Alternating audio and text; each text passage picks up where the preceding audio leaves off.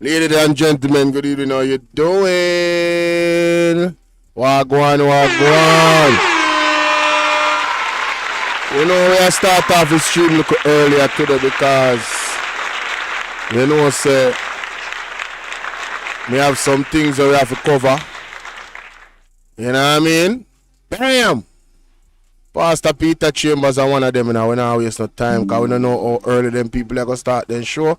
Plus, we have something else where we want to share with you. Apart from this, you understand? You understand? You know what I mean? Yeah, so here we are going now.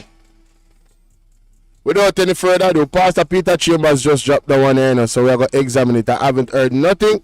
So all of this is new to me, ladies and gentlemen. Make sure that you guys go over to Pastor Peter Chambers' page and make sure you subscribe to the Prophet page and get your blessing, get the word. You understand what I say? Yeah, because I know I'm going live when I'm doing ceremony them and these things. Alright, let's hear what he has to say. More Jamaicans are expressing their vote for Mark Golding and not the present leader. Let's hear it. Good morning, one and all. This is your apostle, Elijah Peter Chambers, once more with a pounded word. Hallelujah. A harsh one and also an intriguing one. And my topic today, my story, put behind bars for speaking, thus said the Lord. And our theme, point to win. Hallelujah. The Lord reveals to me, if the PNP is going to win the general election, they must find a legislation to remove the EOJ out of the Prime Minister's office before the election, because we've seen the local government and it was stolen. It was declared that the PNP has won, and somebody called Nationwide TV and told them to say that the present government has won. So for that, we don't trust you. We want a fair and square election. And we have seen all over Jamaica. I am excited and elated because the people have seen the dictatorship, the corruption, the tyranny, the abuse, the intimidation. They have seen the death threats. You know, there are some so-called hypocrites, political hypocrites. Pastor, the whole of them are the same, a lie. We don't need to stop tell lie. The opposing party has never threatened anyone. For 9 years, I've been under death threats by JLP bloggers, gunmen and criminals. And the PNP party, the opposing party, they are more productive people. They are more people who love God and want the rulership and the commandments and the precepts of God to be manifested in Jamaica. What Andrew Willis wants to do, he wants to change the legislation, the laws that has governed Jamaica over some decades now. Look at the corporal punishment. He removed that, and the children cannot be controlled. Look at the abortion.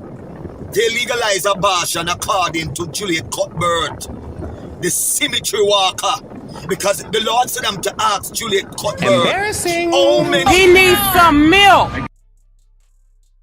Embarrassing. He needs some milk. Help. What can go so? What did you say? Hey, bro, come on now, dog. Come on, man. What? Bro, what are you talking about, man? No. Look at the corporal punishment. He removed that, and the children cannot be controlled. Look at the abortion. They legalize abortion according to Juliet Cuthbert, the cemetery walker. Help. We key out of the ladder. We need your divine intervention. We're tired of the labor rights. We're tired of the green people. We are so far. We can't take it no more. We need this. We need it. Help. Help. Jesus Christ of Nazareth. Psalm 46. Something not right, my wisdom warriors. Something is not right. Tell you about them. All lies will be exposed. That's all. And anyone who takes that the wrong way, know why they take it the wrong way. In Jamaica, what Andrew Willis wants to do, he wants to change the legislation, the laws that has governed Jamaica over some decades now. Look at the corporal punishment. He removed that, and the children cannot be controlled. Look at the abortion. They legalize abortion according to Juliet Cuthbert, the cemetery walker, because the Lord said them to ask Juliet Cuthbert, how many have you killed from your teenage life until today? How many Pele you kill? Are you a cemetery? That's what thus said the Lord. Hallelujah. The vision that the Lord gave me in 2020 is manifesting before us, that the nation will turn. Why, Juliet Cuthbert? Me don't know about you, me don't know about your life, you know. Well, you see when the prophet asks them type of question there, they kind of serious. Patrick, where you deal with? Miss Curiosity Kid, big up. Me see your early comment and thanks to the people who hit the like button from early. Wow. Woo, I think I gotta play that back. What did you say about Juliet Cuthbert? What did the Lord say about Juliet Cuthbert? Yeah, let's get it. Cannot be controlled. Look at the abortion.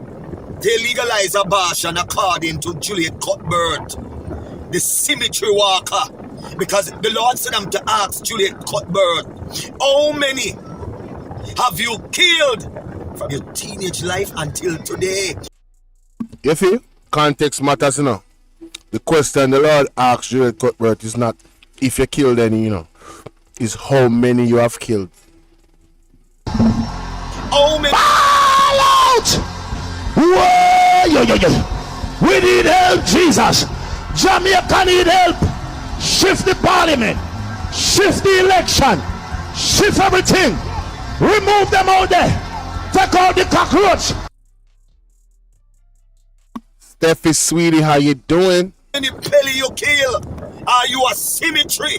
That's what thus said the Lord. Hallelujah. The vision that the Lord gave me in 2020 is manifesting before us, that the nation will turn against the present government, and every parish was turned into orange color. That the vision I got. We don't see anything as yet. More people will be coming on to give support to the opposing party. So people, according to the prophet, you know, this is going to be an all-island sweep in the election according to his vision.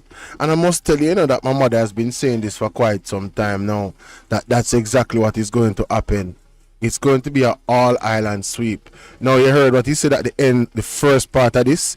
They need to come up with a legislation before the election to take out the EOJ out of the office of the Prime Minister. That is suggesting that some type of skullduggery is going to happen right there, so. An attempt. This is not my word. This is thus saith the Lord, you know. Not my word. There's going to be an attempt, thus saith the Lord, to steal the election with the EOJ in the Prime Minister's office. Mighty God. This is big. This is huge. People, share up the live. Share up the live.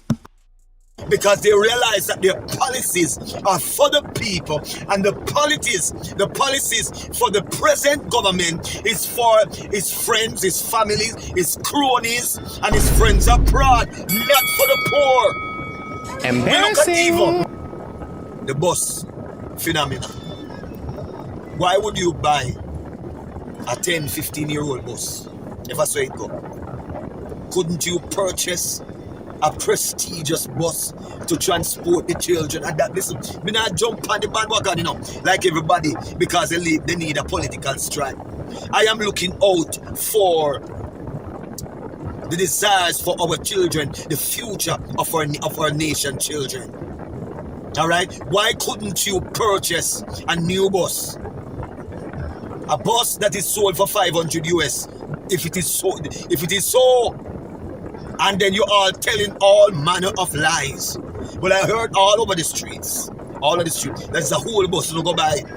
Why would you want to purchase a whole bus? Come on, give our children the best, no man. Uno say, a prosperity, uno say. Then why are you trying to cheap it out? Give them the best. I have to say that is a very That's a very strong argument from the apostle, the prophet. I mean, you're saying prosperity, so why would you buy old buses? Damn, that's embarrassing. Embarrassing. He needs some milk. Shout out Ryan Campbell. What up? Ladies and gentlemen, remember that the donation link is pinned. Don't be shy. The anonymous link is there. Your donation will be read out. You can put a message. It will be read out on the screen. So if you want to support the platform, so we got the anonymous link. We got the PayPal anonymous link, and we got the Cash App and the Zelle. Hit me up on WhatsApp if you want with the receipt for your Zelle contribution if you choose to use the Zelle option. All right, ladies and gentlemen, let me just put my number up on the screen for you in the meantime. Yes. The hungry belly Laborites have made him a common God, grown God. And the Lord will do everything in his power to remove your so-called grown, bro God. As the opposing parties launching an attack with the unifying of the nation in removing the Prime Minister and his Obia team, all over Jamaicans, the citizens are rallying behind Mark Golding, while the hungry belly Laborites crying out third term in prison over Jamaicans, moving an attack with the unifying of the nation in removing the Prime Minister and his Obia team. All over Jamaicans, the citizens are rallying behind Mark Golding, while the hungry belly Laborites crying out third term in prison, third term in the belly of hell, third term in retirement. Listen, if you come on the ground, if you listen what is happening on the ground, the people don't want you anymore, sir. They said enough is enough.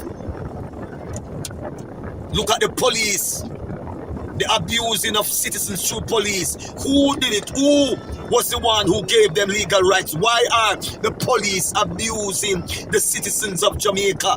Why are they abusing the market people, the poorest of society? Most of these people, they farm, and this is what brings in revenue for them. And you are using police to abuse them, to take away their products. That's what you want for 4 more years, and talking about third term. All Jamaicans who have felt the iron fist of this evil governance, of this evil leader, we need to come out in our hundreds and our thousands and put our X beside the head. Listen, I told you that I'm going to rally behind the PNP party. And I smiled when I said, because of a vision, I'm running with the vision. The Lord showed me in the vision that the people are going to turn. The people will turn against this evil man and go and support the opposing party. In the vision, every parish became orange. Dog into the supper. You notice all the campaigns that they're having. You see hungry belly Laborites and running behind them. Their campaigns are getting weaker. Nobody's showing up at their campaign.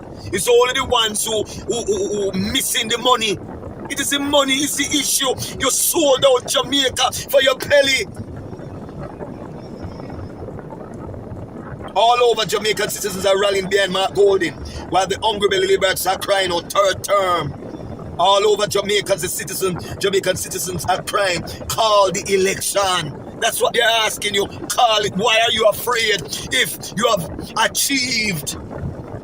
You notice you linger in the election because you know, say, you're going to get a whipping. You know the PNP is going to whip you and send you into retirement. You and all your obia, iniquity, witchcraft, Baphomet supporters. The campaign, all over the Jamaican citizens are crying out, call the election. The campaign for the JLP is getting weaker and weaker because the persons who usually take the money in the green shirt says enough is enough. I'm not better with this. All that happens is suffering and new laws and legislations that is implemented against us and the poor. The Honorable Mark Golding, you have a great job to do when you get in. The Prime Minister has tampered with the laws to cover his corruption. Our prayers is for God to cripple every dishonest machinery they used to win elections in 9 years. Let God arise. Let the enemies be scattered. Let God bring confusion in the camp of unholiness and his evil kingdom. Let me ask you a question. What about that sword? That occultic sword that they found in the camp. Where is that sword? Where it has been placed? Who has used that sword to initiate evil in the land of Jamaica? Thus said the Lord. The hungry belly Laborites love to curse, to intimidate, and send death threats, which means they are of a criminal organization. Only criminals send you death threats when you speak against their evil. Well, and Joelness, the citizens are coming out more in majority against your governance, that they can't afford to continue with your corruption and obia. The nation is expressing you had us under your slavery and dictatorship for 9 years. Many Jamaicans are saying they never voted before, but they will. They will vote. Marky G causing you all to having sleepless nights. Did you saw the campaign in Brownstown? I was shocked when I saw the hundreds and thousands that came out. And all the streets in Brownstown, I saw community people coming out in the PNP colors.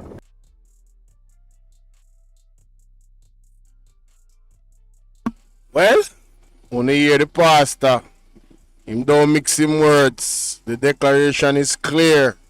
And we now go dry it out, because we have more to talk about before the conference start. You understand?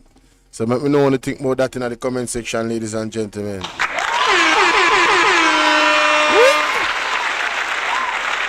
Make sure you guys like and share the video, yes? So we're going to be moving on, ladies and gentlemen. We're going to be moving on. Make sure that you guys like and share the video. Thank you kindly. Thank you kindly. In the next thing right here, remember when the Auditor General was attacked by the government and the Oversight Committee? Well, I was watching Rattigan with Miss Janet Cordler earlier, and I was pointed to this article, Breaking What Isn't Broken, the flawed case for the removing of the Auditor General. So we're going to get into this article here, ladies and gentlemen. So please listen. I won't be stopping it. I will be listening just like you. Let's go. Get your notepad and your notebook.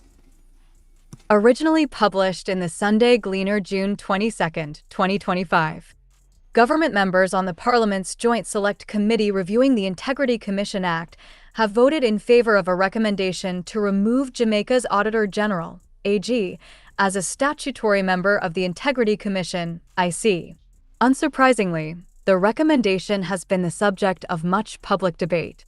Such a significant policy change would be well served by an objective process, similar to a cost-benefit analysis that weighs what's to be gained against what's to be lost and is driven by evidence. Regrettably, what transpired in the Parliament last Tuesday fell a good deal short of such a process. To be clear, the Jamaica Accountability Meter Portal, JMP, is not suggesting that no circumstances could ever warrant the AG's removal. Rather, we are asserting that the reasons offered did not stand up to scrutiny. Let us revisit the arguments proffered. The conflict of interest claim. Some MPs doggedly argued that a conflict of interest exists because the Auditor General should be auditing the Integrity Commission. The fact is that no such should exists in the law. Section 21 of the very Act under review says the accounts shall be audited annually by an auditor appointed in each year by the Commission with the approval of the Minister. The IC is compliant with this requirement. The budget oversight argument. Another member argued that the Commission requires the AG's direct audit oversight because of the size of their budget. This assertion is to be put against the fact that other public bodies like the National Housing Trust and Port Authority of Jamaica with far greater budgets are audited annually by private firms. Why then is this concern limited to our anti-corruption body? The reporting deficiency claim another member took a different angle. The House should require the full force of the AG to investigate, SIC audit, the Integrity Commission, to make it clear to Parliament how the funds are being used. The fact is there is no mystery about how the ICE's funding is used. Members need only read the ICE's annual reports, all of which are located on the ICE's website, and show the Commission to be fully compliant with Section 21, quoted above. Ironically, the member who put forward the view also sits on the Oversight Committee that is tasked with reviewing these very reports. Missing performance audits, 2 MPs bemoaned the lack of performance reports and argued that they would be forthcoming if only the AG was not sitting as a commissioner. However, Section 21 of the Act does not limit the private auditor to financial statements, and the Minister of Finance, under the powers granted by the Financial Administration and Audit Act, can also instruct an audit firm to undertake a performance audit. No amendment to the IC Act is needed, just political will. Constitutional confusion, lastly, and perhaps the strangest of all, is the assertion that the Constitution bars the Auditor General from serving as a commissioner. This was swiftly corrected by the Solicitor General with the reading and clarification of Section 120.3 of the Constitution. This debate transcends individual officials' opinions. It's about protecting institutions that protect public resources. It ought to be well grounded in the facts and take into account the actual historical record. So let us consider the record. Jamaica has had an Integrity Commission since 1973. The first, governed by the Parliament, Integrity of Members Act, looked at the statutory declarations for parliamentarians only. That commission was merged with the Office of the Contractor General and the Corruption Prevention Commission, creating the Single Integrity Commission in 2017. Over these 52 years, successive auditors general have served on the commission without a single recorded incident of abuse or conflict. The current AG has served a combined 18 years, 10 with the former commission, 8 with the current one. If any real or perceived harm existed, surely the committee members should be able to cite at least one example. They have not. In short, what is recommended for dismantling is not a flawed structure, but a tested, resilient one. At the sitting, Member Chuck suggested that retaining the AG as a commissioner in 2017 was a mere carryover from the former IC. Rather than a slight legislative drafting oversight, JMP would like to believe that it was a strategic decision based on consideration of the value of the unique blend of technical expertise, institutional memory, and system-wide oversight that an Auditor General would bring to the Commission's mandate. The Integrity Commission is mandated to investigate acts of corruption and noncompliance, Section 6.1.a, and determine the extent of financial loss, Section 6.1.n. Auditors General bring to the IC technical training in auditing and financial investigations, tracing and quantifying public financial losses, and evaluating the efficiency and propriety of public spending. This skill set allows the AG to strengthen the Commission's ability to uncover, analyze, and explain the financial dimensions of corruption. Section 6.1.d empowers the Commission to examine practices and procedures of public bodies and recommend revisions. This aligns well with an AG's core function of identifying systemic weaknesses in internal controls, recommending reforms for greater efficiency, transparency, and compliance. An AG routinely audits a broad range of public bodies, including ministries, departments, statutory agencies, municipal bodies, and projects involving international funding and procurement. This gives the AG a bird's-eye view of governance risks and malpractice patterns across government. This is essential intelligence for the Commission's work, particularly in monitoring and, where necessary, investigating the award, implementation, and termination of government contracts, Section 6.1.f, and monitoring current legislative and administrative practices in the fight against corruption, Section 6.1.h. According to public records, 9 parliamentarians, not 8, are currently under investigation for illicit enrichment. The Jamaican public have no idea who 8 of those are, yet much of what happens to this organization could lie in the hands of some of those very parliamentarians when the debate and vote takes place in the Houses of Parliament. Therein lies the real potential for conflict of interest that we should address our minds to. Each commissioner brings to the process experience and training to help undergird different parts of the IC's work. If changes are to be made to the structure, they should demonstrably strengthen, not weaken, the capacity of the Commission to carry out its mandate. The public deserves better than policy by speculation and opinions that are inconsistent with facts and track record. If there are credible reasons to amend the law, they should be based on verifiable risk. Until then, we invite all Jamaicans to join us in urging the Parliament to let evidence and reason prevail and retain the Auditor General as part of the structure of the Integrity Commission. 0. Article rating. The public deserves better than policy by speculation and opinions that are inconsistent with facts. All right, ladies and gentlemen, on hear the full article, right? And I hope that you guys are following attentively. What stands out to me is how Miss Janet Caldler attacked the reasons, right? She pretty much debunked all of the reasons why they were recommending the Auditor General to be removed. The fact of the matter is that they don't have any good reason. The Auditor General benefits and strengthens the Integrity Commission being a part of it because of her special expertise that she has, right? And they even went as far as to say that the Constitution itself, it speaks against the Auditor General being a part of that body. But as you can see right here, it says, lastly, and perhaps the strongest of all the assertions, that the Constitution bars the Auditor General from serving as a commissioner. This was swiftly corrected by the Solicitor General with the reading and clarification of Section 120.3 of the Constitution. So it's either that they were unaware of the Constitution, which is very, it's very, very interesting how much the JLP members, so many of them, including the Prime Minister, is so unaware of what the Constitution really says. They should be the one that are lawmakers that are exceptional in this area, because it's really important that they uphold the Constitution. How can you uphold the Constitution if you don't know it? Oh, you say check my WhatsApp. Daniel Taylor, how you doing? J&B mentioned big up. I will do so, my dear. I'm gonna check it now. I'm gonna check my WhatsApp now. So this says one of the points, key points, is that there's a conflict of interest. Some MPs doggedly argued that a conflict of interest exists between the Auditor General should be auditing the Integrity Commission. The fact is, no such should exist in law.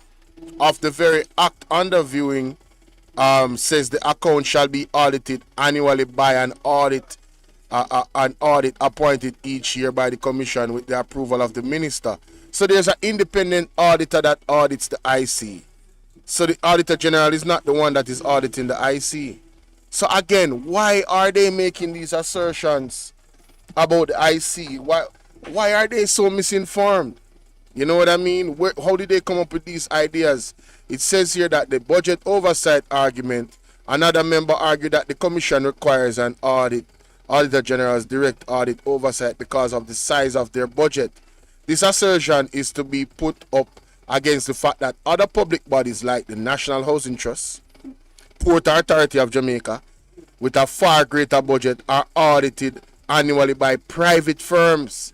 So the argument about the Auditor General oversight because of the size of the budget is foolishness. It's a foolish argument. It's like they're targeting the Auditor General and the IC specifically. How them don't have no problem with the National Housing Trust budget, which is more. How them don't have any problem with the Port Authority of Jamaica. They didn't raise those issues, right? And this part says the reporting deficiency claim. Another member took a different angle. The House should require the full force of the Auditor General to investigate, seek audit the Integrity Commission. Make it clear to the Parliament how funds are being used. The fact that there's no mystery about how the IC's funding is used. Members need to only read the IC annual report, all of which are located on the IC's website that shows the Commission to be fully compliant with the Section 20. So the IC is above board. The IC follows the law. But what they're doing is these assertions and questions suggest that it's either they don't know what they're talking about or they're making up stuff to attack the Integrity Commission and to weaken its, how would I say, the confidence that the public has in the Integrity Commission. But the facts stand with the Integrity Commission. These people, I don't know what is the right adjective to use. Again, it's either they're incompetent or they are just bold-faced lying on the Integrity Commission. Because they know that people don't actually read. Which is why I said I had to come and share this. In this other part, it says the missing performance audits. 2 MPs bemoan the lack of performance reports and argue that they would be forthcoming if the Auditor General was not sitting at the Commission. However, Section 20 of the Act does not limit the private auditor to financial statements. The Minister of Finance, under the powers granted by Financial Administration and Audit Act, can also instruct the audit firm to undertake a performance audit. No amendment to the IC is needed. So, again, their angle to me is to make wholesale changes to the audit, to the Integrity Commission. And the angle is to attack the Auditor General. But all of the facts point to, there's no need for none of this. It's a simple fix. There's no need for going at the act. And I'm going to leave it there. I would suggest that you guys really go to the Jump website and go to Breaking What Isn't Broken, the flawed case for removing the Auditor General. This was an excellent article by Miss Janet Cardler, and I would encourage everybody to go and check that out themselves, ladies and gentlemen. Tell me what you think in the comment section. Daniel says, Bolo, these people have a motive with the IC and the other entities which hold them to account. You are absolutely right. This is the most, I've never seen a government that is so against accountability in my entire life. And they're so bold-faced about it, it's ridiculous. Like, they don't even care how it looks. The optics of it is terrible. From the Prime Minister carrying the Integrity Commission to court, right? When he could have, there's a different way he could have done it, you know. And you know what? Let me just see if I can find that particular part where she was speaking to Rattigan earlier. Let me see if I can find that particular part for you guys. 21 years. I'm personally offended. I was cancelled. I was like, what? The employee that if him don't do this, what they consider lockstep, the winning party, and he has to pick what 28-30 out of that. The chances of you becoming a minister there are much less. That most of us we don't have any degree, but they're the Constitution, and therefore it does speak to the fact that the GG that they estimate either, No, because the Prime Minister. Well, if Jump is really isn't anything in the Constitution that outlines how the GG, the reasons for removing him, but he can be removed. It says we're going to have to start tracking Larkland. This is what we're going to do in the next 12 months. I felt really good about it. It's a Jimmy Carter. From the Integrity Commission. Please give us your opinion on that matter. Well, the first good news is they have not passed. They have made a recommendation to the Parliament. That's very important, because what that means is that it gives citizens an opportunity to do our job, which is to talk to our employees in Parliament and say, no, sir, I know that we want. So my opinion on it was very clear. I wrote an article on it that really set out, here are the arguments that our parliamentarians who voted for it said. And that's the article I just read, ladies and gentlemen, right? Vote to remove her, that when parliamentarians who, if you want Kate so much from parliamentarians from and fine, then I could understand if you say, boy, here's a problem that we had with an Auditor General of interest. Auditor General. General is the best person to audit it because of the country to remove the person with that skills, remove that position, and give it to an accountant. No, sir, I don't follow that logic. So if the people was open beyond the scheduled time, and they're saying that people continue to vote. But I will check, Will, and I'll share with you what I find. I mean, I can push for accountability when we get the facts. Anything before the facts is problematic. It's really, there's a fairness to this thing about hanging somebody without the facts. Now, I'll say two things on that. From Jam's perspective, when I read that report, as the ED and the team and I did, there are things there that are concerning. I'm amazed that some of the media houses that have suggested that, boy, not this, what the big deal. There are. All right, so is where I want you guys to focus on, because she's going to talk about the Integrity Commission report and what Jams think about it. Thought. Do you get involved with this? Because it's when they say illicit enrichment, they're speaking of his personal funds. They're not talking about him plundering public coffers. They're saying, look, based on his salary, we don't see his salary being commensurate with his lifestyle. He's living a lifestyle that his salary can't support, and he can't explain it. How far is Jam willing to enter into that fray beyond a public statement? Well, I will start off by saying to you that I don't know. There are things that we can speculate about. Jeanette as a citizen can speculate. JAMP as an organization will not. So I've always said to people, understand the difference. And number two, we come out and we will press and push for accountability when we get the facts. Anything before the facts is problematic. It's really, there's a fairness to this thing about hanging somebody without the facts. Now, I'll say two things on that.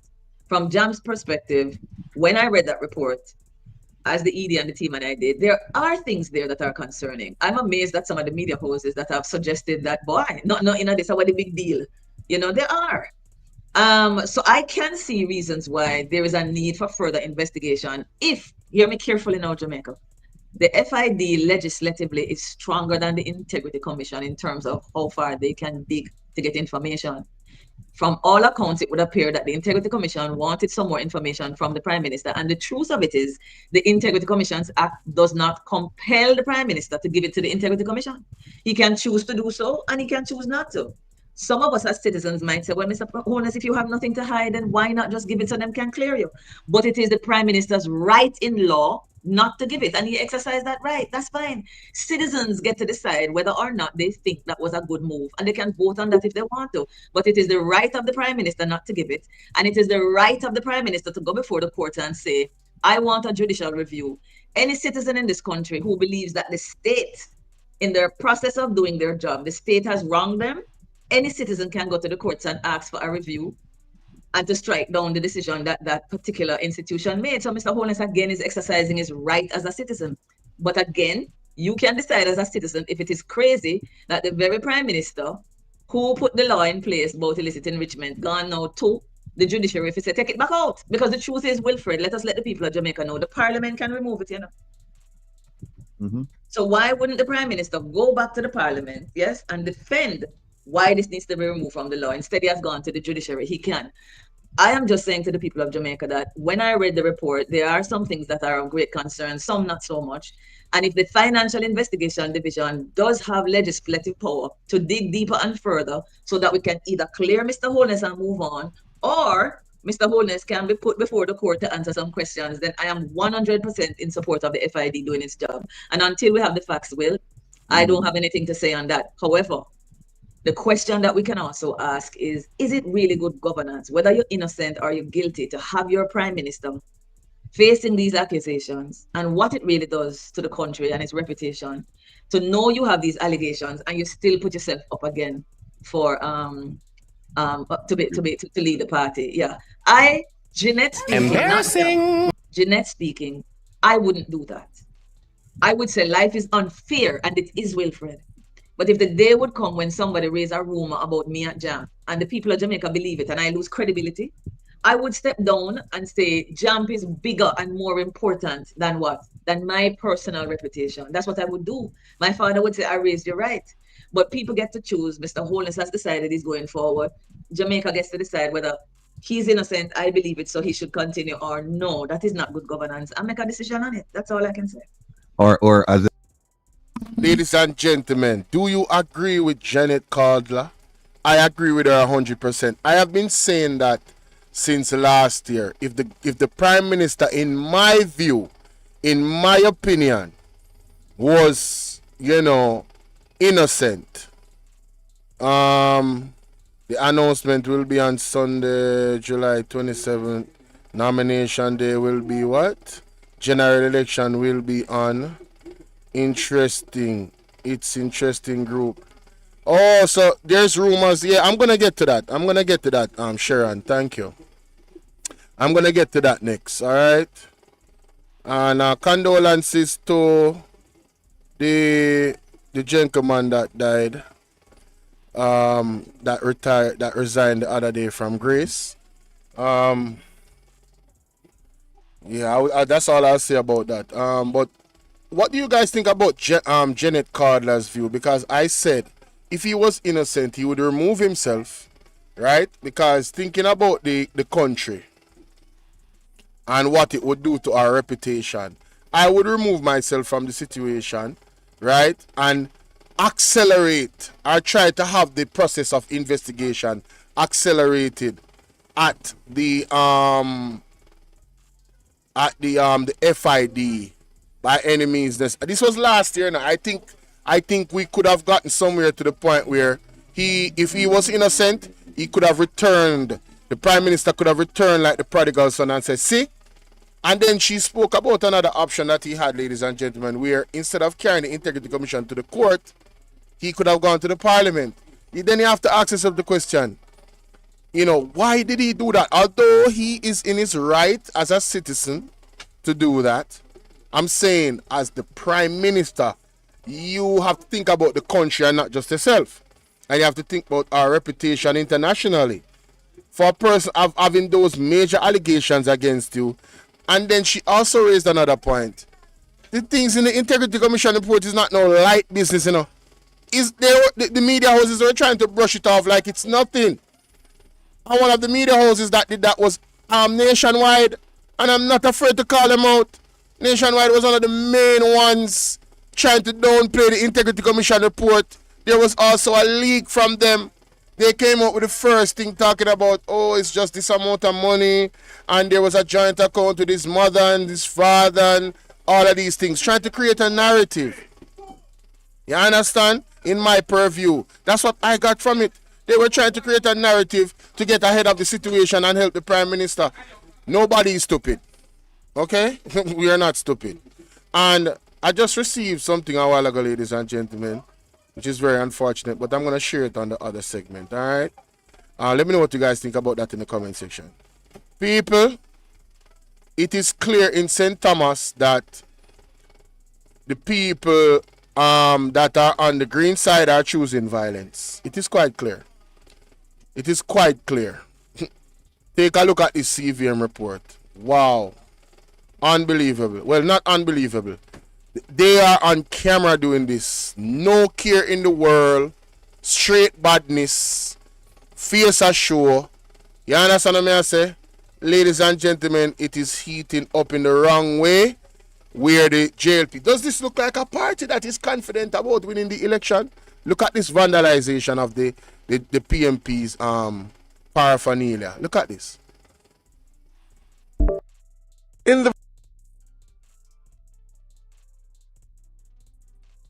Ladies and gentlemen, let me tell you something.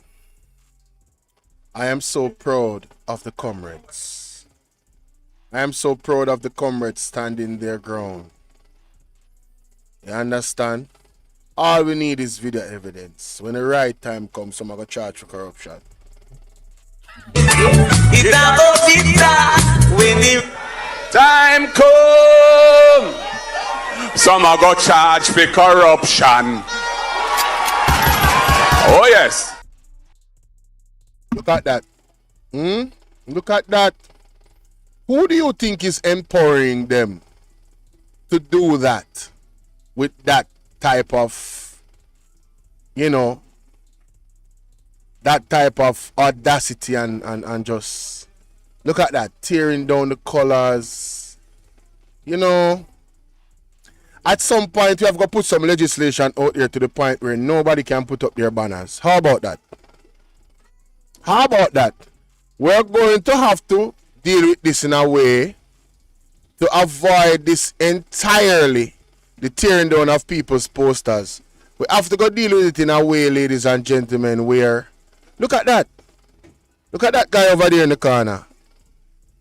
It's like, I don't know. What does he think tearing down those are going to do? Stop the people from voting out the JLP? What do they think, huh? It's going to stop them from voting them out? I think there needs to be a special task force implemented for St. Thomas in this upcoming election. I think there needs to be extra police, soldiers in that area when voting is being done. I think there needs to be extra protection of the ballot boxes in St. Thomas. Because with these types of things I am seeing right here, these people are calling for some type of violence. Huh? So them pass Michelle, how that? Charles. So this is how them think them are going to win the election. But tell you something, man. God is not sleeping enough. And if these people think that they are better and greater than God, if God chooses to, they will not wake up in the morning and them for know that. So you see this, so them do vandalize the people them something. It is clear who is on the side of good and who is on the side of evil. I don't see no comrade taking down no labor right posters. No way, I don't see that. These people are on camera doing this. This is an absolute shame. This is what the JLP represents.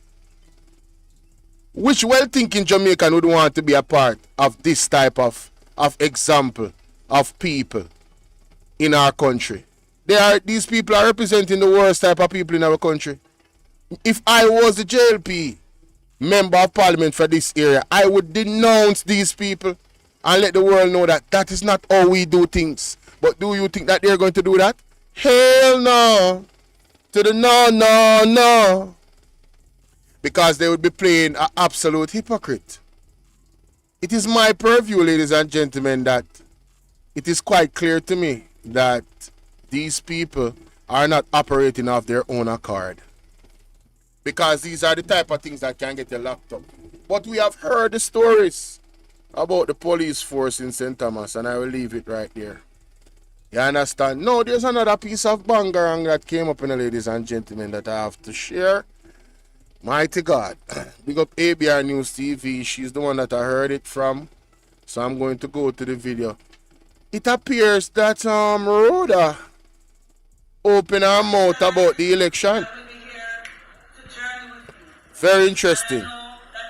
Of the election, Don Webb is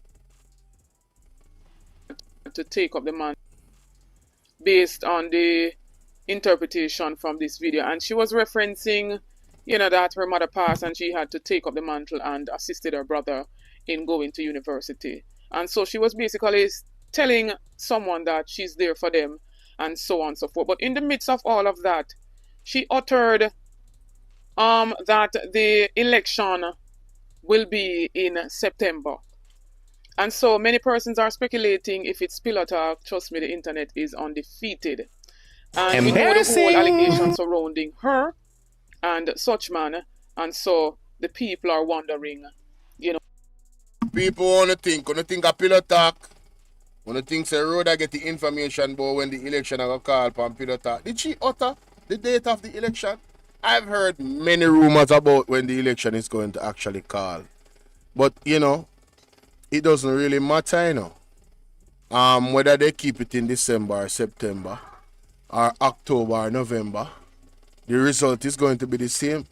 A clean sweep for the chance to become productive citizens. Many of you will know a young person that the education system failed, who, if he or she had that second chance. Hold on there. So let me just wrap this up real quick. All right, let me hear what Rhoda say so. Now here is where the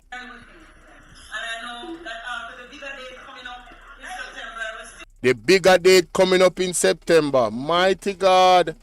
Mighty God, only hear that from yourself, ladies and gentlemen. The bigger date coming up in September. Well, make we see how it go now. Make we see how it go. Apparently, today is the date that they're going to call the election. That's what we've been hearing in the streets. And I'm going to leave that right there. Let me know what you guys think in the comment section because the conference start, all right? All right, good. Conference about to start, ladies and gentlemen. Let me take this off the screen. Let me take this guy and this guy off the screen. And let us go here. Is it this one? Yes, there we go. That is it. That is it. Yes, yes. Provide safe havens for the survivors of domestic violence and sexual assaults. Your vote matters. Jamaican people want better. Education. Education is the best antidote to poverty, passing from this generation to the next. Your vote can help to make tertiary education more accessible to everyone. Your vote can help eliminate the requirement of a guarantor for students to access a student loan. It can help to cap student loan payments at a manageable percentage of your actual income so that the state, not you, the student, bears the risks of low pay or unemployment. And if you lose your job and you're unemployed, we will suspend loan payments and tack them to the back end of your loan without any penalties. That's what your vote can do. Find out everything you need to know about voting at markgoldingja.com/vote. Remember, get out and vote. Your voice, your vote, your choice.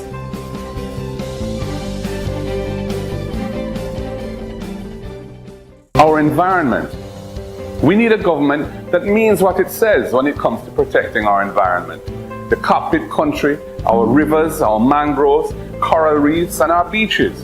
That doesn't just say nice sounding things at international climate conventions, but meanwhile allows what's happening here in Jamaica to destroy our natural environment permanently.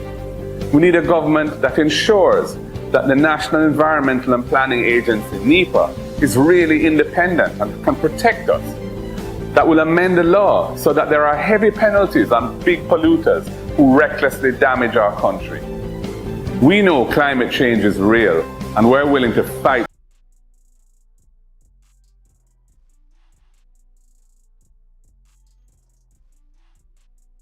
Ensures that the National Environmental and Planning Agency, NEPA, is really independent and can protect us.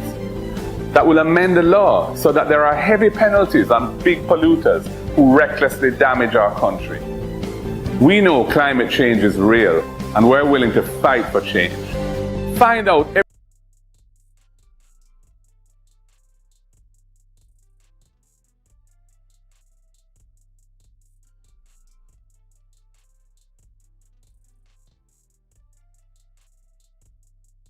ensures that the National Environmental and Planning Agency, NEPA, is really independent and can protect us. That will amend the law so that there are heavy penalties on big polluters who recklessly damage our country. We know climate change is real, and we're willing to fight for change. Find out everything you need to know about voting at markgoldingja.com/vote. Remember, get out and vote. Your voice. .com/vote. Remember, get out and vote. Your voice. .com/vote. Remember, get out and vote. .com/vote. Remember, get out and vote. Your voice, your vote, your choice. Yes, it will. Decision to keep things the way they are.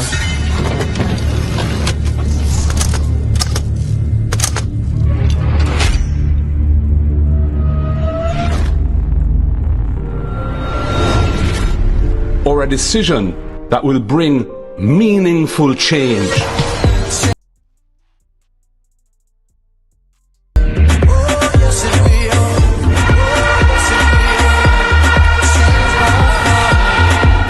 We choose change, to provide wider access to homes and land ownership, for good health care. There's a travel advisory issued by the U.S. State Department advising of the poor state of our hospitals and the prohibitive costs associated with accessing private health care. And access to quality education from early childhood to the tertiary level. A change to decrease crime and give our youths a chance. A change from unfulfilled promises to renewed trust. A change from corruption to good governance. I were in your position, I would take for myself and hand over to someone else who is not compromised. We choose a Jamaica that is run democratically, not autocratically. We choose a Jamaica where if you break the law, you pay the price, no matter who you are. If, like me, you truly want a better future for all Jamaicans, not just a few, then make the decision to choose change for yourself, for your family, and for Jamaica.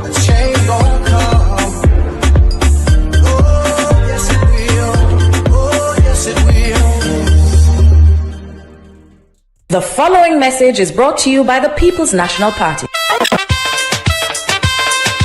People, time come.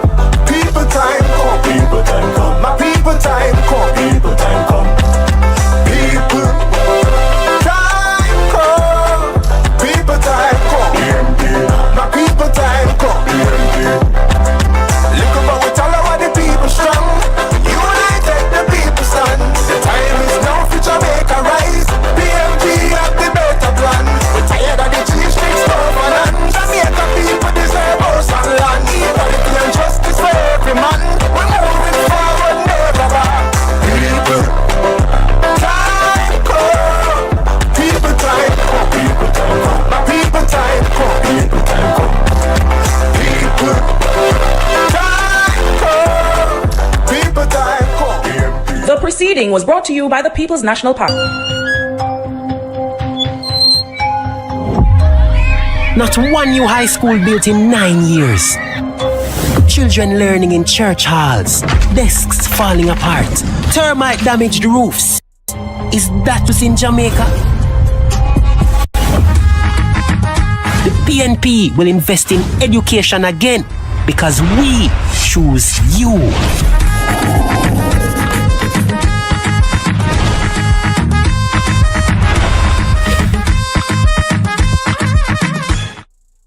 %300% pay raise for MPs. The truth is you get the quality of governance that you elect. And every government is afraid to touch it because if you touch it, people say you don't deserve it. Why we should pay you more and the country not running well? The country not running well because of that very reason. Public work has been waiting years for theirs. I mean, we've done our homework, so I don't know that these you salaries you don't want me to share with the public. Put parliamentarians and ministers in Jamaica higher than any other country in the Caribbean you're trying region. to stop me from sharing. No, I'm not. They say choose Jamaica, but it's clear they've been choosing themselves for nearly a decade. The PNP believes in a fair deal for our public sector workers. We choose you.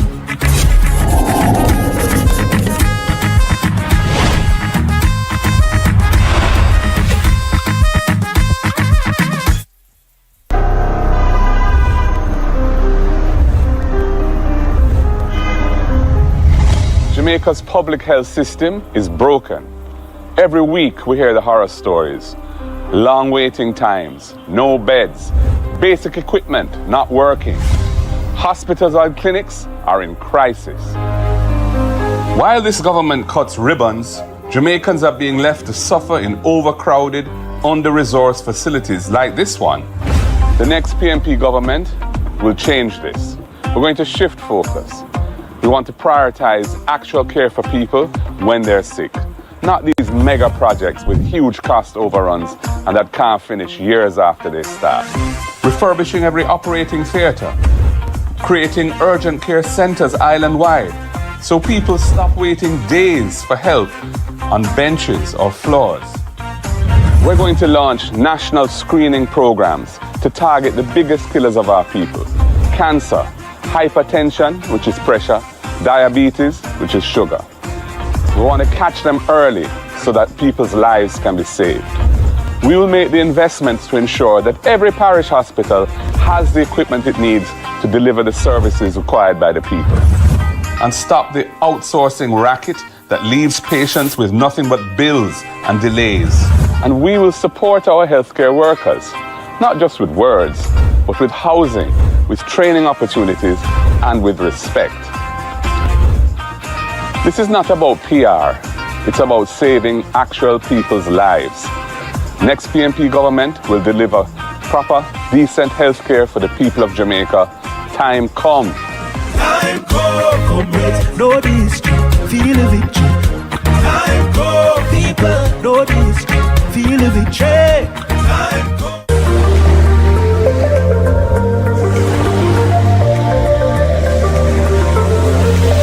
Jamaica is a beautiful Caribbean island, and beaches are part of who we are. This is something new, the Casper Slide Part 2, featuring the Platinum Band, and this time we're gonna get funky. Our Jamaican people don't have most of our beaches. Everybody clap your hands! Are losing their livelihood. Families are being priced out of access.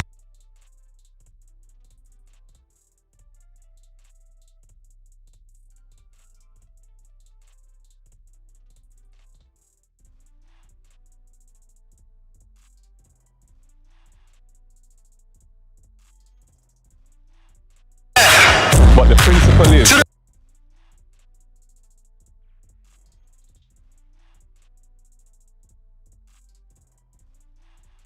Cha-cha, enjoy our beaches. last time.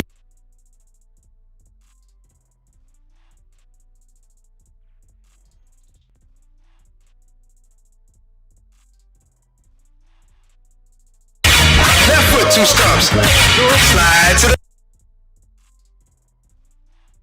crisscross. Crisscross.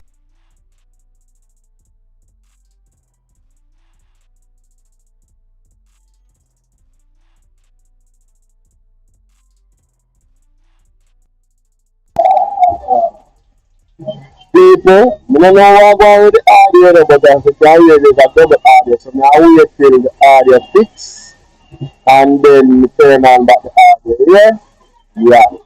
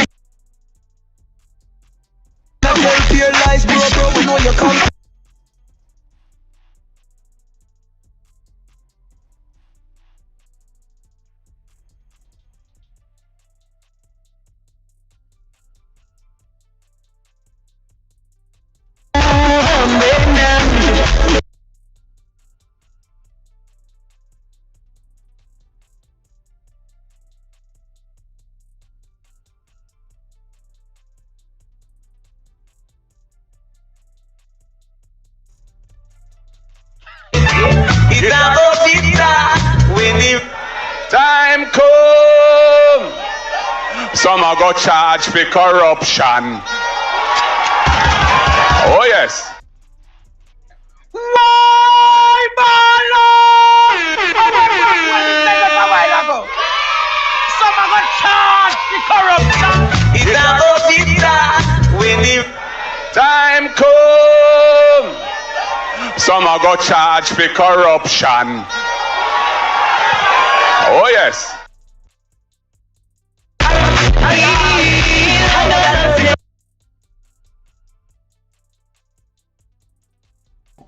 Why look like they don't realize that them have on this around same way plus the meeting and the nice thing is and beer, but I think you know why you all of that right now. I hope they fix it soon.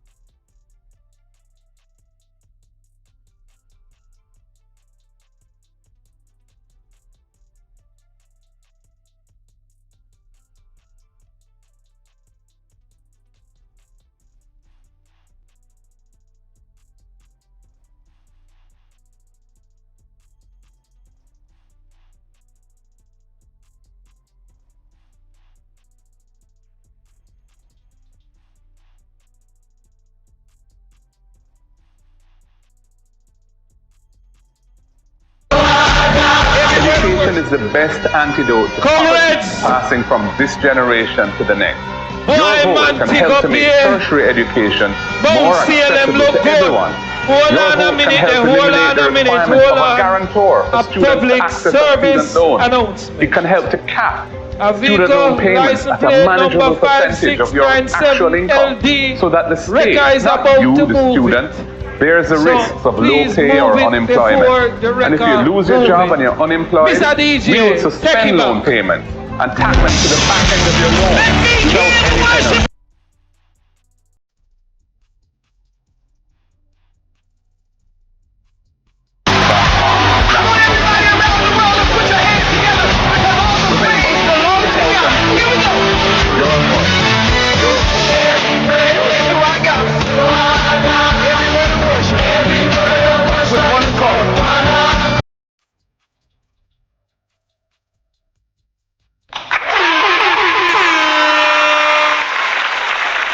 So there's a very touching quickly on those things. I mean, there's a lot.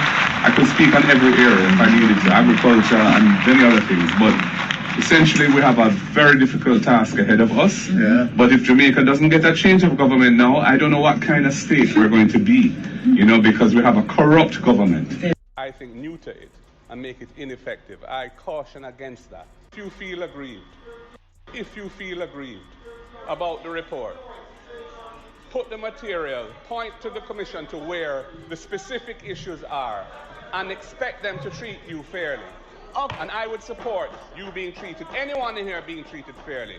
What I will not support is any attempt to undermine the legitimacy of the Integrity Commission, any attempt to undermine their powers or their mandate. I think it's very important that we avoid doing that. And no matter how much you want to howl, it's not going to affect me, you know. I said and I maintained that I've noticed a trend for the government members in Parliament through the Oversight Committee or the committee that's reviewing the Integrity Commission to seek to dismantle its powers in some ways that would, I think, neuter it and make it ineffective. I caution against that.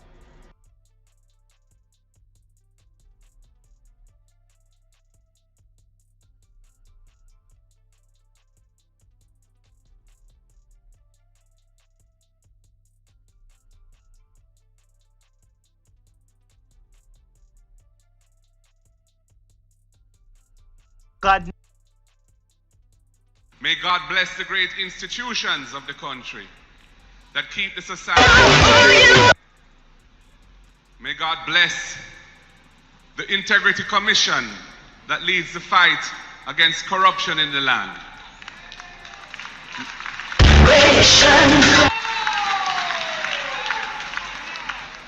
because corruption is a scourge against the will of God. And the institutions on earth that fight against corruption deserve our full support. A decision that may affect not only them, but Once the PNP come together, once the PNP decides they were serious, cause them not bright like we, them not sensible like we, and them not, hey, careful. Because sometimes the leaders tend to believe that it is about them. And they are hurt, and they're this, and they're that, and they run off and do their thing. No more of that! No more of that! No more of that!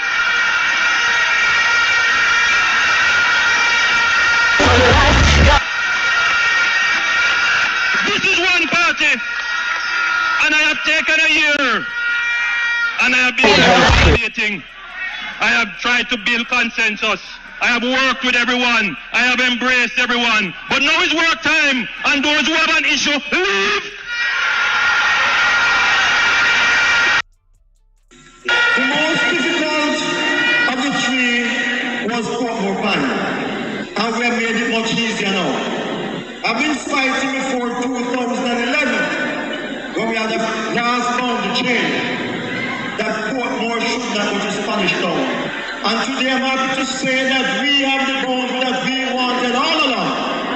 Quarry Hill, Lakes Bend, Lime Tree Grove, Grange Lane on that side will no longer be in Portmore Pan. So the whole of them people on the left, then the other thing is doing. They won't be able to make a decision anymore. Member of Parliament for Southwest Farmington has asserted that the Jamaica Labour Party will have control of the Portmore Municipal Corporation once the separation is made. I can say further. When we take Portmore off of St. Catherine, it's a different ballgame across there. We have 41 seats, now 42 seats. Out of these 42, PNP, you have 12 in Portmore. We won 2, they won 10. Yes, they won the St. Catherine Parish Council by 1 seat. 1 seat is going to get 10 from Portmore. Now, give them back them PNP 10. Leave us alone over here.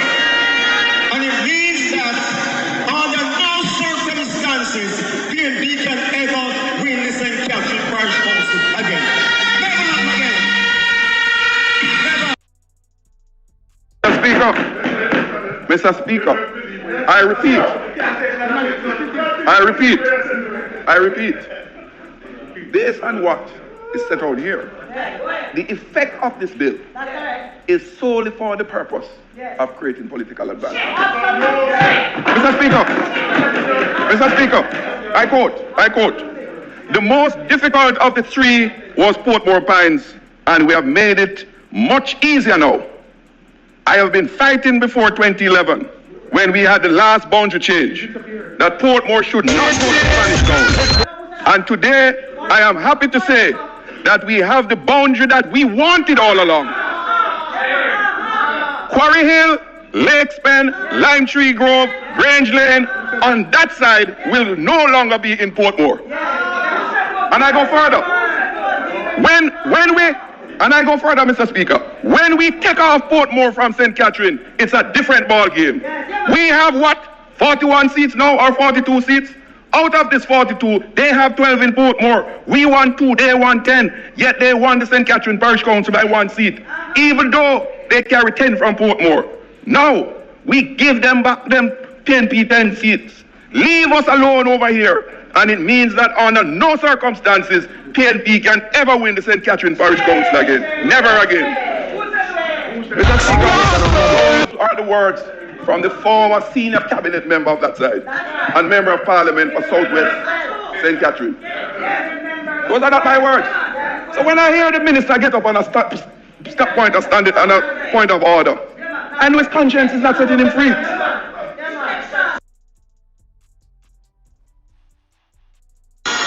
My support as a parliamentarian, as a Jamaican, as a father, as a grandfather, I want to see Jamaica get 5 more years so that I know that my children and my grandchildren can live in this country and enjoy the country as I did. God bless you. Shower, shower, shower. Mr. Speaker, the minister has made that point repeatedly, and it is disingenuous. Under our constitution, constituencies cannot straddle parish boundaries. And when you configure parish boundaries, as this bill does, running through the middle of existing constituencies, you are ipso facto reconfiguring the constituency boundaries. Stop deceiving the people. Stop it. Stop it. Stop it. It's big enough demand them. However, today, my job is to remind you that the Jamaica Labour Party has a strong track record of actively supporting and empowering our women. Stop the cap. Stop the cap right now. Stop the cap. No bullshit, bro. Stop lying. Stop lying. Stop lying. Stop. Hey, who is this? What's your labor right? Love them same way.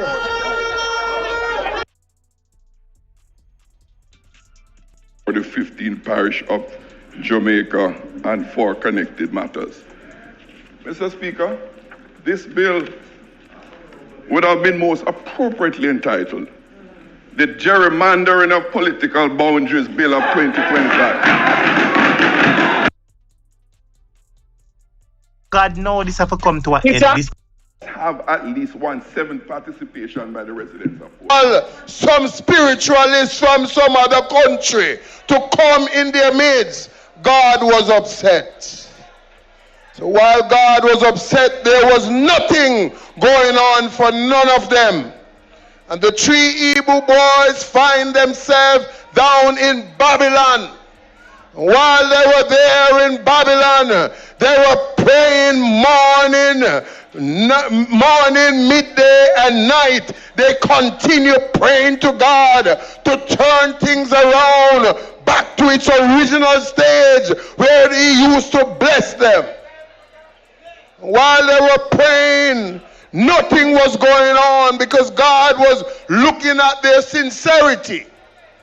But while they were there, they didn't know that the prayer they prayed was disrupting the dominion of darkness.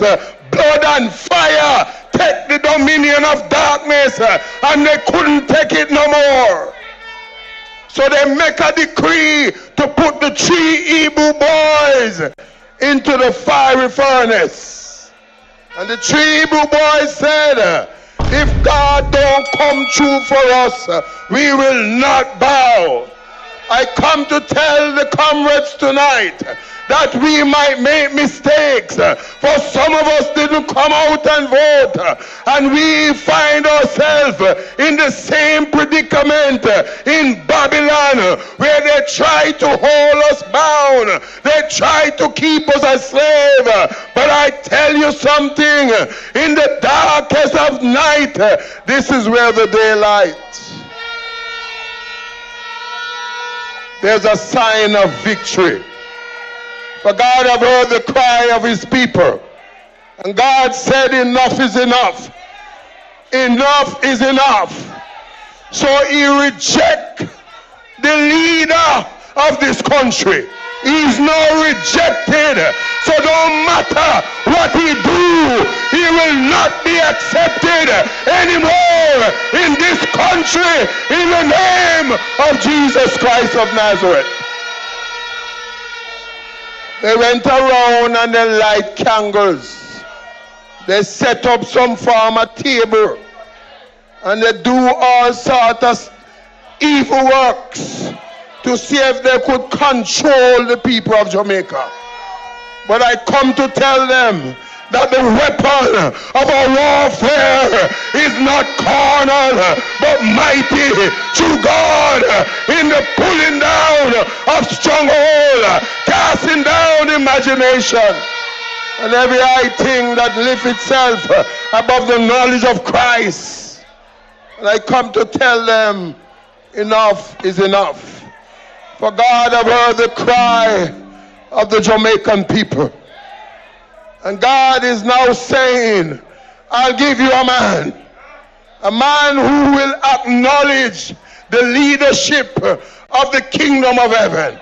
A man who will acknowledge that when you're leading, you must lead based on the word of the Almighty God. A man who knows that he will not tear down the Constitution that gives rights to the people for free speech, free movement in the name of Jesus. I reckon that them lock down the church. Sometimes I don't even want them call me, because they look at 5 minutes with me, no work out with God thing. Because God thing is a serious thing. For in him we live and move and have our being. We are nothing without him.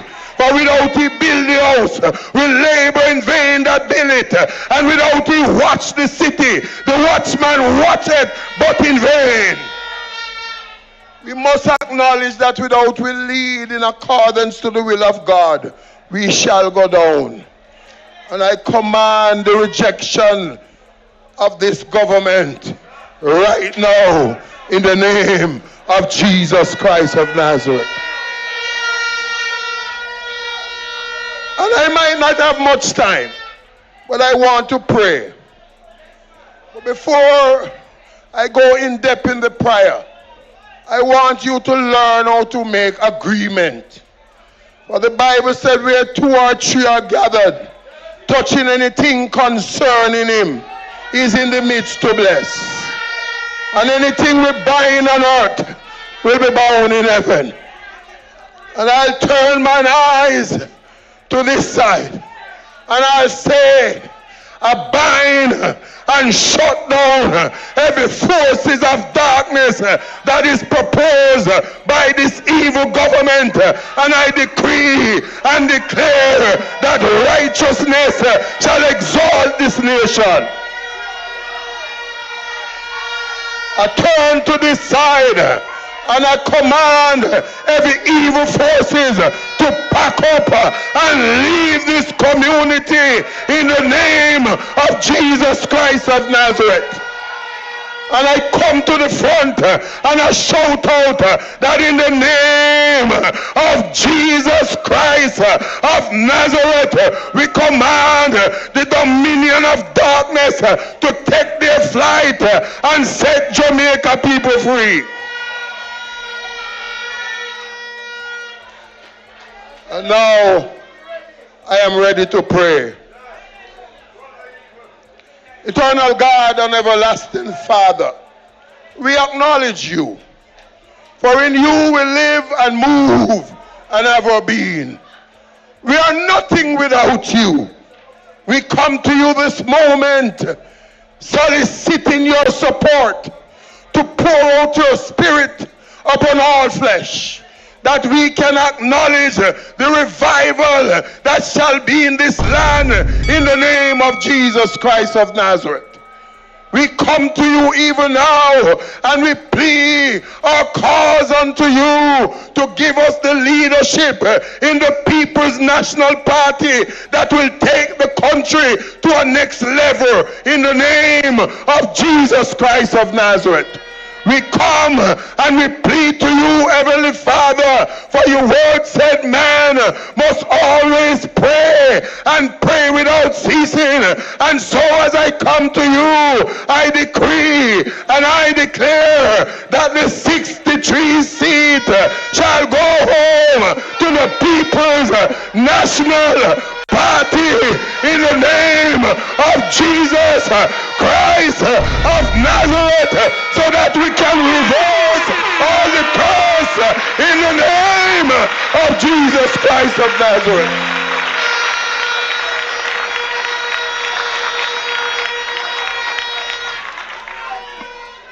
I decree and I declare that the People's National Party shall be the one to make legislation for the freedom of the people of this country. Father in heaven, you said anything we ask of you, you will answer. And I pray this moment that you answer our cry. You hear the voice of your people. And I ask you, Heavenly Father, to move assiduously upon every life, even now. Wake up those who didn't plan to vote. Let them come out on the day of election and know that their vote count to get rid of this evil government.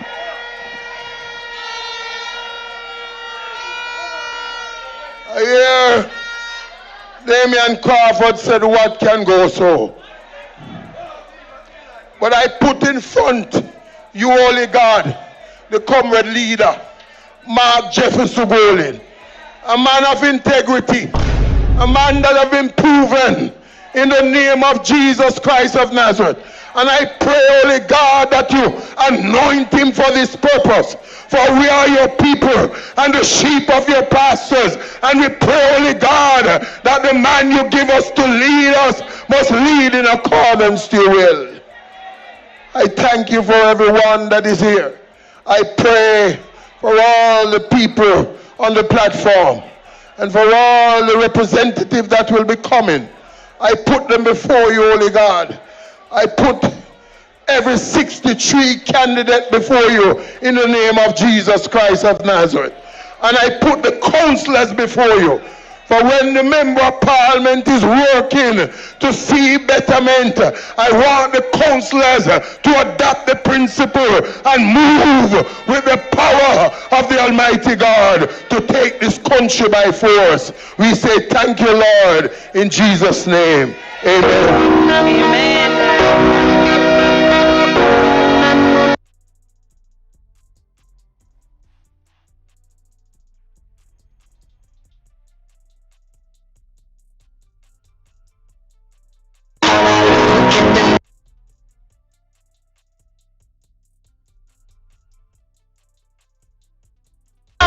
The next member of parliament for West Central, St. James, Comrade Dr. Andre Hane.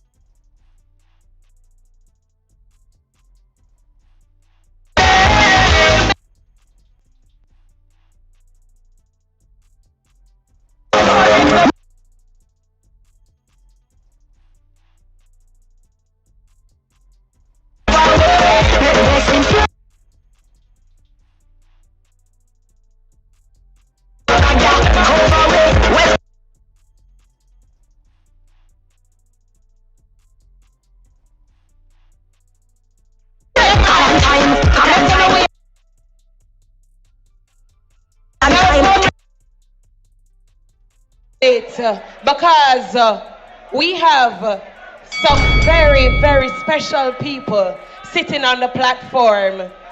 Some people where Uno love, our me love, our PNP love, our Jamaica can't wait for see in a God house. Comrades, let me hear it for Comrade Rochelle Reed North, the next member of parliament for East Central St. James.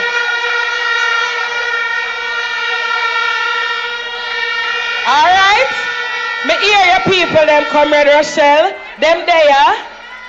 Comrades, I want to hear it. I want to hear it. For the comrades, them, for the next member of parliament, for the place where some man are going like them have stronghold pan, but we are going to break down every stronghold. Let me hear it for the real Rasta man.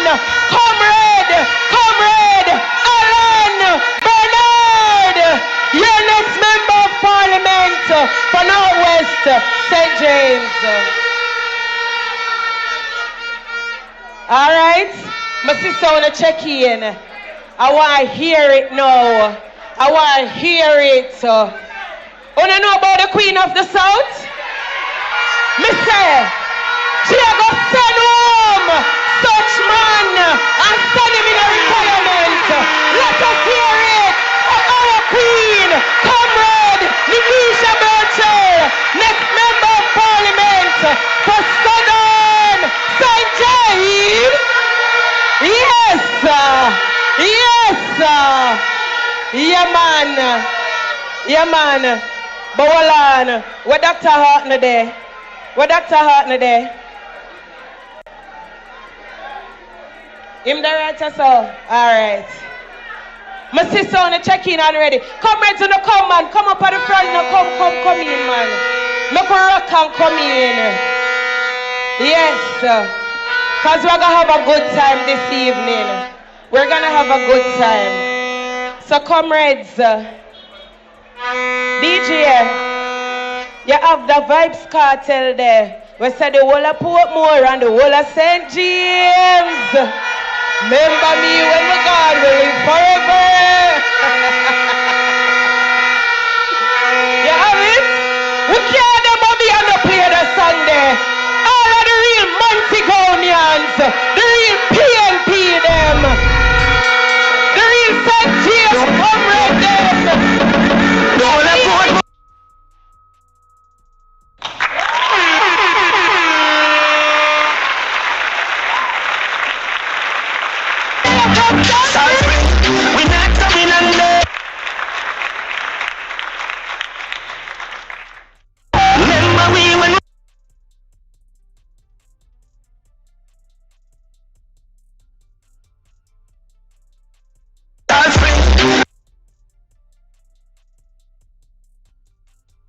You know, like how them audio sound, you know?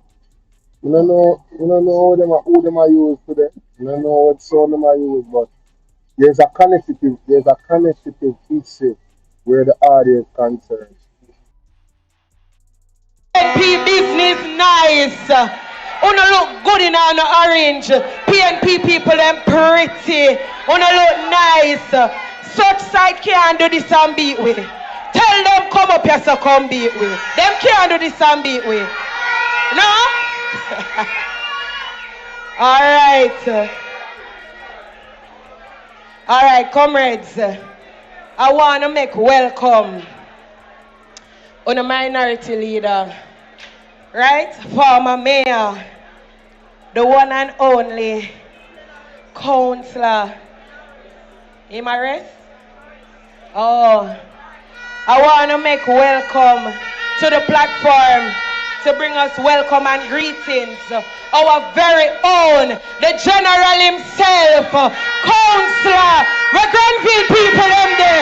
Make we hear it for Councillor Trump.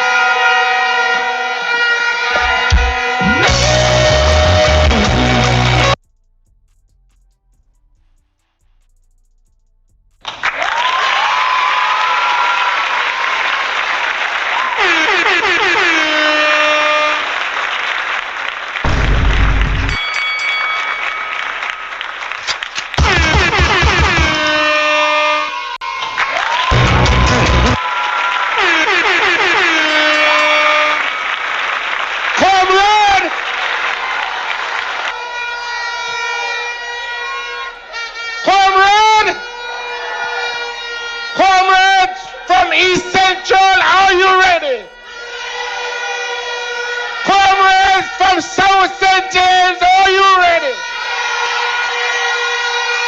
Comrades from Central St. James, are you ready? Comrades from Northwest St. James, are you ready? Comrades from West Central St. James, are you ready?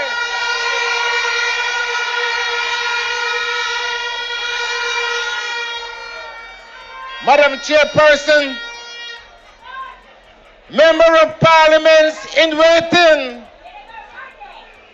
councillors, can you join me on the platform? Councillors.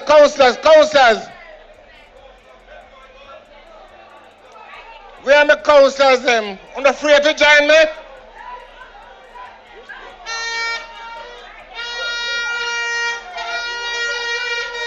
Comrades,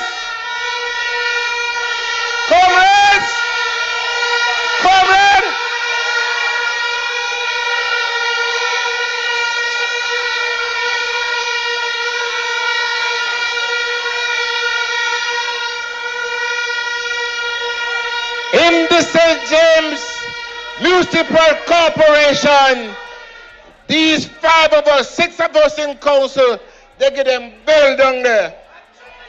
We run things in a council. We liquor, but we talawa.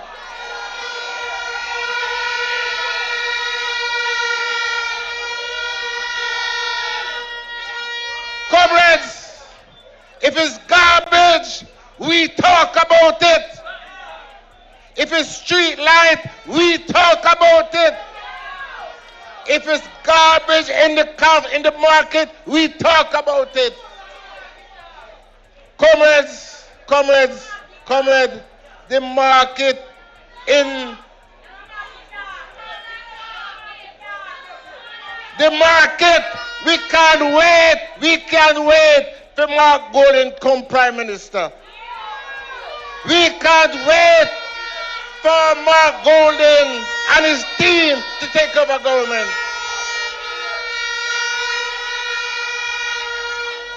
Comrades, we have a mayor. We have a mayor who allowed rat to take over St. James. Embarrassing. And all the mayor is doing is talking about posters. So we call him the poster police. In the business with rat. In the business with rat. In business with posters. But comrade,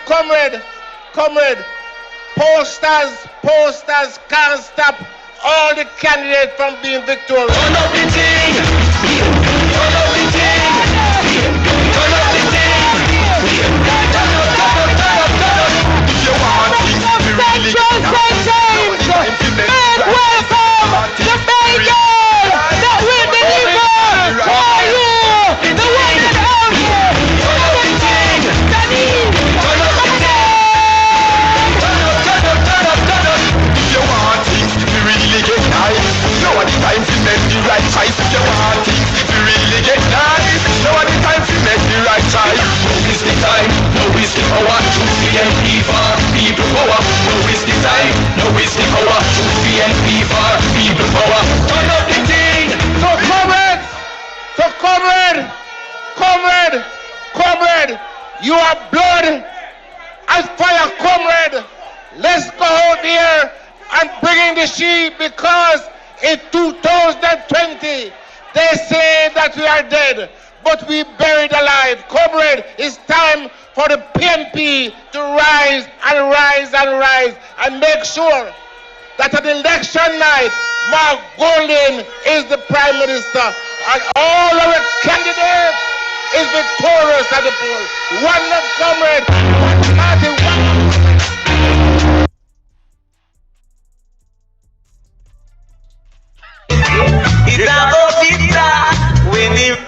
Time come.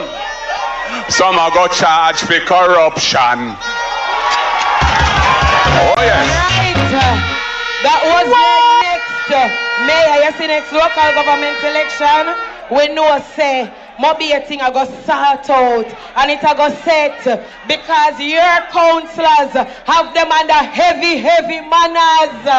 Right? Alright. The vibe still there? The vibe still there?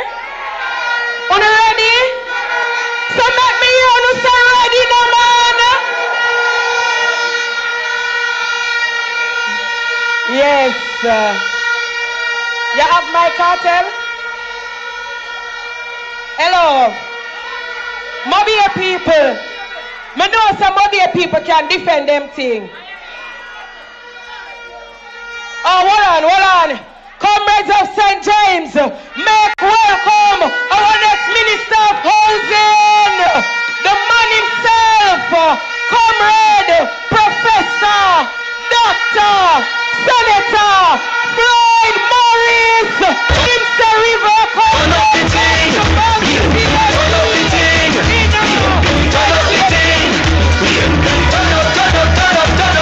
You want things to really get nice. Now the time to make the right choice. If you want things to really get nice. Now the time to make the right choice. Now is the time. Now is this our true PNP party. Alright. I did I tell you something? Me live a town.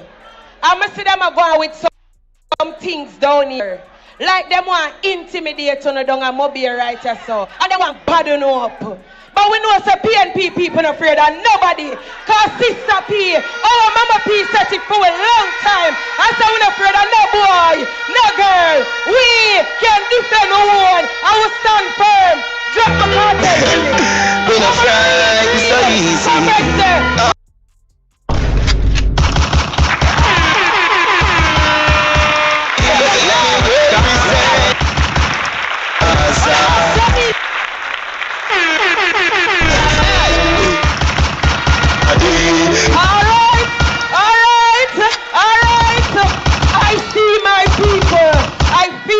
People, so we know we can defend our own, and none of them can bad way up, and nobody can run in the automobile. We are stand firm.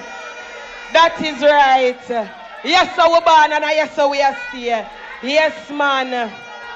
So, comrades, I want to tell you something about the People's National Party. You see, in the PNP, we believe in young people. And young people say PNP. And if you notice, so you see enough young talents come on platform and I talk about the policies and the programs of the PNP. Such side can't do that. No day, no time and beat way. Someone want to make some noise and welcome our first youth speaker for this evening. From outer west, a bright and talented young Renee Robinson. Mommy, I'm here for Comrade Renee. Anything mama we ever buy that no come where that close. I mean I see the boy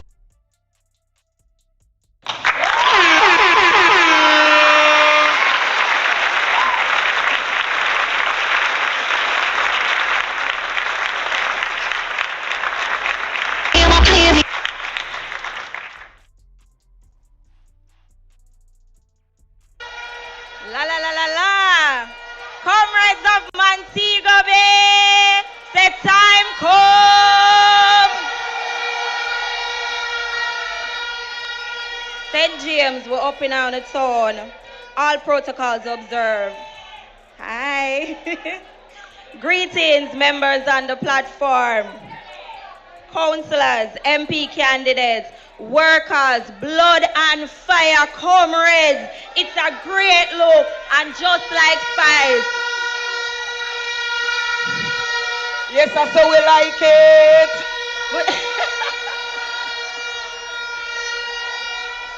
Comrades, when we say time come, we mean say time come now.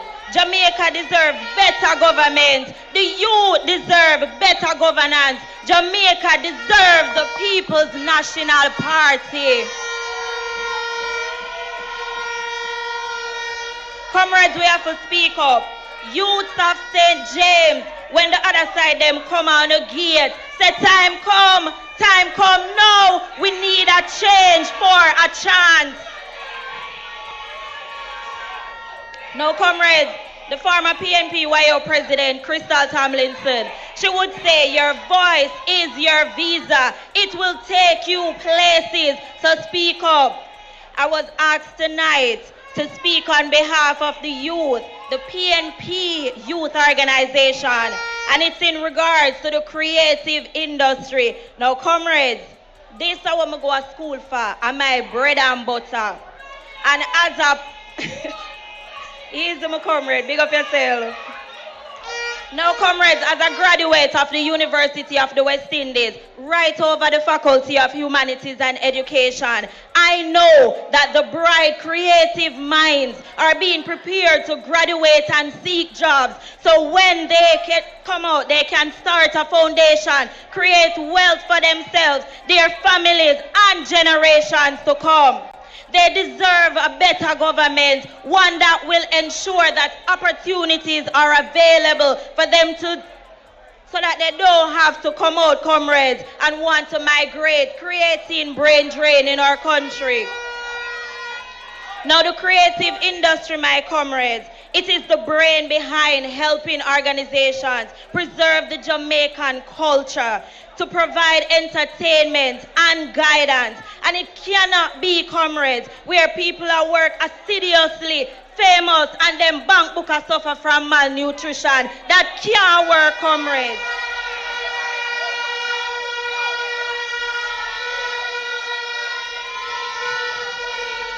No, comrades, the creative industry is one that is oftentimes looked over. And gone are the days when the career choices were just lawyer, doctor, nurse, police. We are evolving like the rest of the world. And the People's National Party will put things in place to help and maximize our craft so that we don't get left behind. As a nation with rich and unique culture, we deserve better, comrades. Now when we talk about journalism, and the people that want to sip on the TV, integrated marketing communication, we make the nice commercials, them comrades, digital media production, and as film production, the good music videos and movies we want to enjoy. What has the JLP done to help that sector? Nothing! Now comrades, I always said Jamaica nice like jasmine rice with enough butter in it, so we ought to provide more opportunities. Jamaica deserves better. The youth deserve better. Jamaica needs the People's National Party.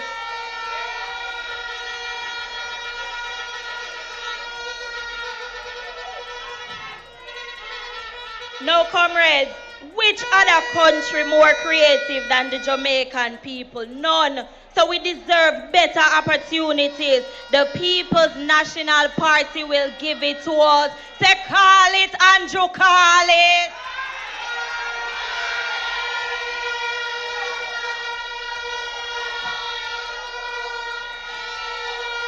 No, my comrades, I come for talk tonight, because a long time I did want a mic. Big up my general secretary. Now, oftentimes we see stalwarts and foundation makers of reggae music, dancehall music, actors, top producers, directors pass away, and them family affair forget GoFundMe, comrade. It don't look good. We need pension plan for creatives and less contract work.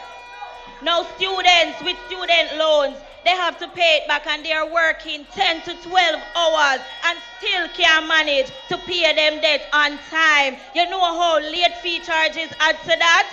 It no look good for we as a country. Jamaica deserve better.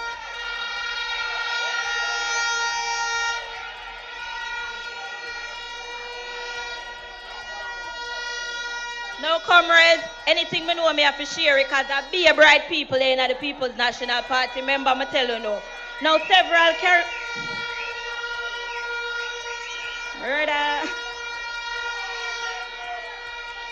several Caribbean countries offer financial incentives to attract film productions, including tax breaks, rebates, and direct funding. This helps to attract film production so more movies can make out here. Some years ago, Jamaica launched the Screen Development Initiative, JSDI for short. And comrades, it is supposed to provide funding for eligible film projects. And the policy has been inconsistent over the years because we have lazy people in these positions and a lazy government that is complacent, talking about third-term loan. We will see about that.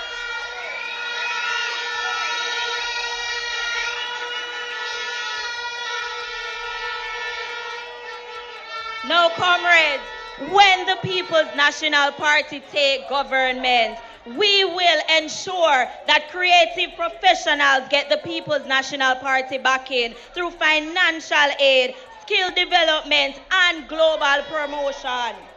Secondly, a $1 billion fund will be put in place to boost the industry and showcase Jamaican talent globally. That's billion, comrades, with a B.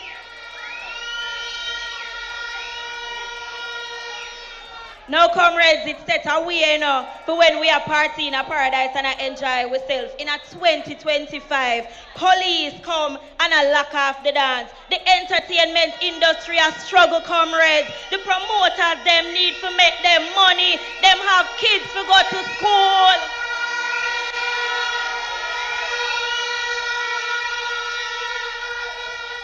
Comrades, the People's National Party will develop entertainment zones that operate 24 hours. Now, this will enhance tourism, nightlife, and incomes for our creative Montigonians. That's a big, big deal right there, so for the second city. And last but not least, my comrades, time come. I want to listen to me keenly. Time come, comrades, to recognize cultural legends like Bob Marley and Louis Bennett Coverley, who are national heroes as they rightfully deserve. People all corners of the world are chant one love. I feel them hero that, and I feel we hero that too. So we need to make them be national heroes. The People's National Party will do it, comrades. No, Mobby, we no fear them, no dear. Come out and vote, comrades. Vote, vote, vote. And we, the young people of the People's National Party, will come like encyclopedia. We contain information on all branches of knowledge. And we will be working with Mark. On your mark, Jefferson, get set, golden!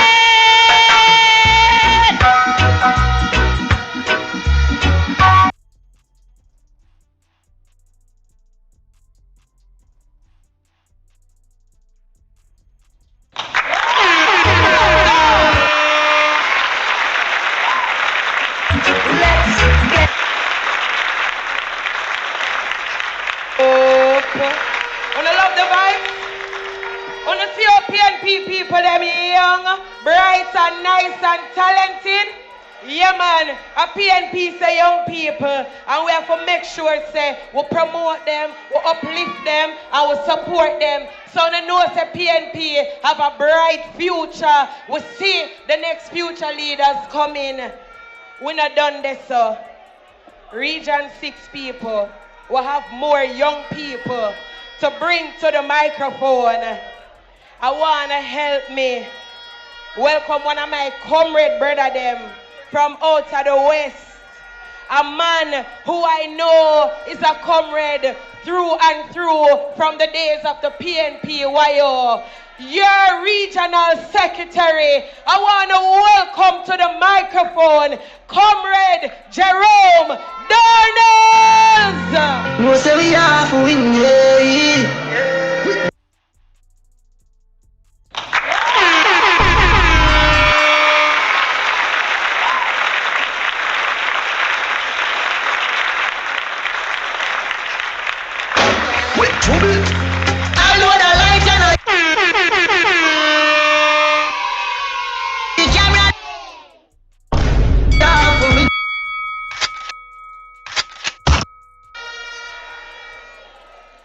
Comrades, I want to say Mount Salem look good. I hear the other side talking about signs, but what I'm seeing here tonight are signs and wonders. Somebody say Malawa, them a go ask Mala who, 'cause when election call, and Jay goes send her into retirement.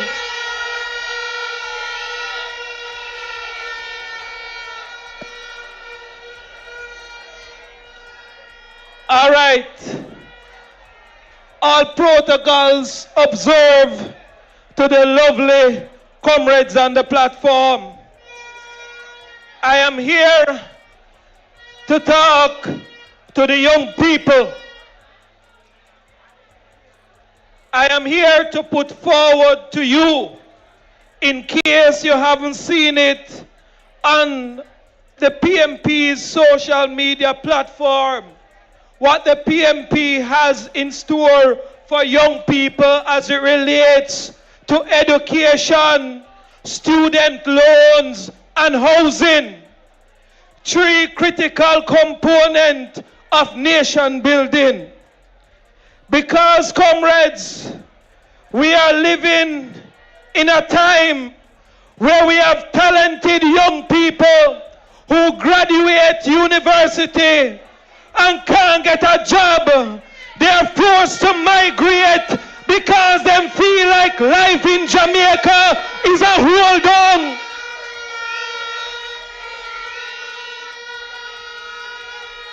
Comrades, that will change under the People's National Party, because if you are able to work in Jamaica, you should be able to live well in Jamaica without be living from hand to mouth.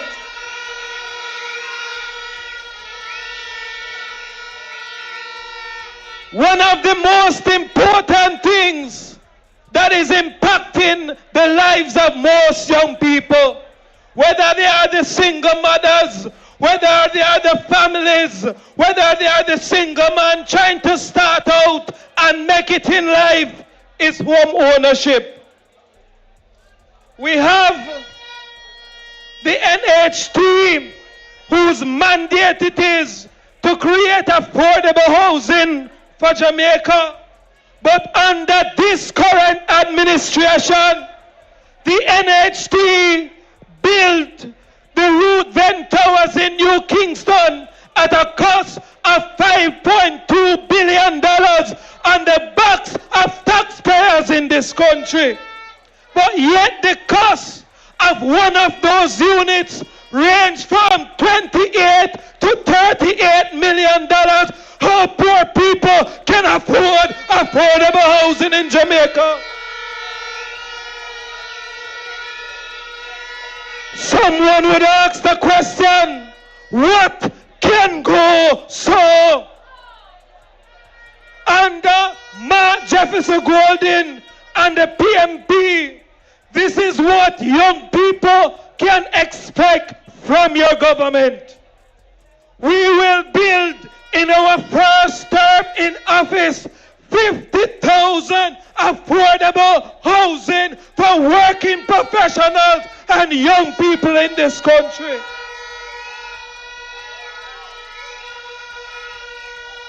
We will return the NHT back to its original mandate of creating affordable housing for poor people.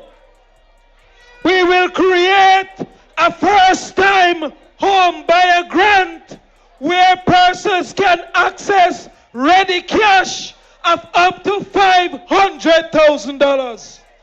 We will introduce a rent-to-own program for workers like teachers, nurses, civil servants, taxi drivers, call centers workers, because we believe if you work in Jamaica, you must be able to get a home in Jamaica.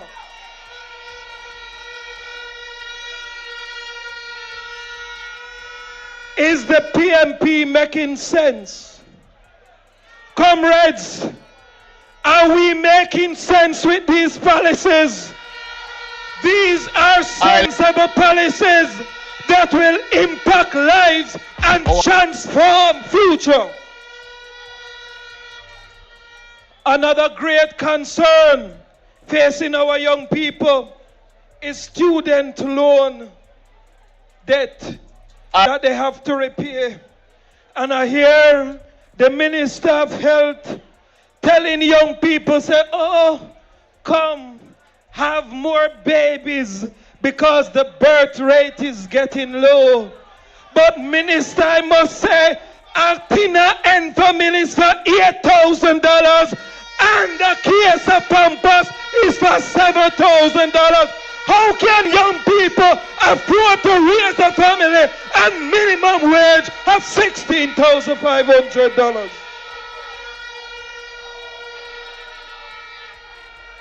The People's National Party policy to help Student loan, young persons who have the debt to repay. We will cap the monthly loan repayment based on how you earn. So instead of a fixed amount monthly, we will calculate a percentage of what you make so you can pay it, so you can afford to pay your light bill, your water bill, and your food bill. This is a government with conscience. We are going to offer a grace period and interest rate forgiveness for unemployed graduates, because they're talking about unemployment, but they're not checking the underemployment ratio.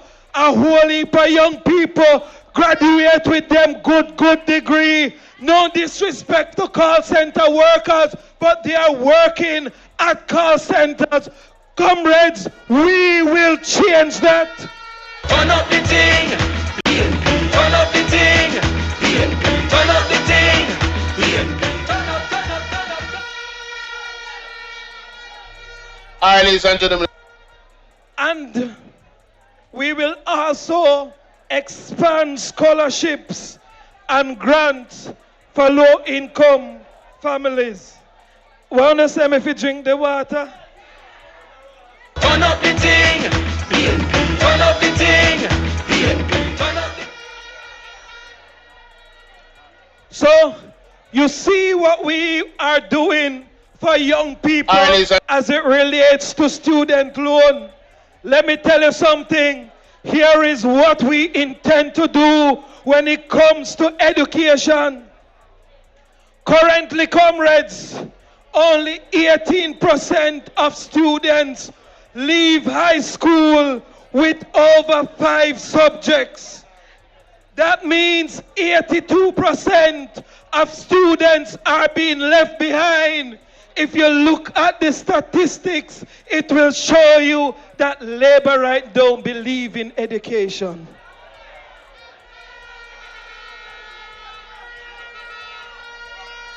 The PMP intend to correct this. Through our EASE program, every needy student will receive 1 warm meal per day, because picnic can learn per hungry belly.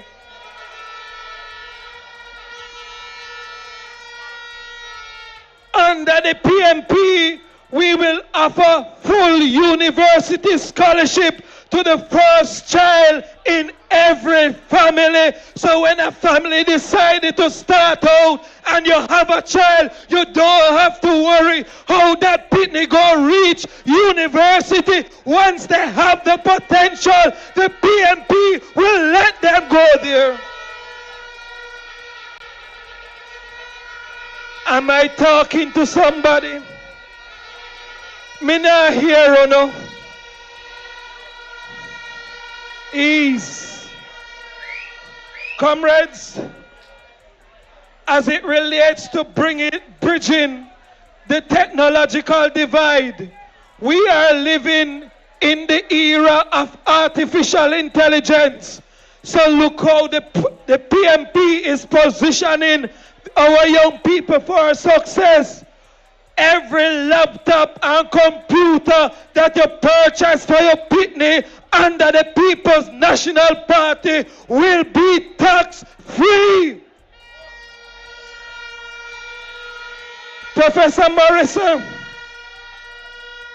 the PMP will also support students with disabilities, including more funding and training and resources. Comrades, the reason I am outlining our agenda, I am going to show you that we, in one example, have a track record of accomplishing this. Under the last PMP administration, the then Justice Minister Mark Jefferson Golding led the decriminalization of small amount of marijuana. Before that, hundreds of young people, especially the poor, faces criminal prosecution because they were caught with just a spliff. But PMP and Mark Golding changed that. As the artists say, the PMP allowed them to just light up a little chalice without getting. We are offering a government that sees and hears young people. We value you not just as a vote, but as a vital part of our future and the development of our country. Time come, comrades, make sure you go out and vote and put the PMP back into government. God bless you. Turn up the thing, PNP. Turn up the thing, PNP. Turn up the thing, PNP. Turn up, turn up, turn up, turn up. If you want it, really get nice. On the sister PNP future bright. Our young people them ready. Darnells, me hear say, Darnells, me hear say after you and Renee don't talk a while.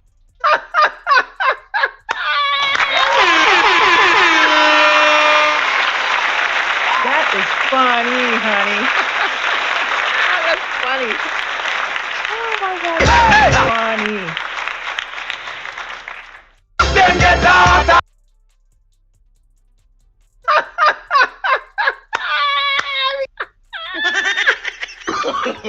Yo! Wow, them are the heavy manners. Yes, man. I'm so PNP do it. But while I'm there, I want to tell on the St. James, our big bad general there with we.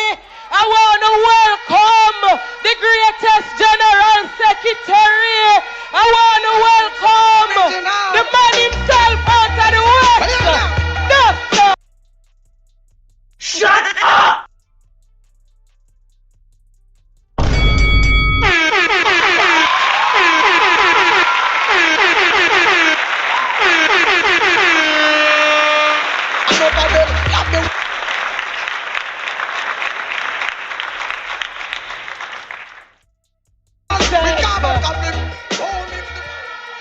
Yes, man. Yes, sir. We're just about to turn up the scheme a little bit more, you know. Them can't hold away. Wanna love the vibes? Wanna ready? Make me hear when you say time come now. Alright. And my people them there. But while I'm there, I want to big up the officers and the members of the executive, the regional executive who are here. Big up on yourself. I see them on the stage. Thank you for being here with us. And I also see the deputy mayor of Hanover. She's here with us, Comrade Andrea Dehaney Grant. Big up yourself, Comrade Andrea. Yes, man. We love the support. I want to tell you something. Yes. We know about the place still are going good, not true? Let me tell you something.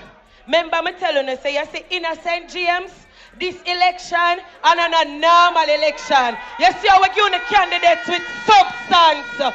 Candidates will make sense and can go in a parliament, go represent, you know. We are going to break down every stronghold in St. James. East Central St. James. We've done it before and we will do it again. I want to make welcome the next member of parliament for East Central St. James, Comrade Rachel Reed Knox. I see them.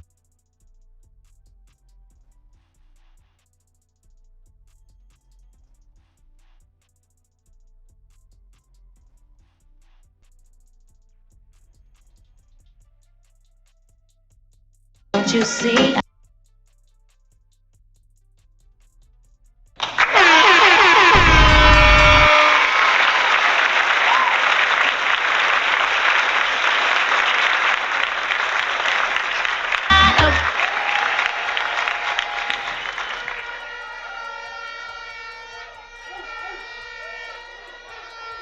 We not afraid of no boy, no girl, no dear, nowhere.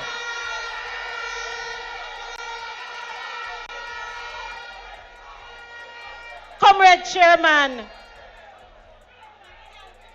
Comrade General Secretary,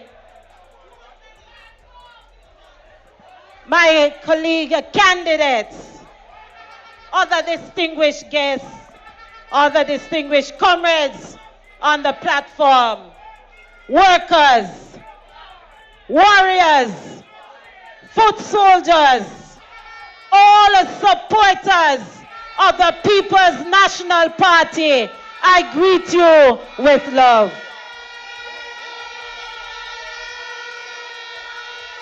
A special big up tonight to my East Central St. James family who is here in numbers.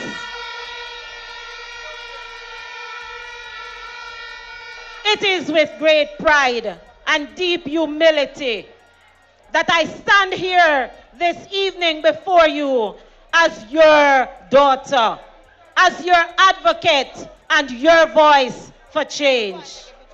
I am here with a plan to serve as Member of Parliament because I believe in the boundless potential of our constituency and its people. As a daughter of the soil, I know what it means to walk the roads you walk, to drink from the rivers you drink, and to share in the struggles. I have seen the sacrifices of farmers, the resilience of our mothers, and the dreams of our youth, and I have felt the need for change, not just in words, but in action. It is this deep connection with you, my people, that has driven me to enter representational politics, not for personal gain, but to serve, to uplift, and to create a brighter future for us all. This evening, I'm here to share a vision of transformation for East Central St. James. A vision that is grounded in the principles of progress, fairness, and opportunity for all. I believe in Jamaica.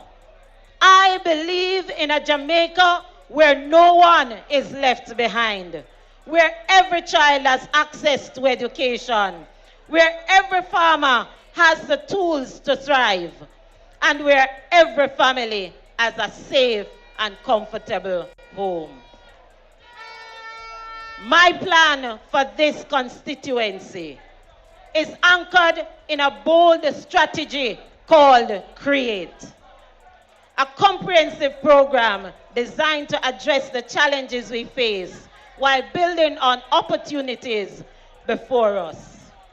CREATE stands for community development, renewable energy and digitization, economic empowerment for all, education, access to education and training, transparency and participatory governance, environment and access to green spaces. Let me walk you through this plan and show you how together we will transform East Central St. James. Under community development, we will invest in our local infrastructure to improve our roads that connect our communities and rehabilitate our farm roads. We intend to improve our water supply because as I speak, every single community in East Central St. James is plagued by water woes.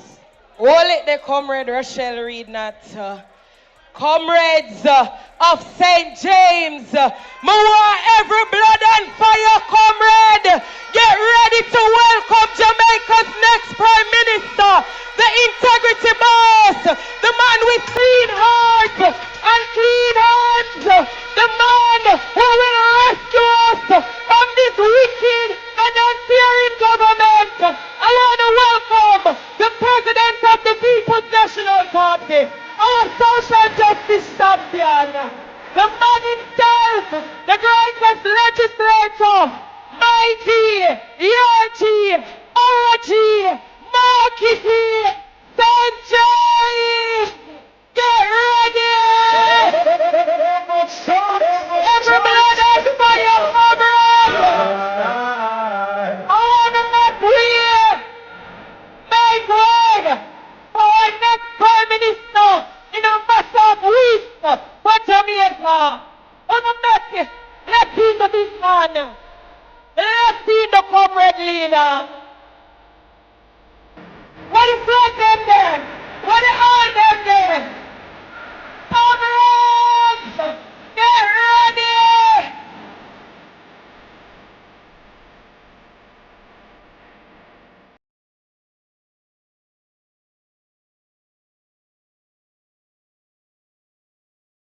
Well, I'm the answer. That's the answer. Are you ready for victory? Are you ready for victory, St. James? St. James, the leader of the People's National Party is here. Jamaica's next Prime Minister. Let me hear the anthem. Let me see the flag them. Let me see some fist in the air. Where the real socialists stand there. Where the blood and fire conference stand there. Welcome, RG.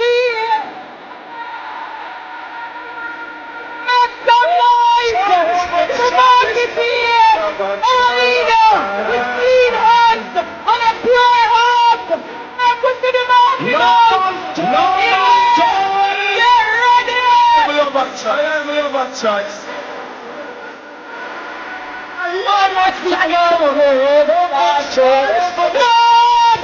Let us march! Comrades! Make a march! Sound the alarm!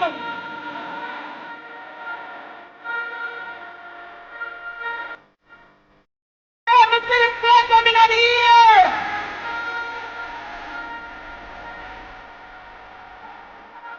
Ready, St. James!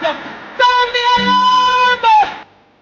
For the blood and fire comrades stand there! Gusta, fist in the ear, fist in the ear! Back with the ear! Choice! Love and die!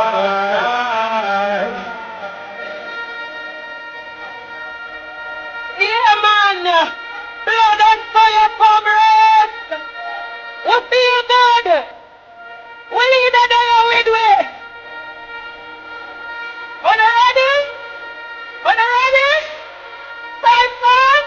Stand firm! Alright! Yes, man leader! What the way the leader fresh? I look nice! Give me the marky bump! Give me the marky bump!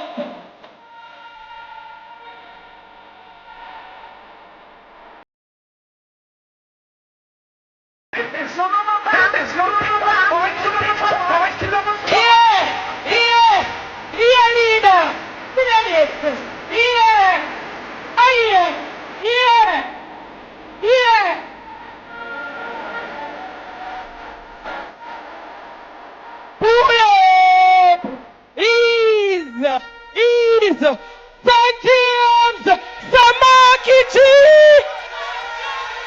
Time come! Power! Power! Power! We're ready. We're ready. Hey, sweet girl, big up yourself here, darling. All right, Comrade Rochelle Reed now. Your time again.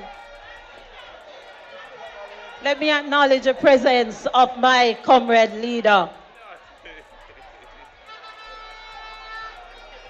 Comrades, we were talking about community development.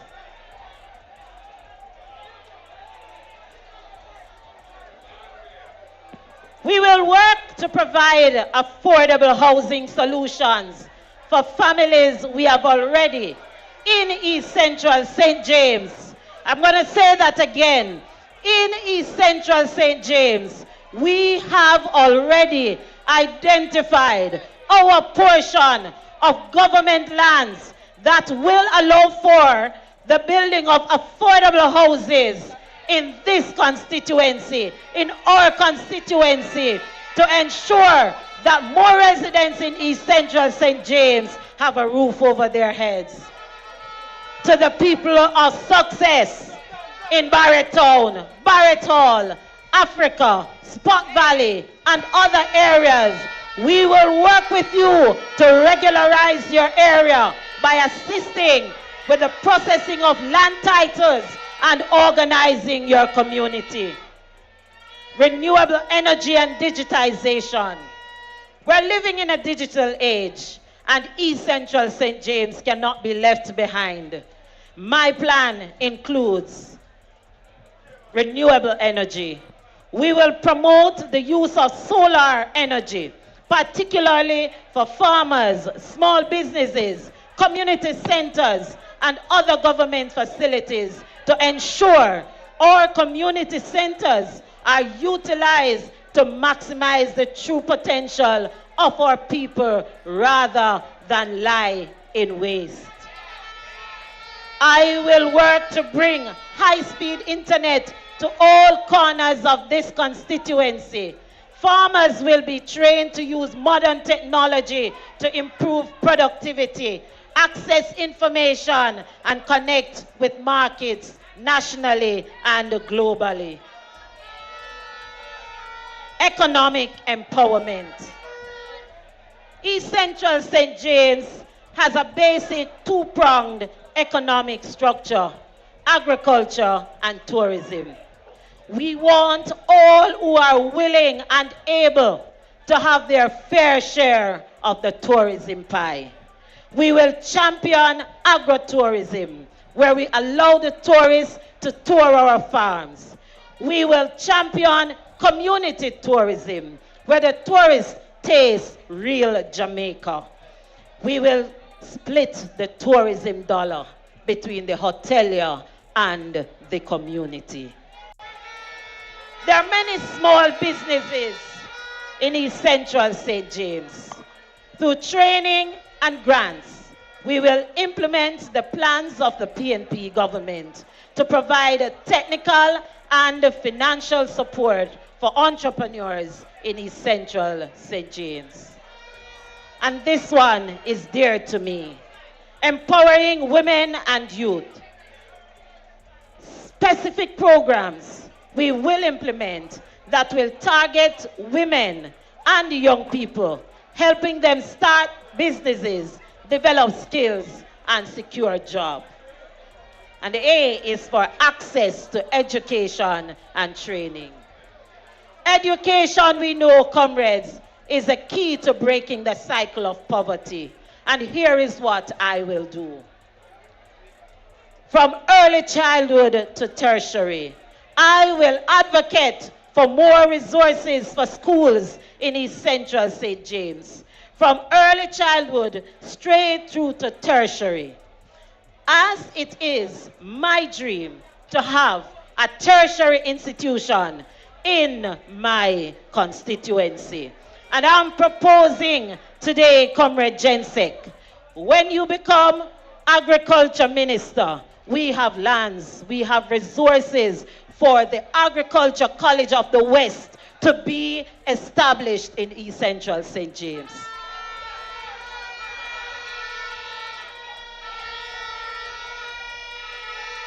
We will create partnership with Heart Trust to upgrade our skills training center to offer a wider variety of skills, giving our people the tools to compete in today's job market. Education, comrades, will open the doors for our youth, and we will ensure those doors remain open.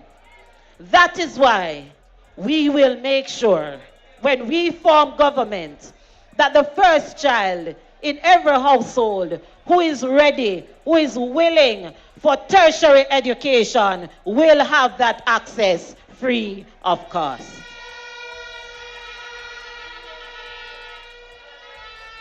And T is for transparency and participatory governance. I believe in governance that is accountable and inclusive. My plan will foster participatory governance where we sit and we make the decisions regarding our constituency together. I will not be an absentee MP. We will form community councils. We'll establish councils in each community to give residents a voice in decision making. We will ensure that we all have access to information. I'll ensure that financial transparency is the standard. So you know exactly how your tax dollar is being spent. Environment and access to green spaces. Our environment is our legacy, and we must protect it for future generations. My plan includes access to beaches. I will work to ensure that our rivers and beaches are accessible to all the people of East Central St. James. We'll create parks and recreational areas where families can relax and children can play safely. I will advocate for policies that protect our forests, rivers, and coastlines, aligning with the goals of the People's National Party. We want, comrades, a clean, green constituency. Comrades, the time for change is now. East Central St. James is ready to rise. And together, we will create a brighter future for us all. I am your daughter, your neighbor, your champion. I am here to serve, to work, and to fight for you.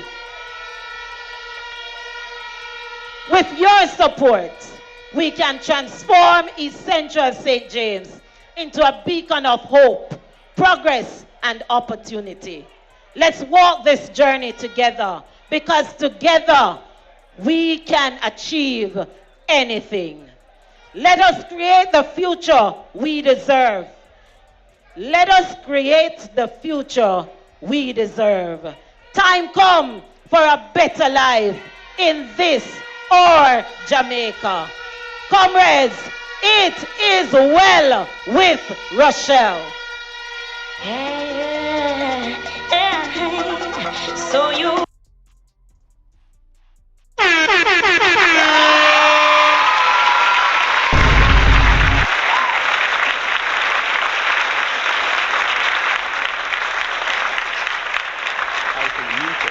and make it ineffective. I caution against that.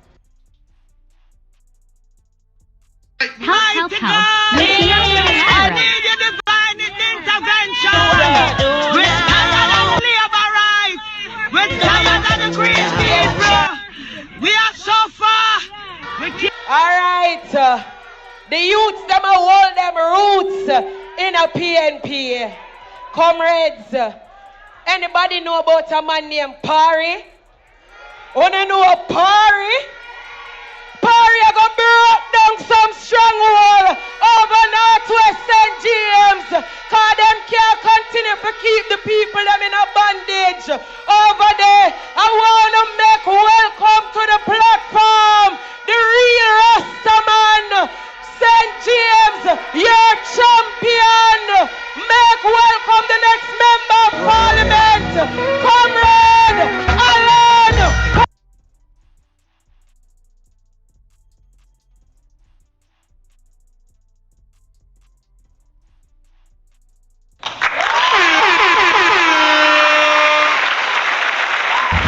Comrade.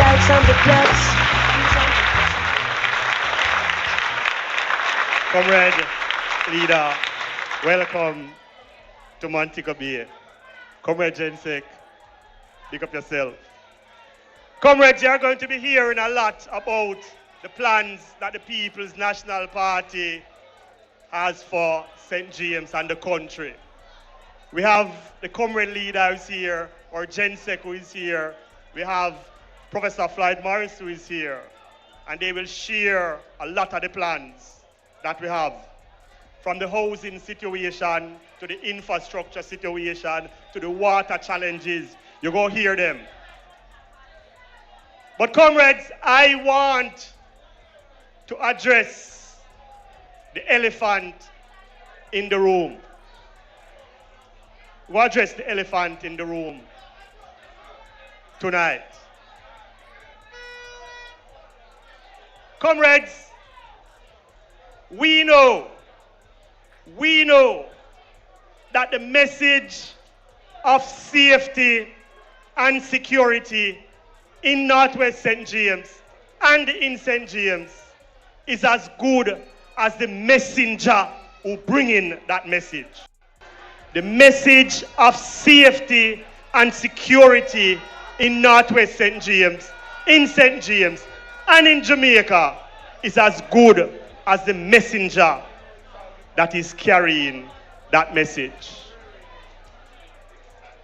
We in St. James, we in Northwest St. James, this is the residents and the citizens talking to me, and they say, them traumatized. Them say to me, Pari, we traumatized. We're sick and tired of this. And for all the reduction in the homicide numbers, that we are thankful that we are seeing the reductions, for all the reductions, communities in Northwest St. James and communities in St. James still don't feel safe and secure. Comrades, I have been engaging with the comrade leader and with Senator Bunting way before my entrance into politics. These are two of the people who I've worked with when I was on the other side, supporting justice issues and supporting security issues. On the development side, when I was on the development side, and I was working with the party leader and with Senator Bunting on serious justice and security issues. And I have seen their vision and the vision they had to ensure that justice is secured for all, and peace and security and safety and security is sustainable. The People's National Party understand what it takes to ensure that we're safe and we're secure in a manner where justice is dispensed to all. And so, comrades, we will be looking closely at responding in a very progressive way to the root causes, the root elements of this insecurity. A big part of that, yes, is the partnership that we will form with law enforcement. That's a big part of it. Are we not denying that? But an even bigger part of it is the partnership that we intend to form with communities. The engagements between the communities and the state apparatus has to be different from now. It can't be no one-upmanship. That no work. People have to participate in a process that is established for them.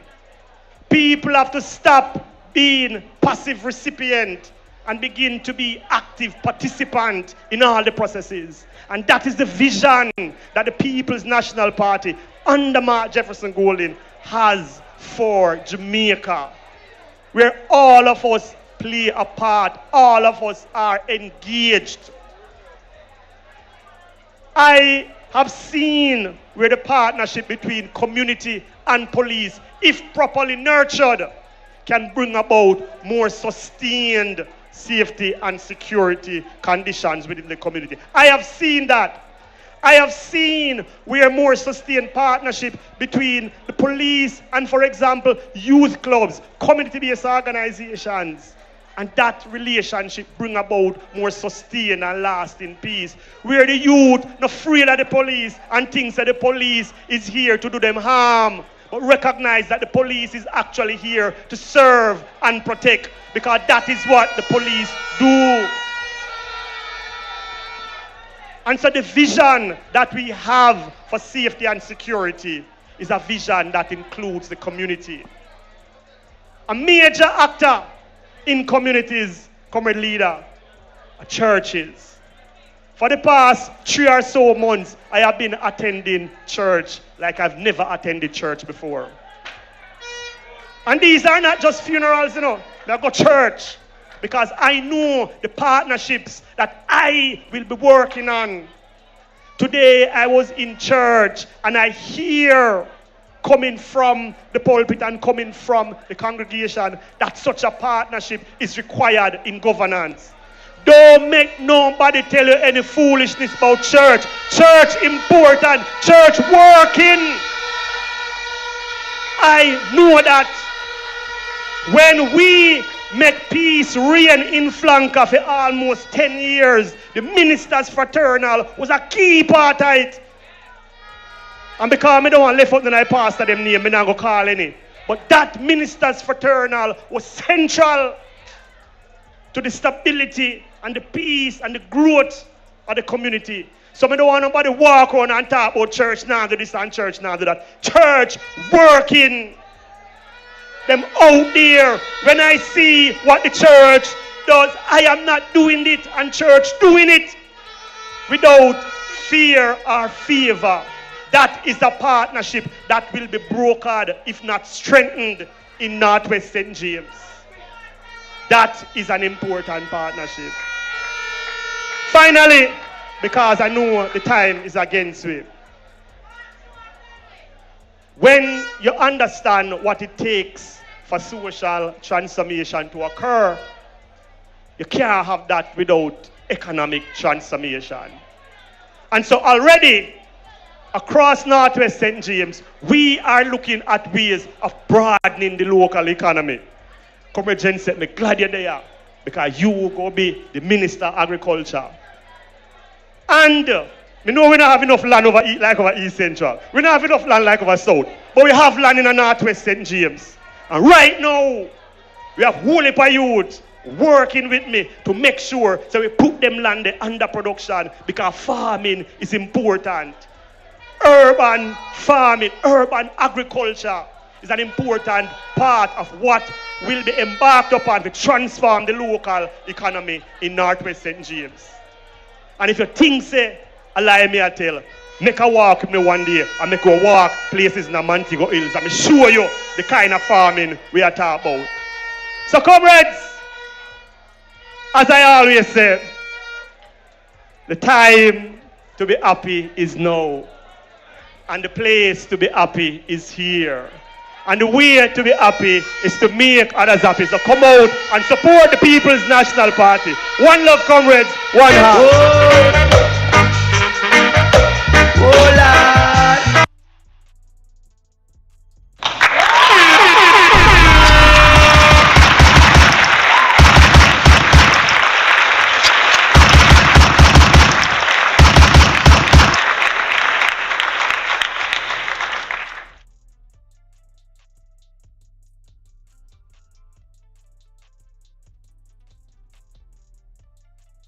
If you don't feel the victory tonight, I want to hear you say, Rasta! Parish, your people them there. Our sister wanna love him. Thank you, comrades.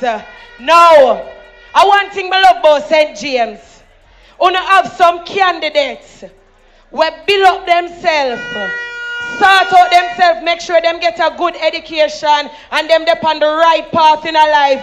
But them never run left St. James. Them stay with you know and them come back for serve you know and serve you know well so you too can elevate and step up in a life. Big them up. Maximum respect to your candidate St. James. I want to tell you now, say, you see over Central St. James, this our big girl will deliver for you. St. James, make welcome to the microphone your next member of Parliament, the one and only Senator Janice Allen. Fire.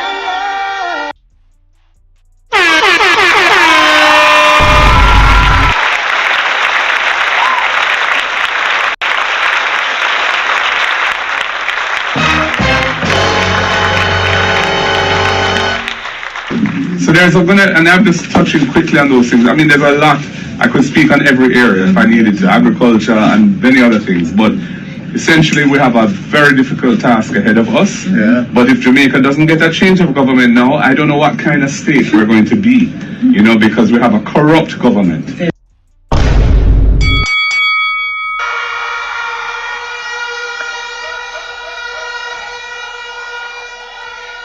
Comrade Chairman, Comrade Party Leader, and next Prime Minister of Jamaica, Comrade Jensek, and all the comrades who are going to be members of Parliament in St. James.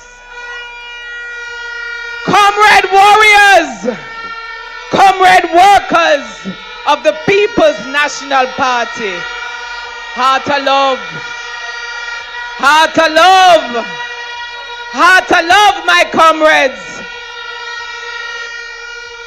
I want to especially big up tonight the comrades of St. James Central.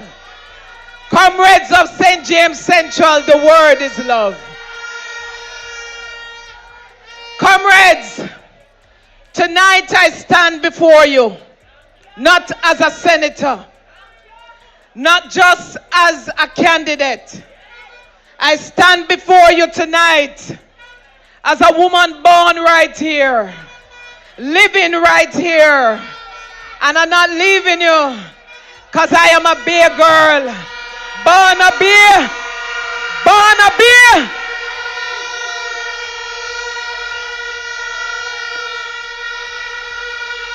You see, comrades and friends, this city has contributed to who I am today. This city has nurtured me.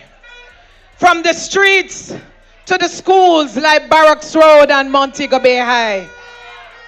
The struggles of Montego Bay have shaped me to who I am. And that's why I'm here tonight standing before you to say, I am ready to serve you. I am committed to walking with you. I am committed to working with you, and I am committed more than ever to fight for you because you deserve a better life.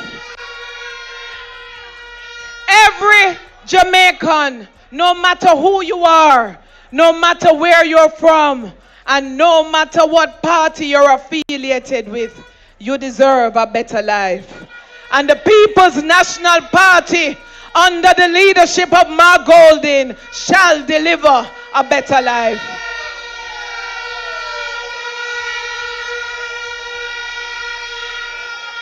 Comrades and friends, it is often said that Montego Bay is a carnival of informality, where chaos competes with the beauty that is in front of us every day, where resilient people rise out of neglect. But I, your Bay girl, I see beyond that. I see a city filled with promise. I see a people filled with promise. while they are surviving because the system has X'd them out. Unfortunately, my people, the promise of this parish, the promise has not been nurtured, and it is time for someone who is committed, who will take care and be conscious of your future. The time is now, because it is time for us to bring back hope, especially for those who need it most. Comrades, Martin Luther King in the United States had a dream for America. A dream that the people could believe in. A dream that ended up fueling the civil rights movement. And I come to you tonight to say, I have a simple dream for Montego Bay. A very simple dream where I want everybody, no matter where you're from, to have a nice life. You see, because Jamaica deserves to be nice for everybody. Montego Bay deserves to be nice for everybody. Not just those who live behind the gated communities in their mansions. Everybody in Montego Bay deserves to live a nice life. From Flower Hill to Bird Hill. From Rose Heights to Farm Heights. From Green Pond to Hart Street. From Barnet Lane. We all deserve a nice life. From Portobello to right here in Mount Salem, all of us deserve a better life. All of us deserve to see a Jamaica that you can believe in. And I am here to tell you, I'm ready to deliver that nice life.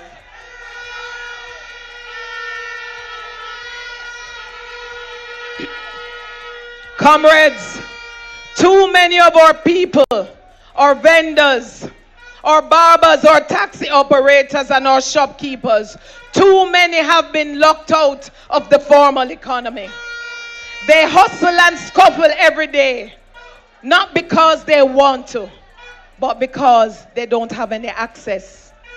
They're forced to create their own means of survival by being informal vending, street side commerce, and other micro businesses. And yet, you are the beating heart of this parish. You are the pulse of this parish. And so I say to you tonight, comrades, that I am ready to begin the process of making the informal formal. We must recognize you. We must respect you. And we must reward you for your efforts. Comrades, I know that Comrade Floyd is here and he's going to go into greater details with the housing situation. But I want to just quickly mention that we must learn to speak the truth. The truth is that too many of our people every year contribute to the NHT, yet they cannot afford a house. And that has led to increased squatting. It has led to informal settlements, and that needs to change, comrades. The hard-working people of Montego Bay deserve communities. They need a better life. I know you're not asking for handouts. You're simply demanding a fair chance at dignity to uplift yourself economically. And that is our duty. That is our responsibility to deliver that for you. Because the truth is, we know when our people get lands, what they do with them. Look what our people did in Rose Heights with the lands that they were settled on. Look what they did in South Spring. When you get land, you do not build shack, you build mansions. And I say to you, it is a way to break generational poverty. And that is what the People's National Party is about. That is why our policies are rooted in ensuring that you have access to lands. So those who are not yet with their titles shall get their titles under the PNP. Whether you're in Green Pond, whether you're in Melbourne, whether you're in Rose Heights, you shall get your titles under the PNP. So the question, my comrades, is not what you're going to do when you build the land. The question is whether you will get the chance. But in addition to making sure you have access to the lands, there are some communities that need to be invested in. And when I say investments in our communities, I am talking about sidewalks. Simple things like sidewalks so that the children coming from Green Pond and Farm Primary can walk in safety. That the elderly, those who are disabled, can access the communities better. We are going to invest in our communities in recreational spaces, community centers and playfields. And I want to stop right here now to just say something. If I did not bring attention to the years that the community center in Farm Heights was locked up, they wouldn't open it last week. How can you build a community center for the people and lock it up for 2 years? You don't have respect for the people when you do that.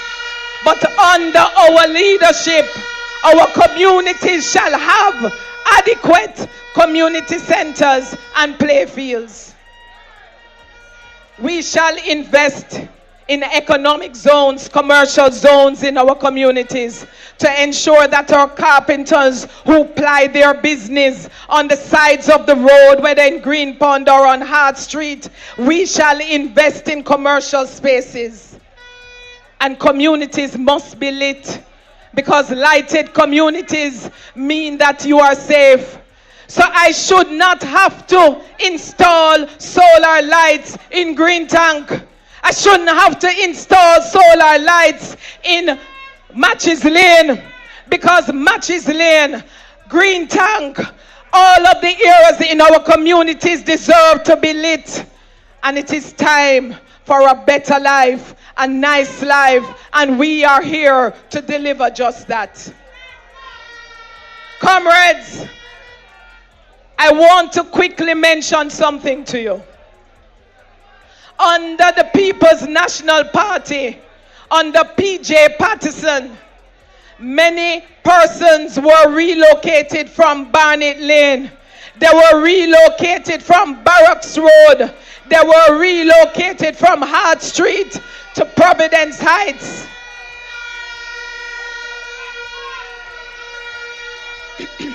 PJ Patterson did that in order to break the cycle of poverty. And under the leadership of Mark Golding, with me as your member of parliament, it shall happen again. We did it already, and we shall do it again.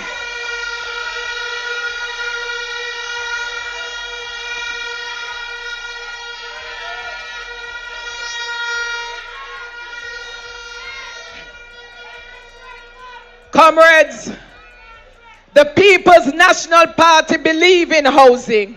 We have always believed in housing. We did it already, and we're going to do it again. We did it in Tenement. We did it in Cornwall Gardens. We did it in Rosemount Garden. We did it in Cornwall Court. We did it in Rosemount. We did it also in Rosemount Meadows. And we shall do it again.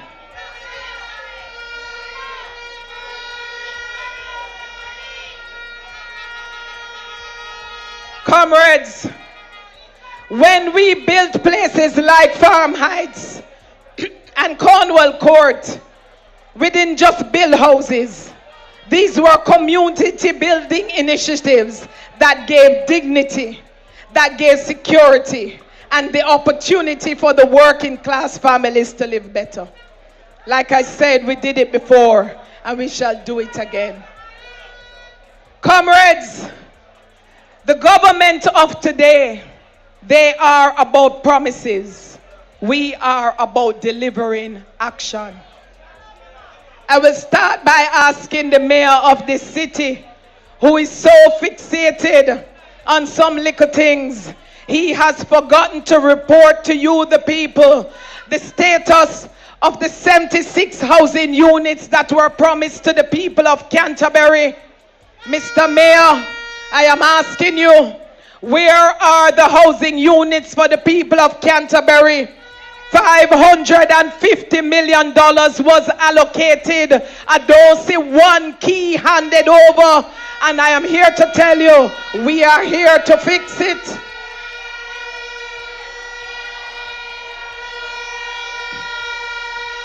When you walk downtown, there are no public conveniences for the people. How can we be a modern city in 2025 and we do not have public conveniences for the people? I am here to tell you, my comrades, and they tell me that I must wrap up, but I'm saying to you, before I leave here tonight, for 9 years and $24 billion allocated, we still do not have the Cornwall Regional Hospital.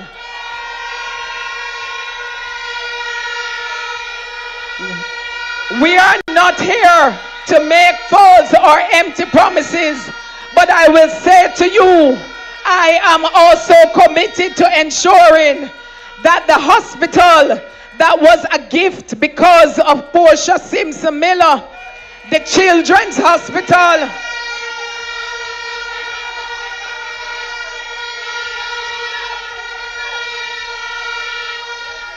the People's National Party got the funding for that hospital, and we shall open it. And when we open it, it shall be called the Portia Simpson Miller Hospital.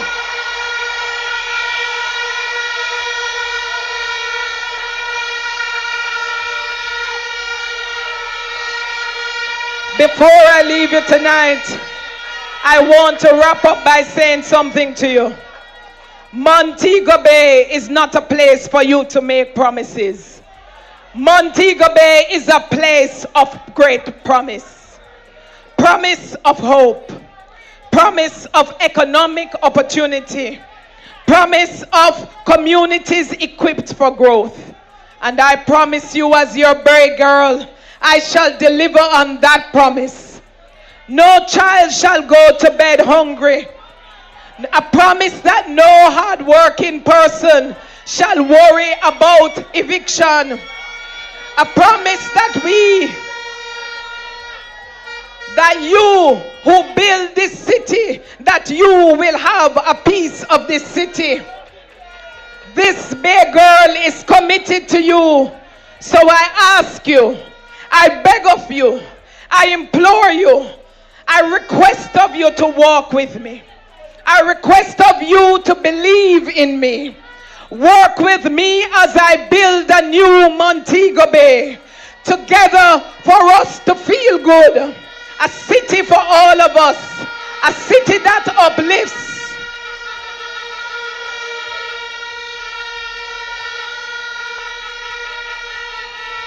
I say to you tonight, I believe in a city that will uplift the many and not just a few.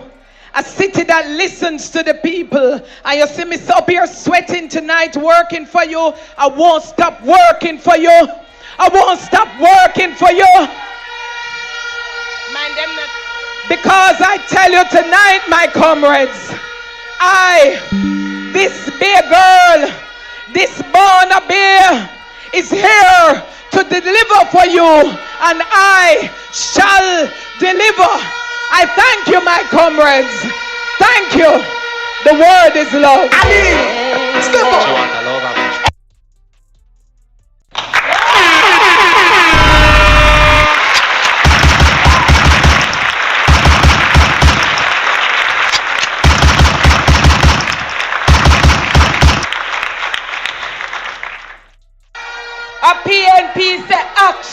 man and I no bag a long talking business because your big girl will deliver for you, in Central St. James. Now, comrades, it's like say some of them did forget say in a 2020 a PNP territory them going now. Them never remember say a PNP run St. James and them just did have it for a little time. You see in a local government we have some big bad council up on the platform. We show them say time come to send them home in a retirement. Let me hear it for your Queen of the South, the next member of Parliament. From Southern Sentence, let's welcome to the microphone our very own comrade Nikisha Birchall. Nikisha.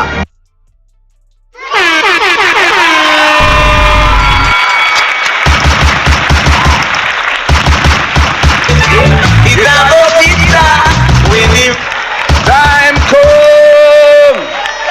Some are go charge for corruption. Oh yes. Why, Bolo? Some are going to charge the corruption. Time come. Some are go charge for corruption. Oh yes.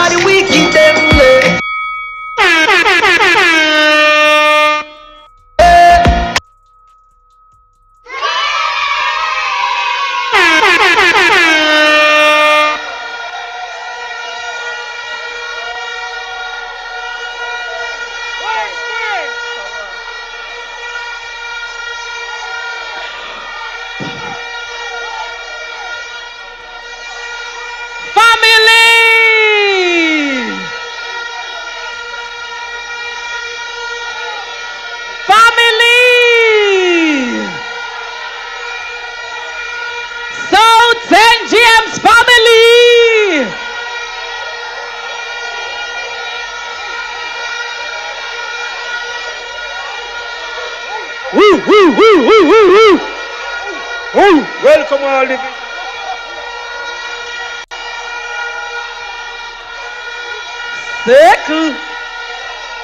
Circle down. Circle. Family.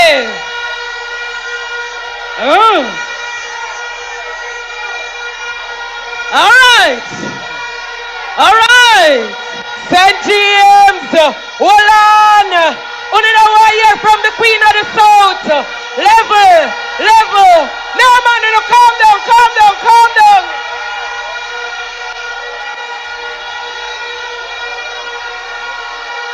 St. James.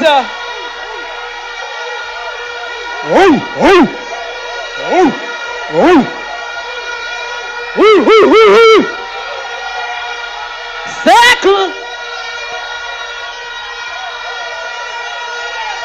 Wanna go down me time. Me need the time. Give me some time. Comrades!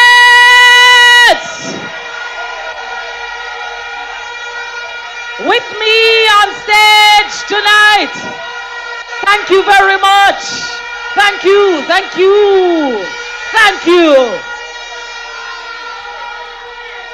All right, you know ready? All right, we're ready. Comrades, thank you so very much for the love and the appreciation. We are gonna take back South St. James for the People's National Party.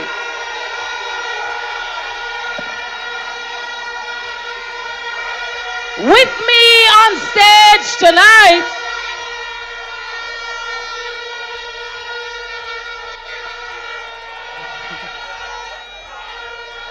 all right. Yeah. With me on stage tonight, I have my 4 pit bulls. my big bad dogs. And with me, we have 12 busload of South St. James people. Time come.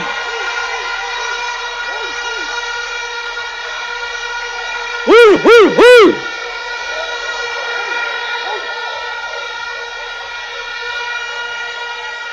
With me is the man. With me is the man who make them nearly lose anchovy division, Reddington, McIntyre. Welcome, comrades. Welcome. Blessings, comrades. With me is the gentle giant from Catadupa division, Kenroy Gordon.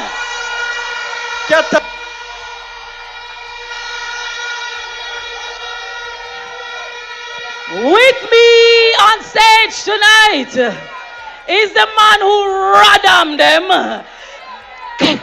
Martin Kelly from Welcome Hall. Welcome all division, let me hear you.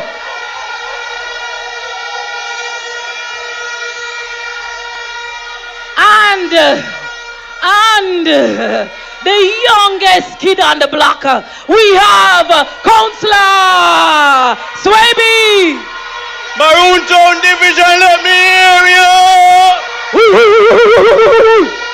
Thank you. Thank you very much. Thank you.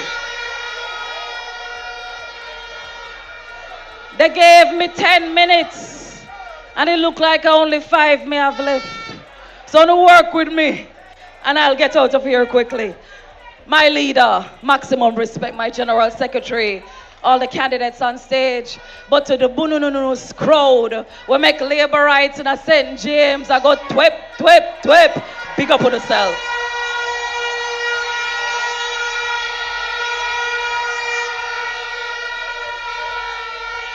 Standing before you tonight is a Jamaican woman. Standing before you tonight is a St. James woman. Standing before you tonight is a South St. James woman. Standing in front of you tonight is a Gyalan woman. I am a country woman. I'm proud of that.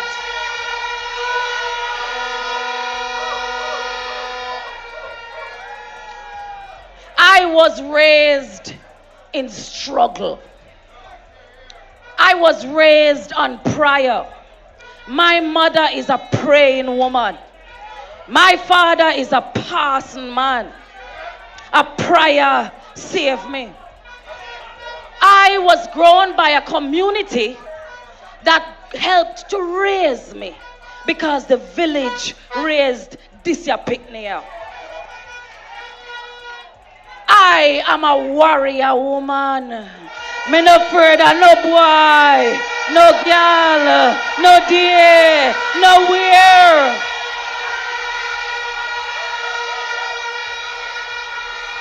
You know what? They say I'm too bold. They say we're using some warm metaphors that they really don't like.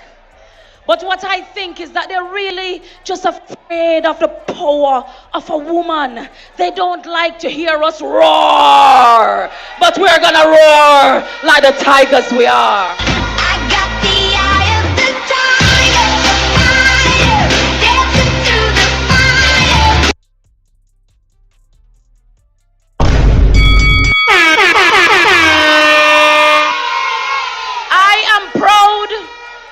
I am proud to be one of 22 women selected by Mark, the architect, Golden, to talk truth to power.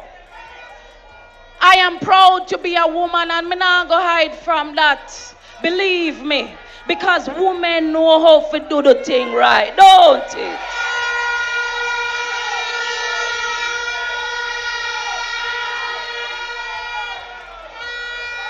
I was the first in my family to pass to go to university. University of the West Indies. I was the first in my community to go to the London School of Economics, the same university attended by P.J. Patterson and Michael Manley, a countrywoman to that.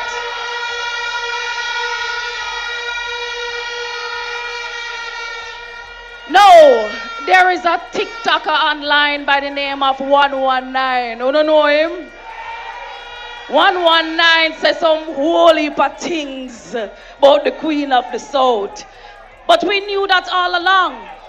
We knew that we have 22 of the most powerful, the most intelligent, the most brilliant, nurturing women who will represent the PNP and the government in the next election. So all them attack, we're not afraid, because at 22 champions, Mark Golden pick, including Janice and Rochelle. We walk like champions, we talk like champions, we're champions.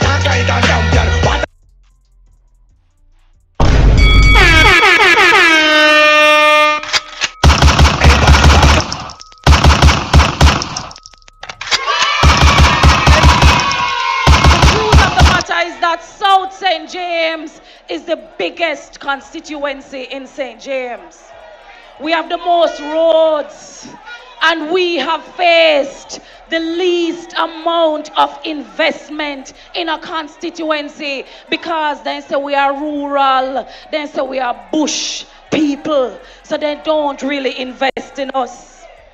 So for nearly 10 years, this Jamaica Labour Party not turn eye at South St. James.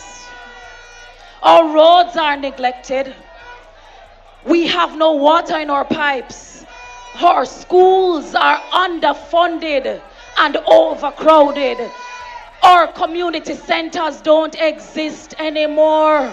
Our playing fields are like mine and battle courses.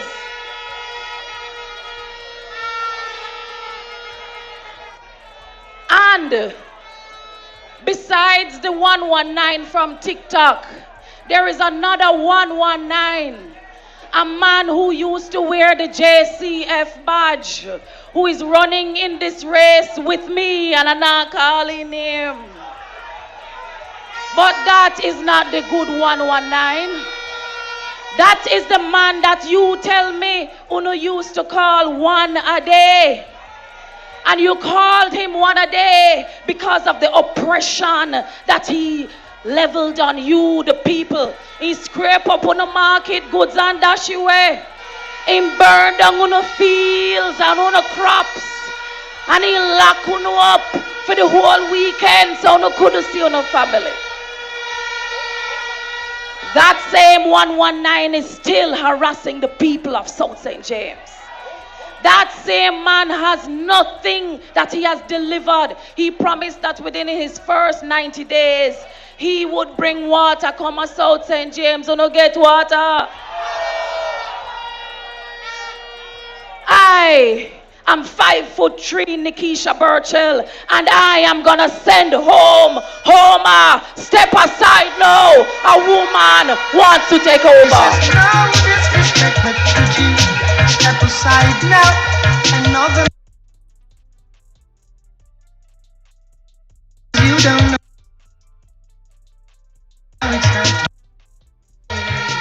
All right.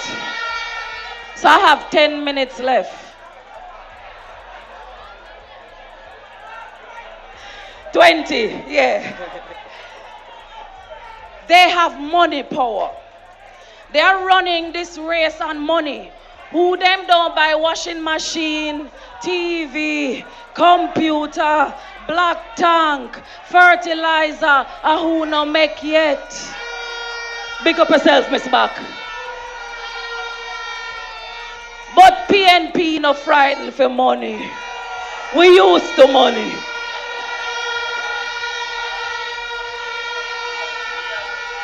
I will not be running this race on money power.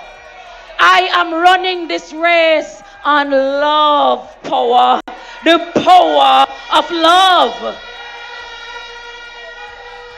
And that is why the plan I have for South St. James is called South Heart. Yes? And heart is an acronym. That means HEART means something. Let me tell you what that means. The H in heart is for heritage tourism. We are the home of the great Samuel Sharp. We are also the home of the Flagstaff Trelawney Town Maroons. We have enough culture that we can package it and sell it to the world and get the tourists into South St. James, Upper Catadupa, Maroon Town, Niagara, and all over the place. Culture can pay our bills. And that is why this People's National Party has put together a $1 billion fund so that we can take piece of this $300 trillion creative industry that is operating globally. So you can set up your stall, you can have your Airbnb. So when we bring the tourists into South St. James, you will benefit from the culture that Sam Sharp has given us.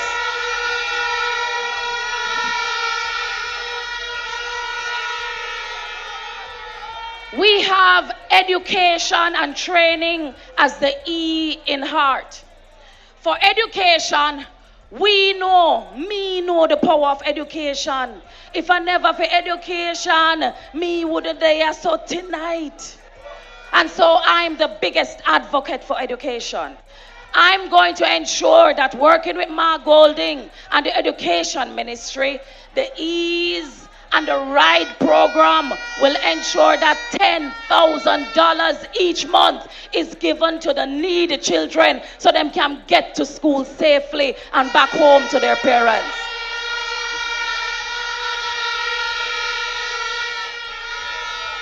And the EASE program, let me tell you about the EASE program. The EASE program will ensure that your child, if they need it, will get a hot, nutritious meal every single day that they show up at school. And where the product's gonna come from? From our very farmers in South St. James. You will provide that food to the schools, to cook the meals, to nourish our children. PNP believes in you. The A in the heart plan is for agriculture and economic development. But the first thing is we need the land to farm. And the People's National Party tell me to tell the men up at Sweetwater, up at Niagara, Johnson, Richmond Hill, if you are farming, the PNP is gonna set up an agricultural development fund that will stimulate your agriculture. We go set up some agro-processing factories so we can turn our pineapples into jam and purees and juice and sell it to the world.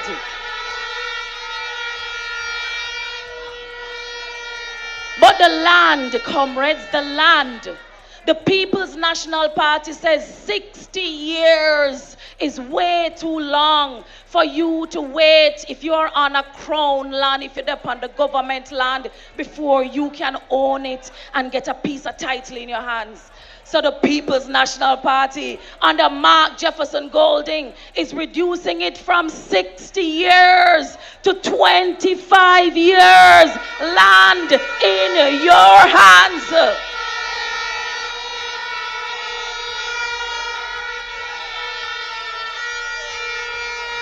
Comrades, when I get to Garden House, if it is 3 priorities I have, water will be one. If it's 2 priorities I have, water will be one. And if it's 1 priority I have, water will be it, because water is life. As it stands now, we are pumping water outside of South St. James into Westmoreland, into Embarrassing. St. Elizabeth, and into Greater St. James, and the people of South St. James can't even get water in a damn pipe. What can go so?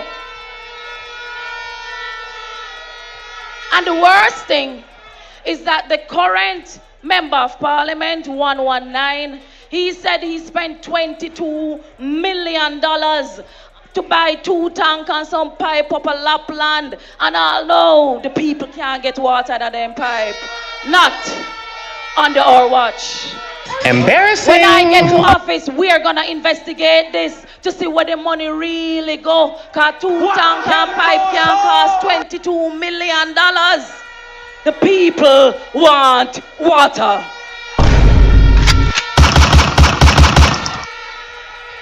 The roads in South St. James are the worst roads in Jamaica, second only to Ed Bartlett. And I tell you that when Mark come to office, we are gonna make sure that we rehabilitate the roads. Because when I talk to the people, them said 10 years ago the road did good enough. But no, not even dog can walk on it because the road them too bad. Road is gonna be a priority for me. And housing. Senator Morris asked me to find some land, and I found the land. Me find land up on Richmond Hill. Me find land over Mount Gary. Me find land over Maroon Town. To take some of that 500 houses the PNP is gonna build for you. Power to the people.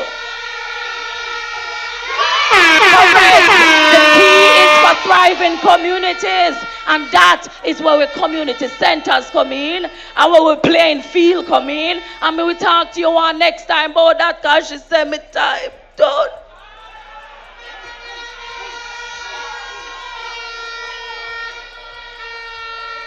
But my comrades, I am that gal, Nikisha Burchell, and I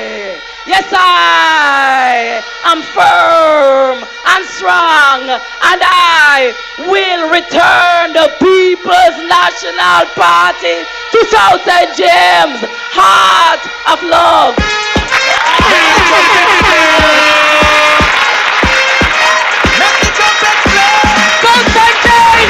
Let's hear it for the Queen of the South!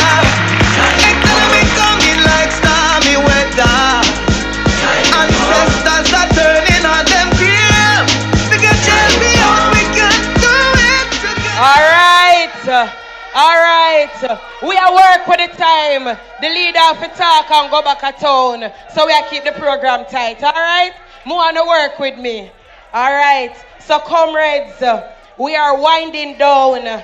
I'm telling you, so PNP give away candidates with substance, candidates that you can be proud of. And when them there in a guard house, them not just answer to them names and not bench, but they're bringing real representation. Cause them are giving a land, them are giving a house, them are say education, them are say progress and power to the people. Another Montigonian is coming to you at this time to the microphone. I want to big up and welcome a true socialist, your champion, our champion. I want to hear it for the former senator and your next member of parliament for West Central St. James. Make some noise for the doctor, Andre Hanna! Come from the west, me never yet run. Them have to carry me on the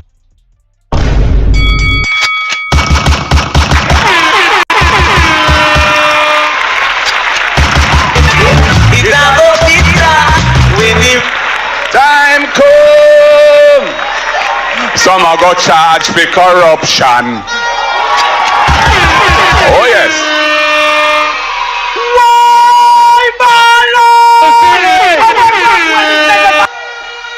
How we looking?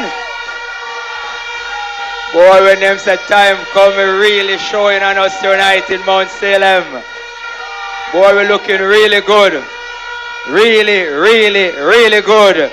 When we say Andre, you say Andre. Andre. Andre. We say Andre, you say Andre. Andre. Andre. Boy, me have my two counselors them beside me right now. Counselor Kerry Thomas, the man holding up the ground here in Mount Salem. And Counselor Michael Choop, the 6-star general over there in Granville. 7-star! And the man Warren Murray is here! We're looking good, comrades, we're looking good! Spring Garden looking good! Mount Salem looking good! Granville looking good! St. James looking good! Jamaica looking good! Time come for the People's National Party to take control of the leadership of this country right now! Call it, Andrew! Call it! Excitement in Mount Salem right now. Boy, comrades, may I tell you now, we win the poster war. Now it is time to go out and win the election. Let me tell you something. We put up with posters every time them go, them try to tear we down. I have a poster out there in Catchinall that has taken a life unto itself. One day I was driving past my posters when I look at man use a knife, carve out my posters, carve out the head, carve out the belly. When I drive past, I feel it from my posters coming, I couldn't not more than run and ball. Cause I look like I want my brother then cut up. I feel it bad. So I say, alright, you look like some mad people them. So let's play along with the game. I say, I just get some doctor clothes. I call my Dr. Bridging them. Cause I'm a doctor, you know, but not a medical doctor. I'm a doctor in economics. My doctor the fixing of countries. We're gonna get to that a little bit down in the speech. But we put on some medical clothes, comrades. I'm say, since you don't want to play the game, let's play the game. Call up my medical team and just go stitch up my posters in front of them, yeah. But they know say anything on no mash down, the People's National Party, build back in front of the face, right there. I'm making you know.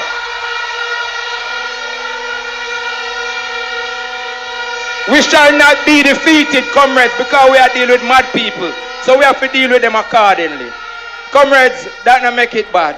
The mayor now. Start take them a poster them a call. Mr. Mayor, please, leave a poster them alone. Oh no, them very. A court me have to carry them. We win the case. PNP have the best lawyers in Jamaica. Big them up. Maurice McCurdy, Michael Lemmings, the best lawyers in the case. Comrades, they wouldn't stop there. Me are showing you the type of people we are dealing with. So guess what I say now? Since you don't want to beat on the ground, we are beating in our ear. Some face a come, we just go put up a big digital poster out of some face gate. Can't touch this. Sink them back a ship right away the internet. Mash up. No. When me look, to my surprise, them say them on one day for reply. When me look, she put up right behind for me. As for me go up on the digital, me see her up on the digital. Comrades, you don't want a leader or a follower. Andre Artney is a leader. We fix problems. We bring technology and change the world. And that is what leadership is about. JLP are followers and you are leaders. Who we want leaders. Blessing up flow like a river. Blessing up. Taking microphone. Just. That for them to know some man a lead. No. Comrades, let me show you that thing. We see the road on West Green bad. I'm going to stand up in the pothole and interview with the pothole. And say, pothole, how you doing? You've been here so long, you're causing traffic. Within 2 weeks, they see them fix the whole of West Green Road. So I am saying, them not have eye if you see nothing. Them not have, if we not highlight an issue, them not fix an issue. We cannot have a reactive government. We need proactive leaders who see difficulty, who see challenges, and overcome that and make things better for the life of the people of Montego Bay. Comrades, 9 years, and them stifle entertainment in Montego Bay.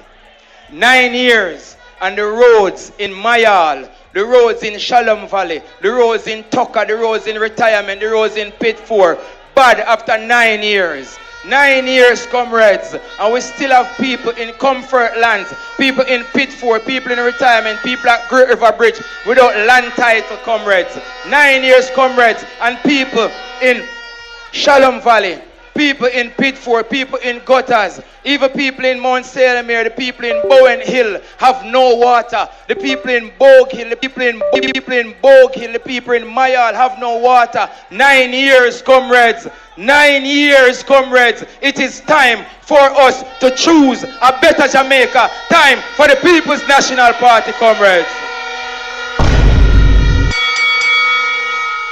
9 years. And the people of Mount Salem, the people of Granville, the people of retirement, the young people have no meaningful opportunity to make good income and to create the life that they need. Comrades, this is a very serious conference.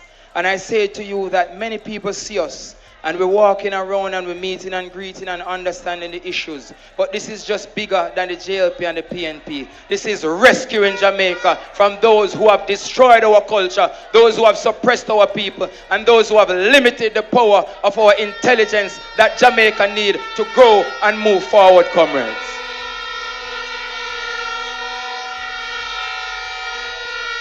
So I say to you, comrades, in 9 years, what have they done? What have they done? We have started the Make Jamaica Safe program. You can go check it out, www.asafejamaica.com. And we kick it off with the futsal here in Mount Salem that has brought peace and civility. This is the home ground. And I can safely say to you that the futsal is returning home here to Mount Salem on the 9th of August. It has been to Granville. It has been to Gutters. It has been to retirement and brought peace all across St. James. And it is coming back home to us here on the 9th of August, comrades. Comrades, we're not in a power yet. Yet still our young people have brought solar lights to the resource center to make sure that they don't pay any electricity. We have lit up the field in Gutters. We have lit up the field in Granville. We have done so much, comrades. Imagine if we get the government resources to do right by you. It is not about them. It's about us. Because the labor rights, Marlene Malawu fought, quick to talk, but slow to act. And the People's National Party cannot wait on them. We will create the change that you want to see when we get the power to do it right away, comrades.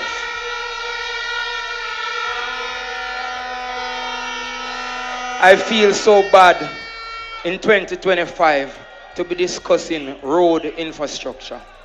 But top among my list is to fix the roads across the length and breadth of the constituency. Fix the roads in retirement, fix the roads in Gutters, fix the roads in Mayal. Oh God, man, Mayal is a labor right belly.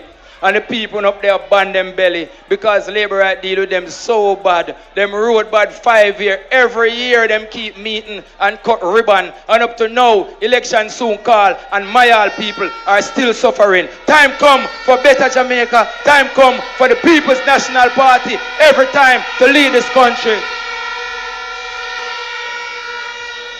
Comrades, we are the tourism capital of Jamaica, which means that we have to set a standard. We have to take pride in ourselves. If you travel, you go Cartagena, you go Medellin, you go Punta Cana, you go these beautiful tourism city. You see them a recycle garbage. You see everybody a get busy. You see beautification projects. When you come to Montego Bay, the place dark like midnight and everywhere turn garbage pile up everywhere, comrades. What kind of leadership does this city have when we cannot at least maintain cleanliness, which we call godliness, comrades?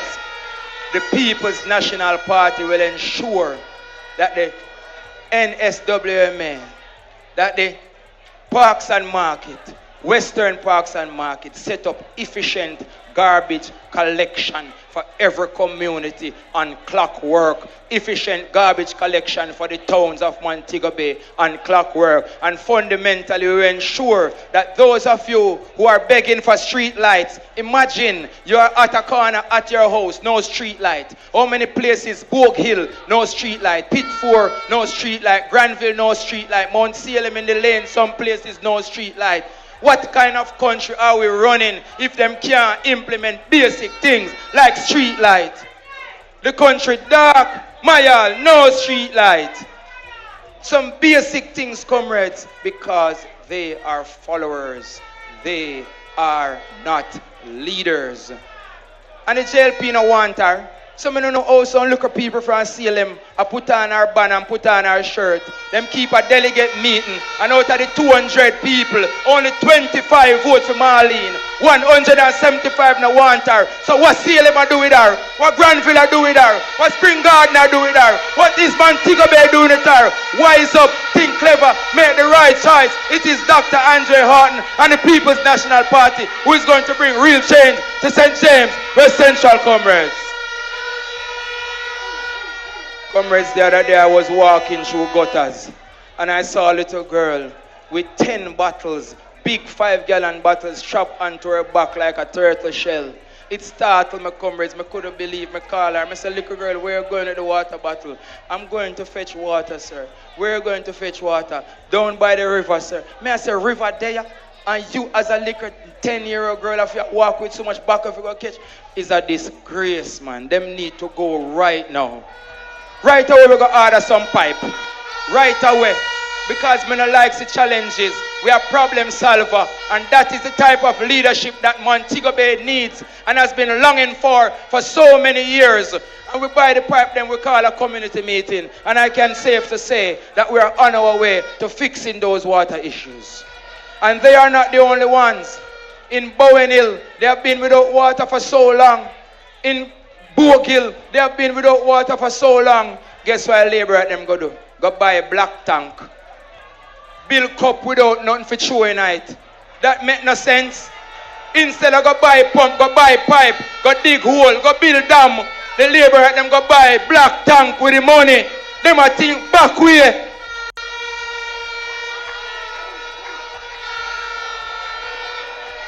Comrades, I am passionate about this because we never have it there. We can do anywhere in our world, but we recognize the challenges that communities of such remarkable people are facing, and we cannot turn a blind eye to it. So we decide that we have to come here and we have to present ourselves as leaders because real leadership in this country has been lacking and the country needs real change. Comrades, I'm the Shadow Minister for Science and Technology, Innovation and Entrepreneurship.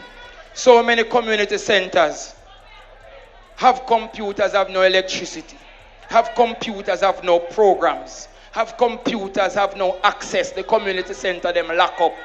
Imagine we have communities with young people who have no opportunity on the ground and need opportunity. And a well-thinking member of parliament should recognize this and ensure that there are programs in these communities. The AI, the Internet of Things, artificial intelligence, big data, coding, this is where the world is going, and this is what Dr. Andre Horton will bring to the constituency of St. James West Central. Not to provide jobs where you earn $15,000 a week, but to provide jobs where you can create wealth for yourself, your children's children. Build big house at Westgate Hills too. Build big house at Iron Shore. Drive the beast on the toll, because we believe in the richness and the beauty of Jamaican people. We are the People National Party.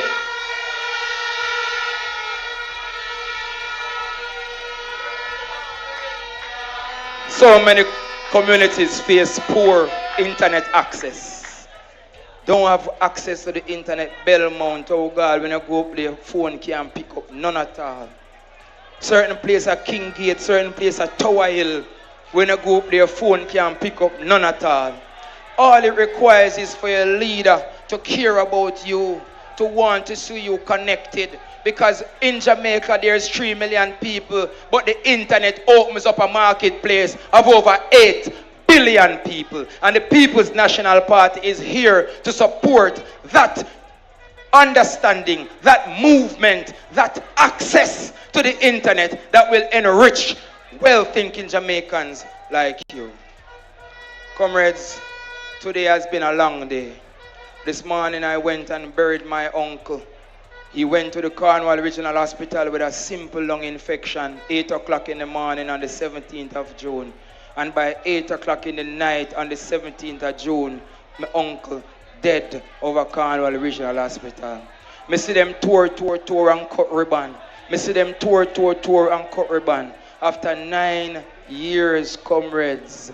After 9 years, comrades, all we have to show for the Cornwall Regional Hospital is an empty building and some ribbon for the JLP a cut. Time come, comrades, so we get rid of these uncaring leaders, comrades. We need people who believe in the development of this country, who think fast and act quick and ensure that within a year or two, if the hospital is broken, we get a ship, a hospital, and park it out of Freeport and say, all right, we are refurbish the hospital, go on the ship, go get health care. And we make sure within a year or two, the hospital is fixed and ready to serve communities, to serve the people of St. James. It's not lip service, it is action, comrades. Comrades, when I speak of urgency, I think of my own mother. Because whilst growing up, comrades, if my mother say wash the plate, she mean wash it now. She don't mean wash it when you feel like. If my mother says spread up the bed, she means spread up it now. She don't mean spread up when I feel like. Imagine my mother telling me to wash the plate. Me go down a pings, go buy a cloth, tie ribbon around the sink, cut the ribbon, and then I tell my mother, say, Mommy, see the voila, we cut ribbon, and they plate them dirty same way. What kind of nasty and caring such a leaders we have in this country, comrades? Turn up the thing, turn up the thing, turn up the thing.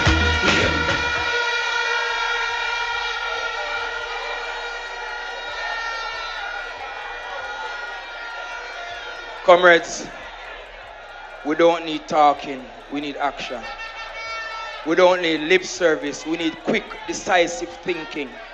We don't need people to create a facade and a mirror in front of us. We need people who understand the people who walk with the people who talk with the people who bring themselves to the level of the people so that we can understand how we create real change, comrades. St. James West Central is on its way to victory. St. James West Central is on its way to create history here in Montego Bay, because when they see how we deal with them in the polls, the Jamaica Labour Party will write up this constituency for the next 10 years, the next 20 years, the next 30 years, because a real leader has arrived and we will defeat the Labour Party here in the home of the People's National Party in St. James, Mount Salem. Big up on yourself, comrades. The time is come. A better Jamaica. Time has come for a better life. The People's National Party is ready.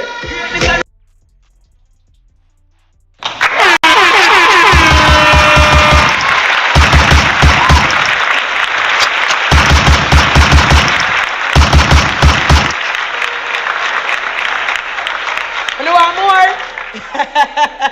You don't worry on yourself.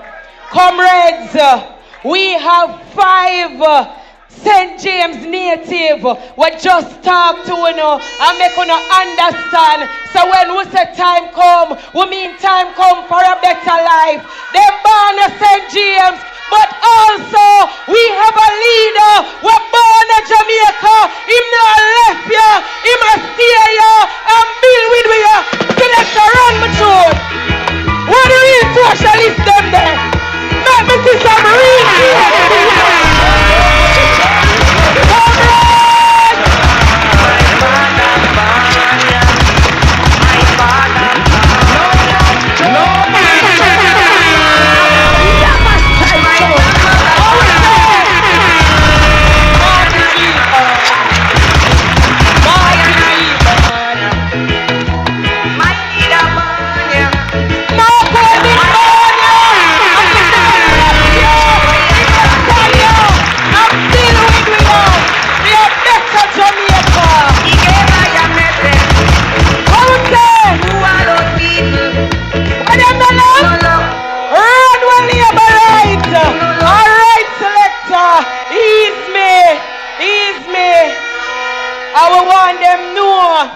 well, on the comrades, I want to big up Dr. McNeil, we just walk in.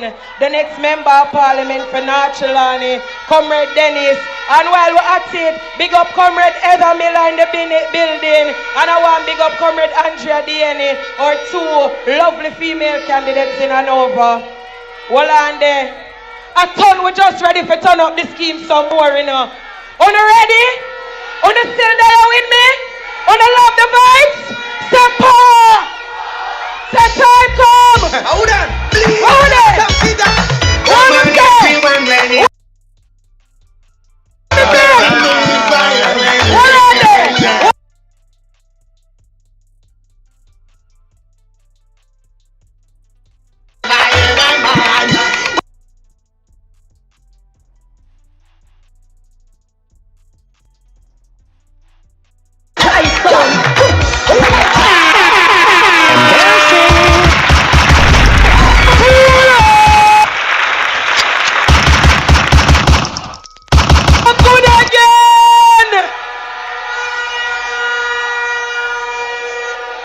want to do this and beat we.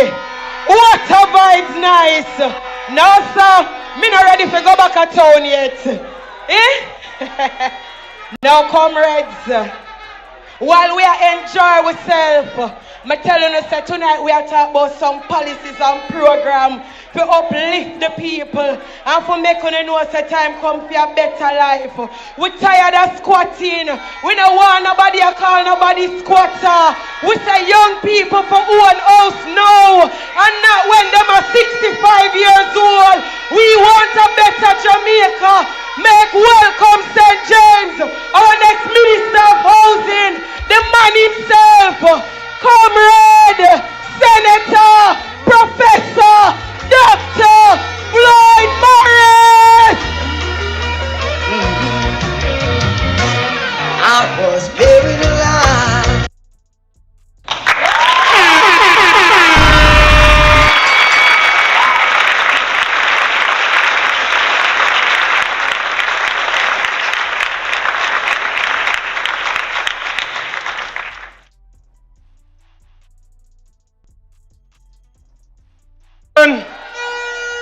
Comrade party leader, comrade general secretary, comrade candidates and warriors and foot soldiers of St. James, the word is love. Comrades, I traveled all the way from Kingston into St. James, into Mount Salem, and when I come into Mount Salem Square, and I look to the east, and I look to the west, I look to the north, and I look to the south, and PNP River come down bank to bank, comrades. Turn up the thing, turn up the thing, turn up the thing. Love of the time. If you want things to really get nice, nobody time to let you right. And we sending on a warning and a signal to the labor rights that the People's National Party are going to take over St. James once again, comrades. And comrades, I am very happy that I'm here to support the 5 outstanding candidates of the People's National Party. Comrades, in 1989, I got what many would regard as a fatal blow, in that I got blind because of glaucoma. But I never allowed that to stop me. And I decided that I was going to use education as the means of personal transformation. I went to Michael Evening College. I went to the University of the West Indies. And I completed a first degree. I completed a second degree. I completed a PhD, and now I stand here as a professor at the University of the West Indies. And comrades, I want to say to you that life in Jamaica is very hard and difficult for people with disability. I have been through the struggles. I have been through the challenges. And that is why I sat down with my leader and we say what it is that we can do to make life better for people with disabilities in Jamaica. And that is why under the visionary leadership of our leader and the next Prime Minister of Jamaica, we're gonna set up the Disability Fund. And the leader tell you that him going to start it with $1 billion so that people with disability across Jamaica can gain greater access to education, greater access to technology, and greater access to self-employment, because the People's National Party say empowerment all the time. And we are saying to you, comrades, and to all the parents of children with disabilities in here tonight and across St. James, that the time come for you to stop lock up the children with disabilities, because under the Marky G plan, we're going to empower people with disabilities right across the length and breadth of Jamaica. And comrades, we are about transformation. That is what the People's National Party is about. And that is why your caring leader has said to me, Floyd, your talent and your ability is much more than the disability that you have. And he has assigned me the portfolio of housing and sustainable living. And he said to me, your mission is to bring about policies for affordable housing for the people of Jamaica.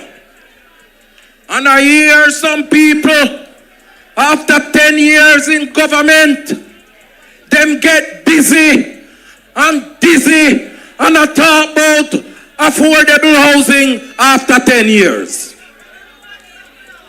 And then come and them tell we lie. Say that them build 70,000 houses when the data from the NHT shows the NHT only build 21,000 houses over the past 10 years. So them lying through them teeth because they want to convince the people of Jamaica. But we know that the people of Jamaica are not fools. And we are going to make sure that we send them the signal whenever them call the election, because they are in the garden hiding from the PNP and Marky G. And comrades, we have come up with a number of programs and policies for housing. The first thing that we're gonna do is to stop the annual extraction of the $11.4 billion from the NHT to fund the budget. And we're going to take that money and build more houses for the people of Jamaica.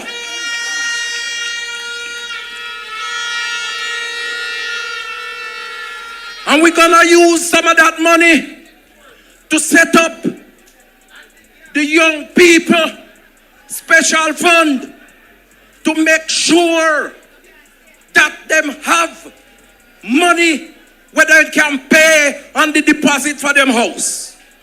And we're going to give them $500,000. We're giving them that money to pay on the deposit for their houses, and 10,000 young people will benefit from that scheme over a 5-year period. And I say glory to Marky G and the PNP.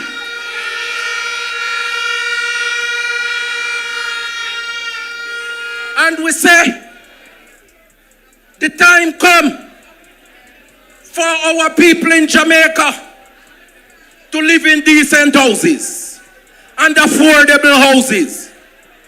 The majority of people in Jamaica can buy the $20 million and $30 million and $40 million houses that Andrew Holness and him government build. And so we are going to be building 50,000 houses over a 5-year period. And when we build those houses, we're not going to make the people who purchase those houses pay for the land portion of the houses. So what is going to happen is that every homeowner going to get at least $3 million discount on the houses and get immediate equity in the houses that they own under the Market G housing plan. This is the land of my birth. I said this is the land of my birth. I said this is Jamaica, my Jamaica. And we say, I go in West Central with my friend Dr. Hart, and I went down south with Comrade Burchell, my sister, and I've conversed with my senator colleague and friend, Senator Janice Allen, and I had recent dialogue with my Bonononos Comrade Mignat, and we go and make sure that in their constituency, all of them have at least 500 houses built in their constituency. And Comrade Leader, Mr. the one Alan Bernard, I look for me and say, how Comrade Floyd no call me name, and me and him a friend from long time. And I said to Comrade Alan Bernard, me not feel look upon you to see you, because you will be getting at least 500 of the affordable houses in Northwest St. James.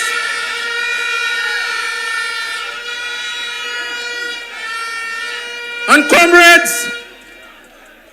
comrades, we have said that when we build those houses, the hairdressers, the barbers, the taxi drivers, and those individuals who don't get a monthly pay slip, we are going to provide them with an opportunity to own their homes through the rent-to-own initiative. And after a period of time, 6 months, we are going to convert that arrangement into mortgage, because the PNP believe that the people of Jamaica must own them own house, because it's better to own your house than to pay rent, my comrades. And then, comrades, we are going to roll out the Portia Initiative, what we call the program for the orderly renewal and transformation of infrastructure in all areas. We're gonna be tearing down the zinc fences and building up concrete walls and chain link fences. We're gonna complete the Operation Pride developments right across Jamaica. And I want to say to the people living in Operation Pride scheme that if the PNP don't come back into power and implement and complete those developments, nobody else will. Because the Labour Party has been in power for 10 years and they don't turn a blind eye to those Operation Pride schemes. And so I was in Anchovy, and I said to the people of Anchovy that within the first year of us coming into power, your titles will be there for you. I said to the people of retirement that have visited with Andre Horton, you don't have to worry, because your titles will be there for you. I said to the people of Central St. James, don't you worry, because Janice Allen has made strong representation for you to get your titles when the People's National Party comes into power. Comrade Mignat and Comrade Bernard have done the same, and we are going to empower the people by giving them the title for the land that they occupy currently. And comrades, under the Portia Initiative, I tell you that we're going to improve sidewalks right across the length and breadth of Jamaica and in particular in Montego Bay, because Montego Bay is the lead tourist capital in Jamaica. And whilst we're going to improve the sidewalks first for the people of Jamaica with disabilities and senior citizens, we're going to make sure that we put the city in such a way that we can invite tourists from overseas to come and see this blessed land of Jamaica. Because when you talk about the purple pound, you're talking about $270 billion. And we want to tap into that tourist market, and we have to fix up the place and make it accessible for people with disabilities. So comrades, we're putting together a number of realistic plans. We have said to you that in addition to you not paying for the land portion of the houses that you will get, we are going to make sure we reduce the time frame that you can claim for the lands that you occupy where is owned by the Crown. And we're moving it from 60 years to 25 years, and hundreds of thousands of Jamaicans who currently occupy Crown land will get the titles for their property under our People's National Party government led by Mark Jefferson Golding. So comrades, we are marching on to victory. I see the victory. I smell the victory, and I know that the people of Jamaica is going to give the People's National Party that victory whenever the coward man call the election. I say to the people of St. James, stand firm, stand up for progress, stand up for the People's National Party, and stand up for Marky G as the next Prime Minister of Jamaica. God bless your comrades.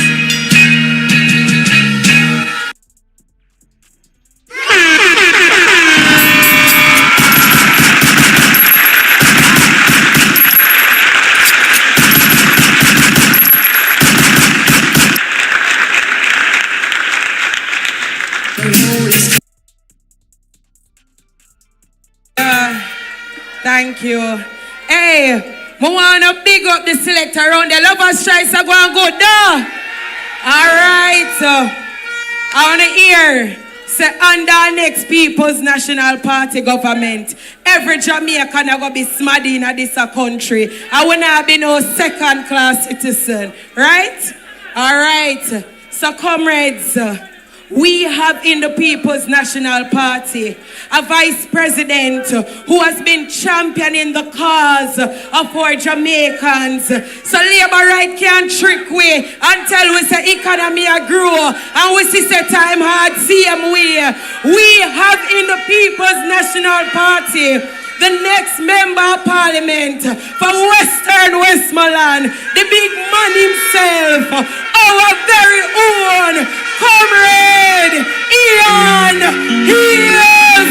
Let us hear it for him.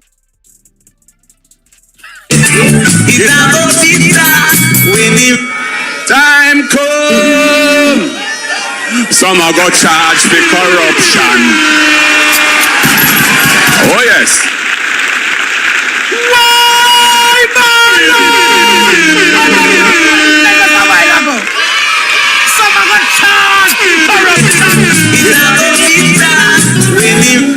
Time come.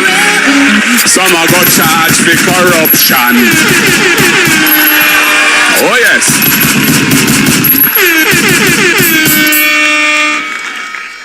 Party leader and next Prime Minister of Jamaica, Mark Jefferson Golding.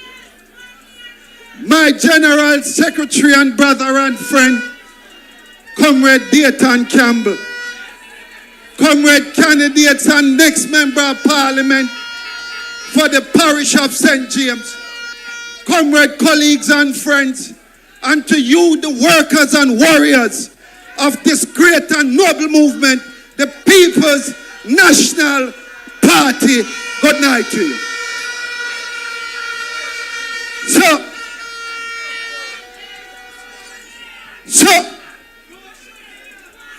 I speak on water. But the General Secretary said to me tonight, sir, I must prosecute a case. I'm not a lawyer, but I'm a village lawyer. I want you to follow me.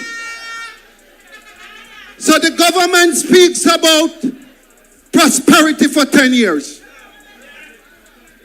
And I'm going to show you a case tonight, whereas there not been one prosperity for you, the people of Jamaica, land we love. So party leader, they said the birth rate is down. Shamila, want you draw for the M family for me? Draw for the M family, the baby milk. The M family in 2016 under prosperity, when it started, was $1,500. Today in 2025, $2,765 for prosperity M family milk.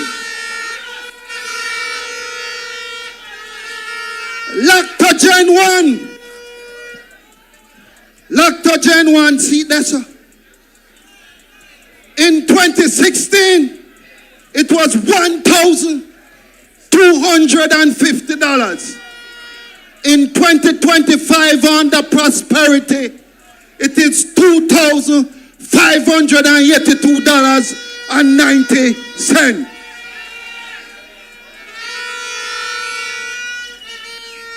Party leader, hug his diaper.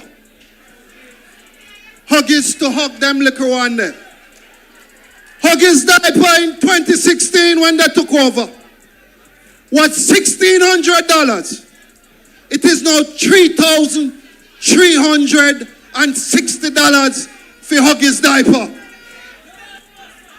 And comrades, for those of you who have a loved one at home who wear the adult diaper, for those of you who have a loved one at home who wears the adult diaper that is sick, in 2016, the adult diaper was for $1,700. In 2025, under prosperity, the same diaper is for $3,800.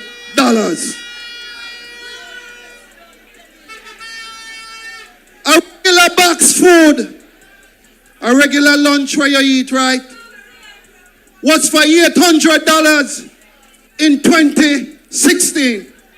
That same box food is for now $1,600.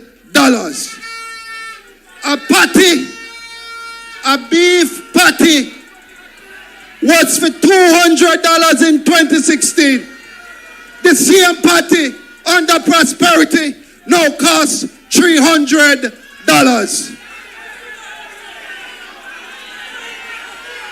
Lord, Jesus, hold on.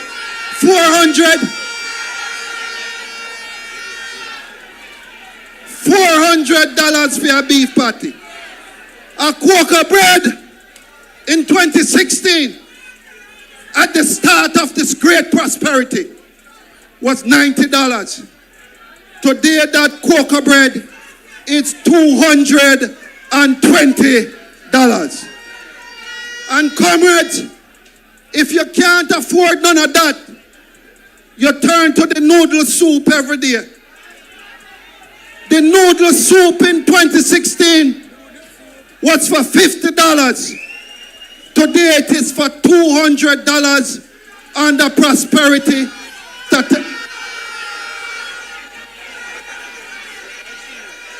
At $300, prosperity done with in this country. Prosperity done with in this country. Comrades, and if you can't afford the lunch and headache call you, you're going to run for your Panadol. Looking at the box there, if you see the Panadol. If you can't buy lunch under prosperity and hungry hole you, you're going to have to buy the Panadol.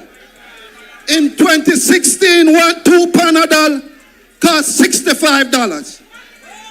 In $150 now for 2 Panadol. And if you don't like Panadol, Comrade Andrea, and you like Cetamol.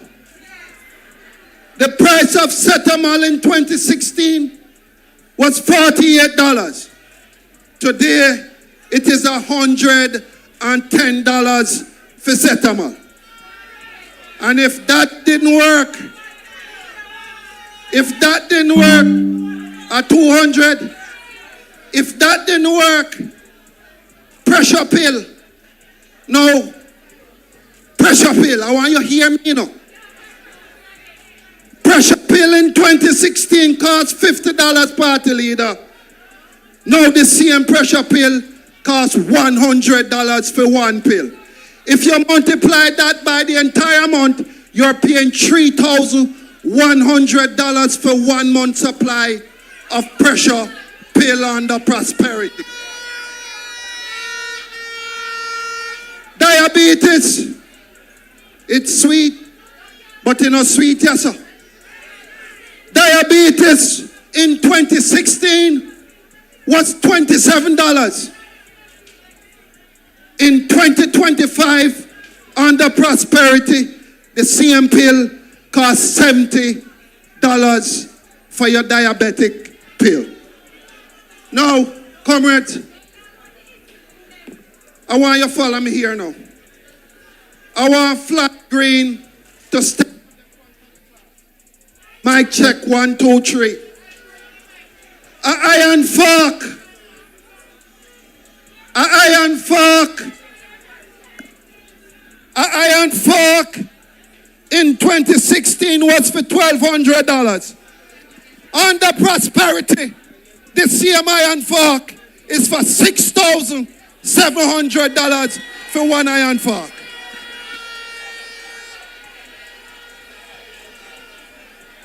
Spade. A spade in 2016 was for $900. Was for $900. In 2025, this same spade costs $4,900 for a spade. Check 2. Embarrassing. He needs some milk. When I mention this one, I want you to hear me when I mention this one. A lot of you have board house. A lot of you have board house. I grew up in a board house myself. A siding board. A siding board. A siding board. A siding board in 2016. $1,450.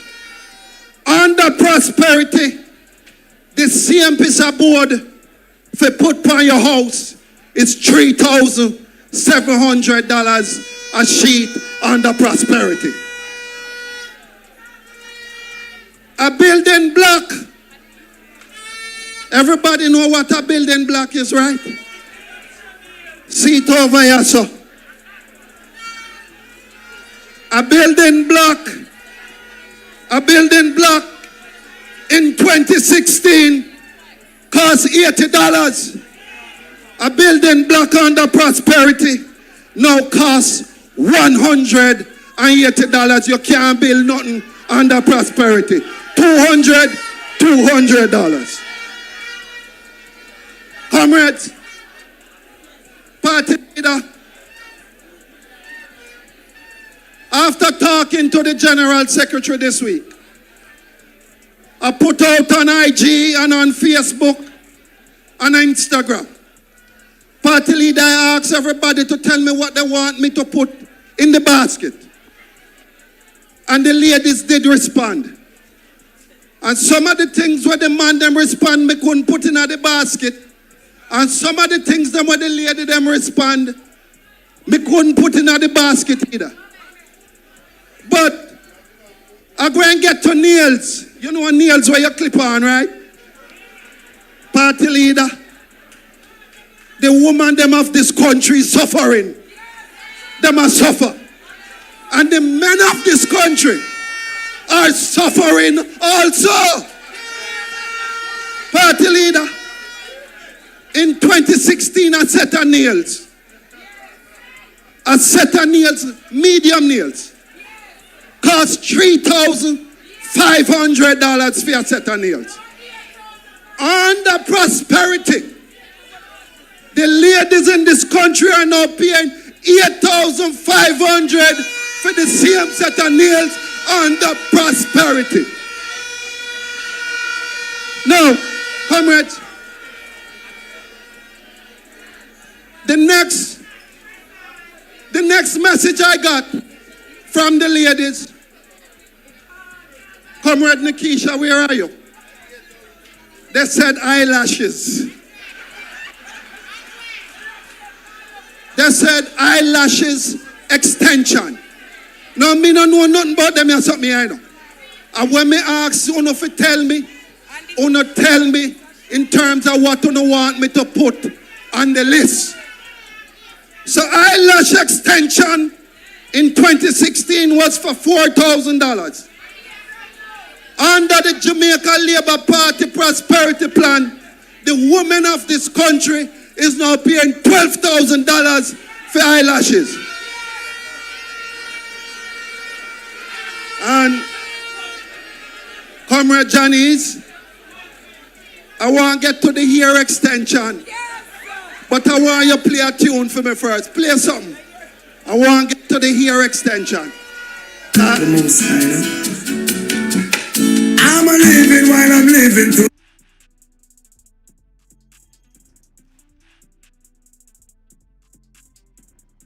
Let we have to pay. All I see. So, if you wear it and you buy it, it is yours, you're born with it. If you wear it and you buy it, it is yours, you're born with it.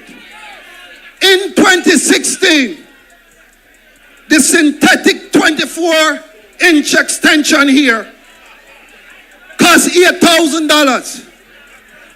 In 2025 under prosperity, it is now cost $25,000 for the synthetic hair extension. Now I'm going to the human hair next. Me not finish yet. Me not finish yet. Put on that. Hold it up. Me not finish yet. Me not touch the human one yet. Because I know all the PNP ladies is only human hair that you wear. Bop, bop, bop, bop, bop. Really get nice. Turn up the thing. Turn up the thing. Turn up the thing. So, I like to feel human hair, you know. So I'm going to say this now.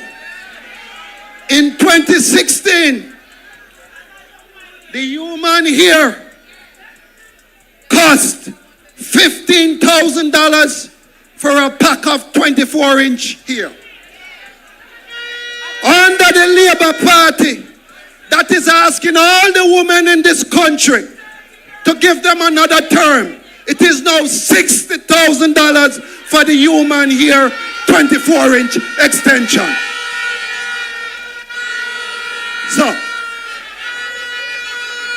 So, comrades, I started off by saying to you, I am not an attorney. I am not an attorney. Or the cylinder gas, that you want here.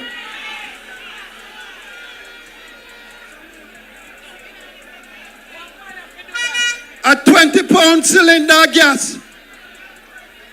A lot of you, if you don't use wood fire, you buy a 20-pound and coal.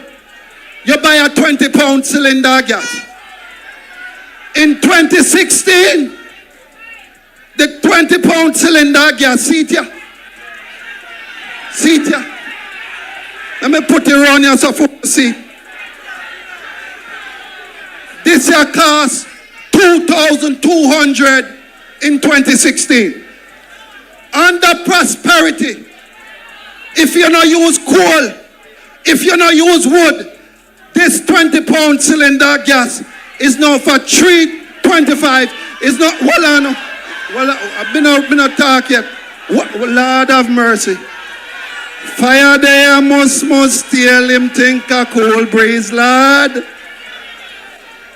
Under prosperity, this 25-pound cylinder gas is now for $4,000 under prosperity. Comrades, 5,000, 5,500. Leader, you have to hurry up, come take over as Prime Minister of this country. Time come. Time come for the People's National Party. Comrades, I will close tonight. And I say that the ordinary Jamaican under prosperity, there is no prosperity. The gap between the have and the have-nots have got no wider. You don't see no prosperity because you can't hold it for eat it. You can't hold prosperity to do anything with it because you have not.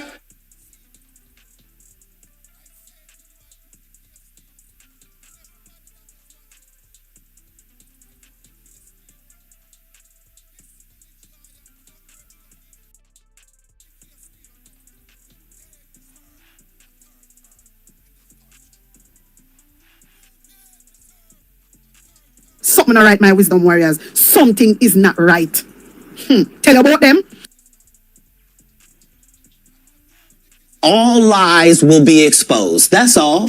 And anyone who takes that the wrong way, know why they take it the wrong way.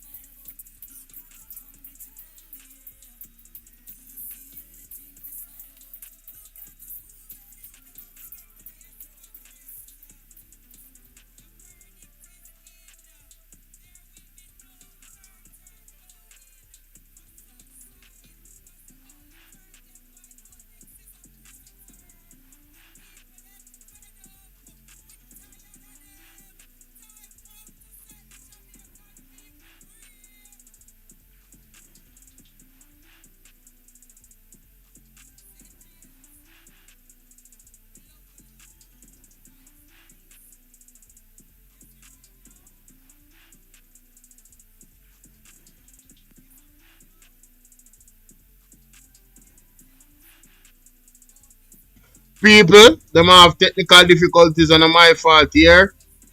Yeah, man, and my fault. Just they couldn't know that. Me day I wonder walk one, the sound just gone.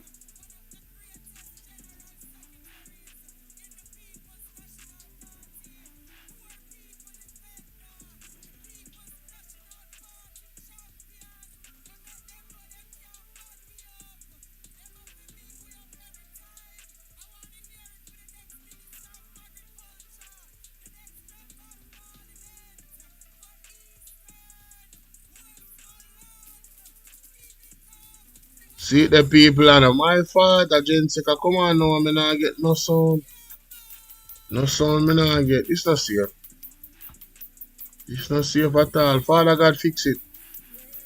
Fix it, Father God. Fix it. So what going on, so? How can I sabotage this? When the thing I get spicy, this don't look good. Look like I'm going to do a live and wine and cover this apart. So this is going right now. Come like a sabotage. You want to hear from the gent second? Talk to me now, man. How we go?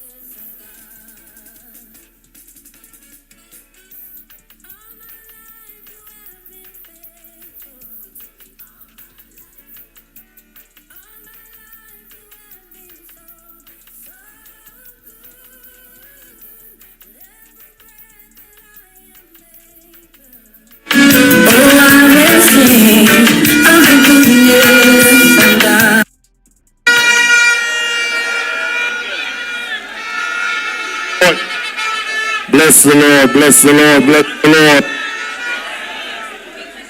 Bless the Lord, O my soul, and all that is within thee. Bless his holy name.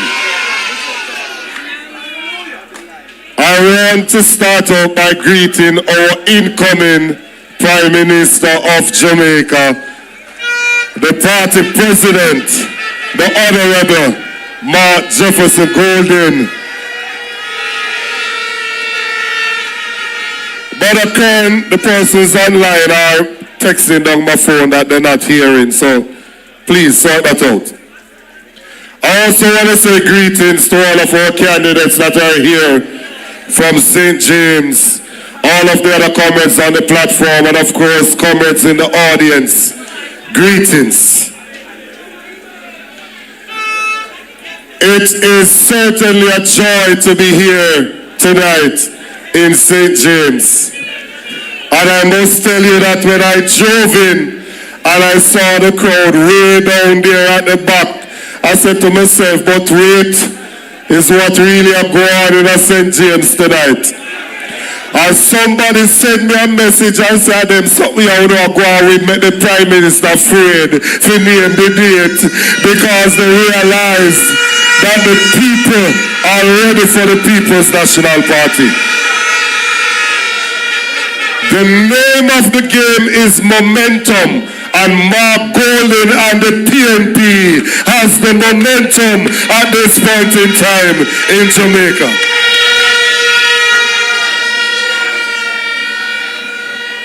I have assigned myself in the campaign to correct some things with the other people them are saying. Embarrassing. Me appoint myself because me not afraid of none of them.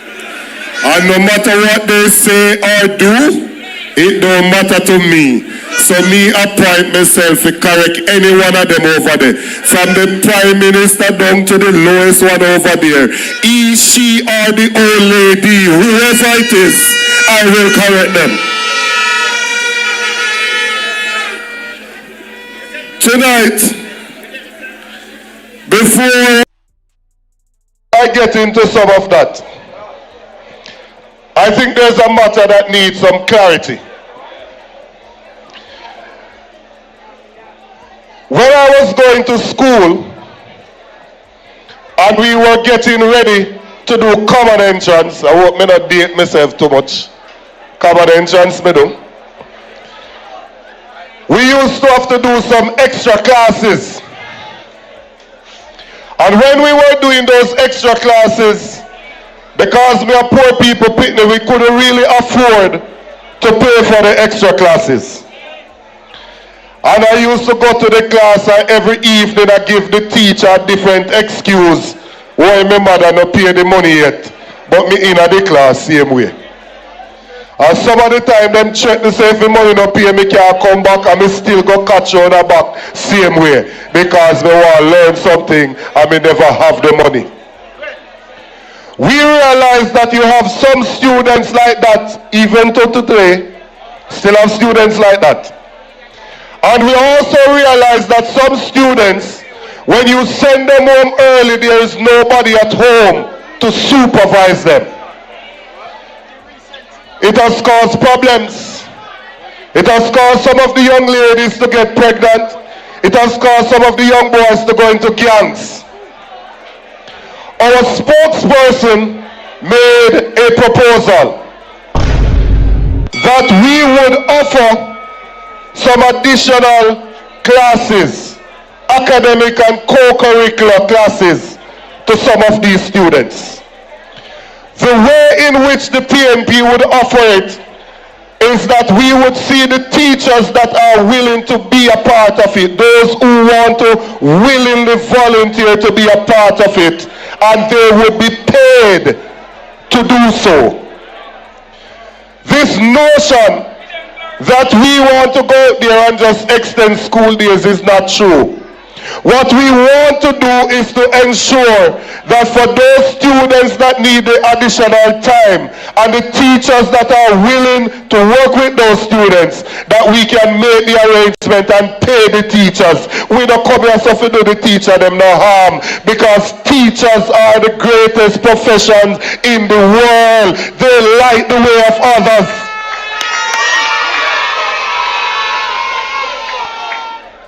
So now we deal with that look about today. I feel tonight that when I listen to the labor right them, I get the impression like it's a father who run well left the pitney with the mother.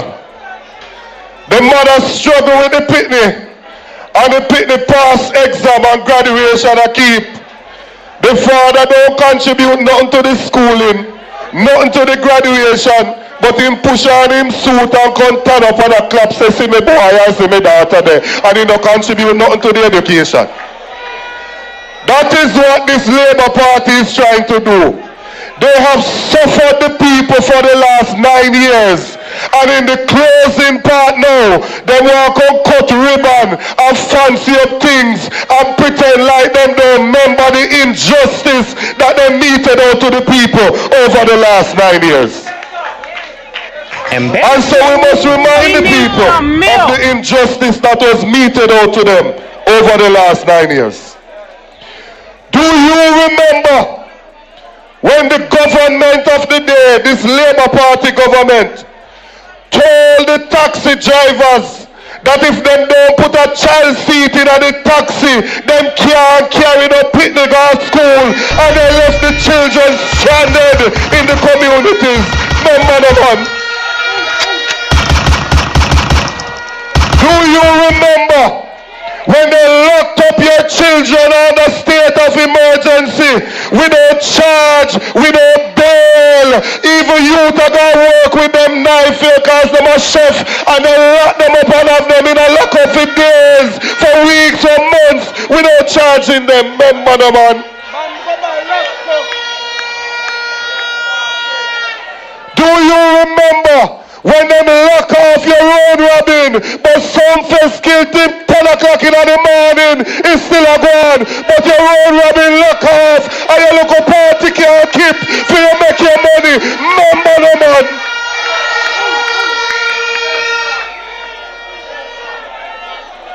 Do you remember when they went over Portmore and take bulldozer and lit them poor people house, cause them say criminals them be, and all them over there sell land illegally? Remember the man?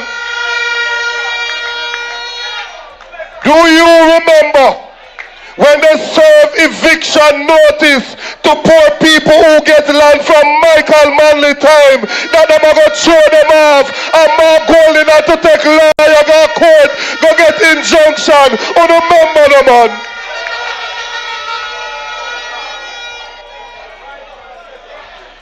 Do you remember when they gave themselves 300% increase in pay and gave the public sector workers 20%? Oh, remember the man? Do you remember in a COVID when them lock you out and catch you up on the road and say you break curfew and fine you $200,000 and $250,000 while fly green and pop champagne, and I talk about no movement there? Oh, remember the man?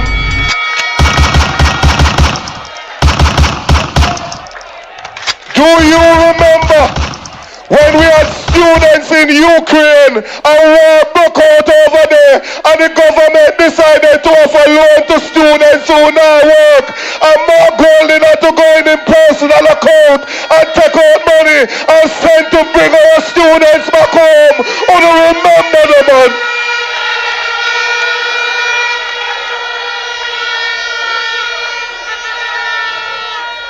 Do you remember when our loved ones who go out there and work so them can make them family better by working on ship, that when those ship came into the harbor, they tell them so they can't come off and carry them all around the world? Oh, do you remember the man?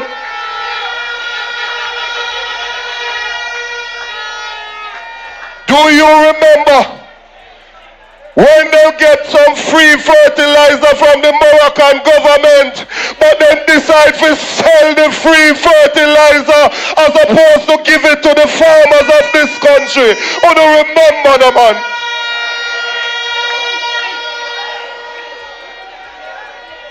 Do you remember when they spent millions to rent buildings for the tax for TAJ, and they don't occupy those buildings until today? Me want to remember. Do you remember when they came to us and told us that it would take $2 billion to fix Cornwall Regional Hospital, and now it gone over $20 billion, and they can cut a ribbon just for an administrative building, but no operating theater, no one, no nothing. Oh, do remember now?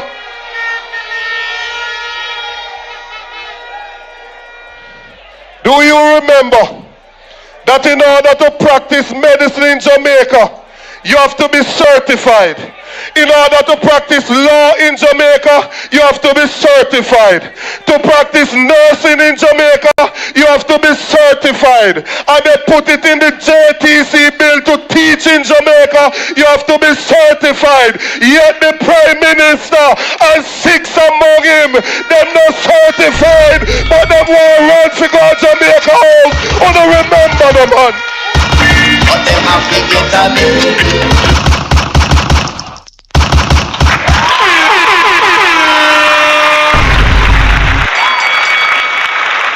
No. They look cutting a ribbon right here now. Now I go change all of them something there. You can drive around with the big yellow school bus all you want. You now go change all of them there something there, man. Because we remember the atrocities that were committed against the people of this country. Now that we get down to the business end of the thing, and time come for him call the election, I want to ask you if you remember one final thing. Do you remember that in 2020, Andrew Wallace called the election 6 months before the due date, but now him a run, now him a hide, because him realize that when him call it, him a go get a beating, him must get a beating, him have to get a beating. But them have to get a beating.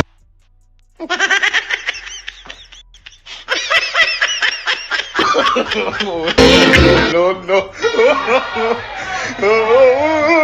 I want to tell you this from Mount Salem in St. James. I am confident, I believe it in my heart, and I see it with my brain functions.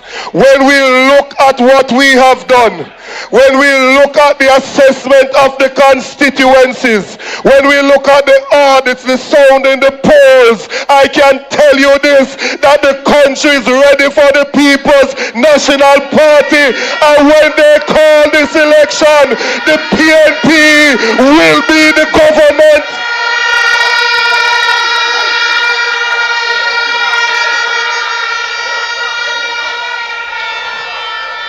They want to turn our little thing into a little gimmicks thing. So them come to say them have a problem with the general. And let me tell you, they go like them artists there. Stage. Let me tell you this. Them like them have a problem with the general. Now hold on a second. Mark Golding and my general and my G. No labor right to Mark Golding thing. No labor right can step to Mark Golding and violate him. None of that, no day. The trivialities that they want to bring up. When them get on platform and say them have problems, what are the problems that them say them have? Them say them have a problem because him complexion lighter than the rest of we. We have a motto in Jamaica that says, out of many, one people. Me no care if you're black or white or brown or yellow or purple. What I care about is how you deal with people. And Mark Golding is an individual that loves people.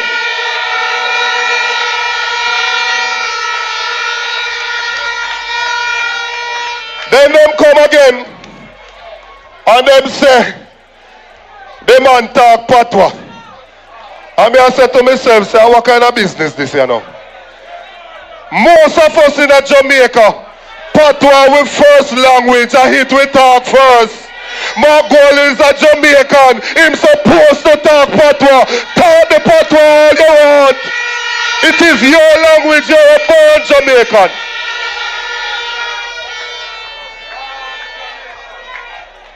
Then them come and they make up a little story. Same no born here. Feelings them I carry from Edward Siaga time, you know. Feelings, feelings, feelings. Because Edward Siaga born a Boston. They might try come back with a little thing now because the 18 years still upon them.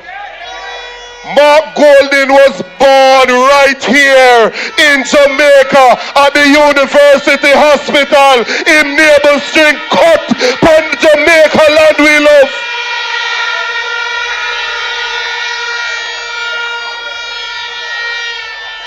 They are so desperate that they built their entire campaign around this nationality. Why you think them come with the local slogan where them are go around with? Them build them campaign not around the people, not about what they're going to do for the people. They built an entire campaign about the same man where they say couldn't beat them. Oh, look at us now. They're running scared of the same man that they used to mock.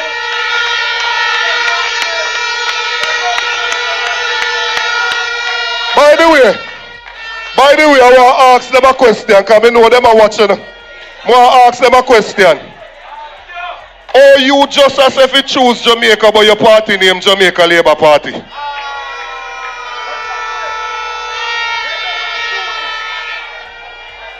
The party name Jamaica Labour Party. If I just know you ask if you choose Jamaica. Labour wrong their name. Let me tell you about your leader. If Damien did there, I would have said, if you're not talk about your pedigree, people will treat you like a mongrel. So we are going to talk about our pedigree tonight. Few years ago, when a youth a smoke a spliff, police used to lock him up. He used to get a criminal record. That means he couldn't get a farm work card. He couldn't get no work with government. They lock up a youth named Mario Dean. And they beat him whilst he was in lockup.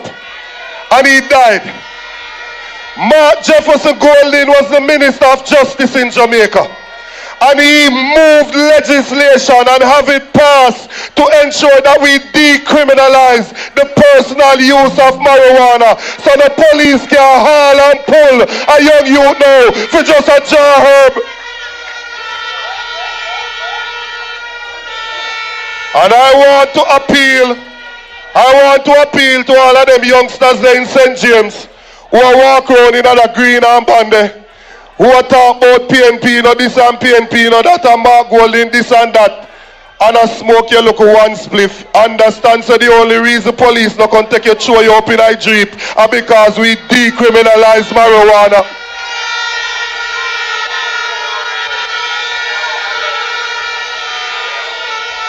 We went further to expunge your record, which is the fancy way of saying to remove it from your record. And once that is removed, you can get farm work opportunities now. You can get opportunities to work. Your life has been restarted. You have been given a new chance. That is because Mark Jefferson Golding is a social justice champion. In his 4 years as Minister of Justice, He passed over 120 pieces of legislation in the Parliament. Understand that the main reason why you vote for somebody is for them to be a legislator, for them to go to Parliament, pass new laws, amend laws where they're there, and repeal the one them when they're supposed to be there. In his 4 years, over 120 pieces of legislation. This government has been there for 9 years and all now them can't reach the number of legislation we're doing in 4 years. We are talking about the best legislator in the Parliament of the land, Mark Jefferson Golden.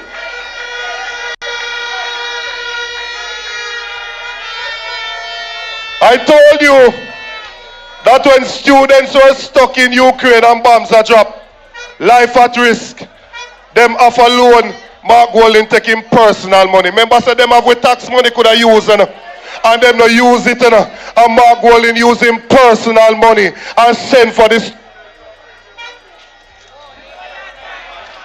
Check. And send for the students and bring them back home. We are talking about a caring leader. To all of the people in St. James who own some piece of land, and there are over 700,000 persons like that, who them call squatter in the country of your birth.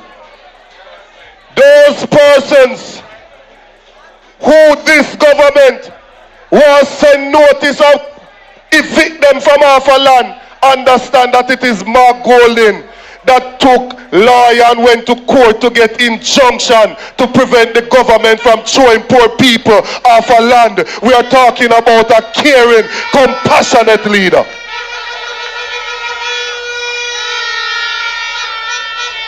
You have some people coming in politics and them try marry to somebody who them think can elevate them. Them try marry to somebody who them think can make them in a power couple who can this and who can that. 30 odd years ago, Mark Golden went into Augustown, found himself a nice princess, married her and made her his wife, and is still in love with him, one woman. Up to today, we are talking about a committed family man.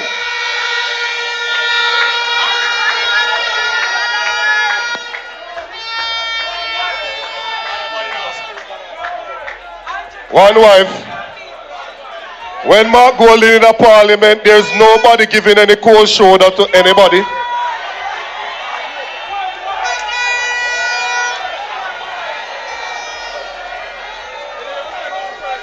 No. No. I want for you, comrades, to make welcome and receive the President of the People's National Party, the Prime Minister incoming in Jamaica, Mark Jefferson Golden. Take his microphone.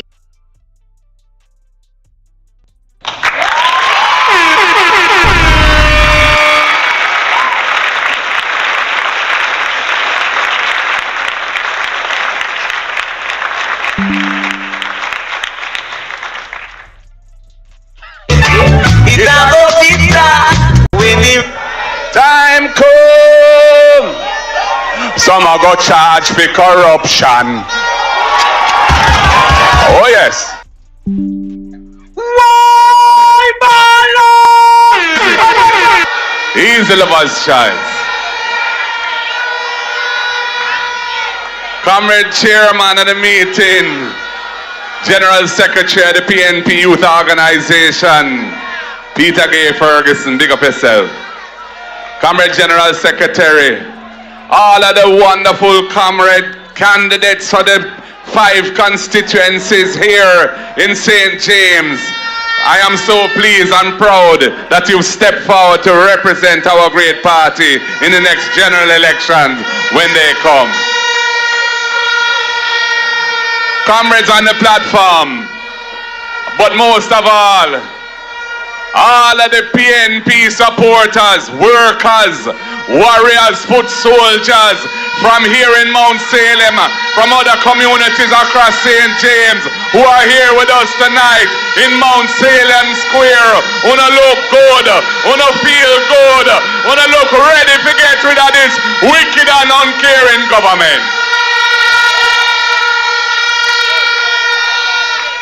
So I say, good night, St. James, the second city, the heart of tourism, the birthplace of Samuel Daddy Sharp, a great national hero of this country. I stand before you tonight, not just as the president of the People's National Party. I stand before you as a Jamaican, born here, grow here, work here, married here, live here, pity them there, grandpity them there, and me nah left here.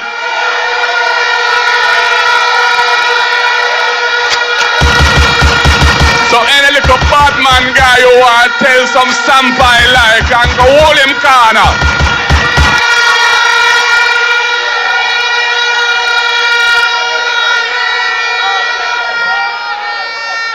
I stand before you as a Jamaican man who believes that this country is greater than what we've been asked to accept. We are better than the broken health system where Cornwall Regional Hospital has been under repair for years, burning through billions and billions of taxpayers' dollars, while the people of St. James and Western Jamaica are still without proper health care. It is a disgrace, and there has been no accountability for the worst situation in health care ever in the history of the country. We are better, Jamaica, than the dirty cities that we have to live in, where garbage piles up, where traffic has no order, where street lights don't work, and where raw sewage often runs in the road for people having to be hop, skipping and jumping to avoid it. We are better than the heavy burden of the cost of living that the people have been carrying. And Comrade Ian Hales, Vice President, took you through a comparison of the prices of so many essential basic items, and you can see that prosperity is an illusion. There is no prosperity, there is sufferation and hardship and frustration, and that is why there is no third term loading. There will be no third term. There will be a new term for the People's National Party, because Jamaica wants change.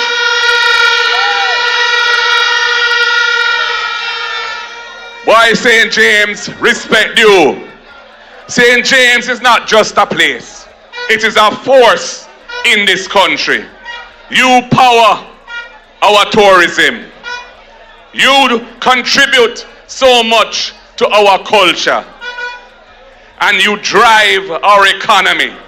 But I know that often you feel like you are treated as an afterthought. And that must end. Because Jamaica, time come for leadership that delivers with purpose. Time come for a government that serves with integrity. I want a Jamaica where a child in Norwood or in Mount Salem or King Street has just as much chance to achieve their dreams as a child in Iron Shore or in Cherry Gardens in Kingston. I want a Jamaica where the people of Granville, of Bogue, of Antwerp, of Gatadupa have hospital where the healing of the sick takes place. Schools where all our children learn to read and write and to handle numbers. And communities that thrive in a spirit of togetherness and progress. I want a Jamaica where the garbage is collected and the roads are maintained.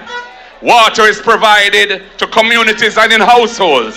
and public services are reliable and affordable for the people.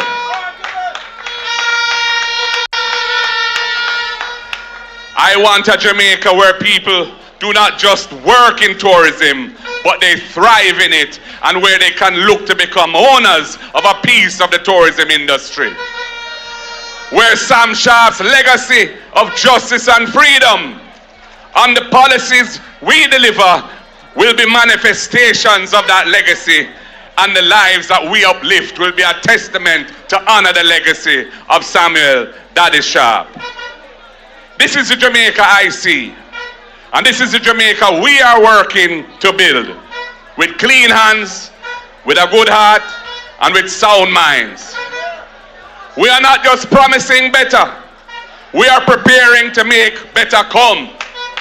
That is why we are giving St. James 5 brilliant, capable young leaders, men and women who are ready to serve, ready to work, and ready to walk with the people every step of the way to progress.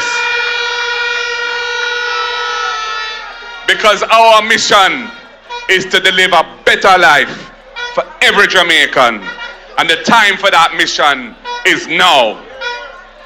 Comrades, I want to say a few words before I go any further on an issue which came to my attention today.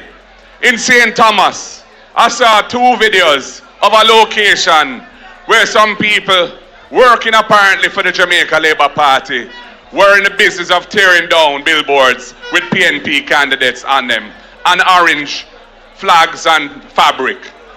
And I said, let me report this to the Commissioner of Police, and I did. Because we do not want this to get out of hand. Those things can't vote. We know that when the trumpet sound and the election is called, the people of Jamaica are going to deliver a resounding victory for the People's National Party. So we don't want to react in anger to any form of provocation, my people.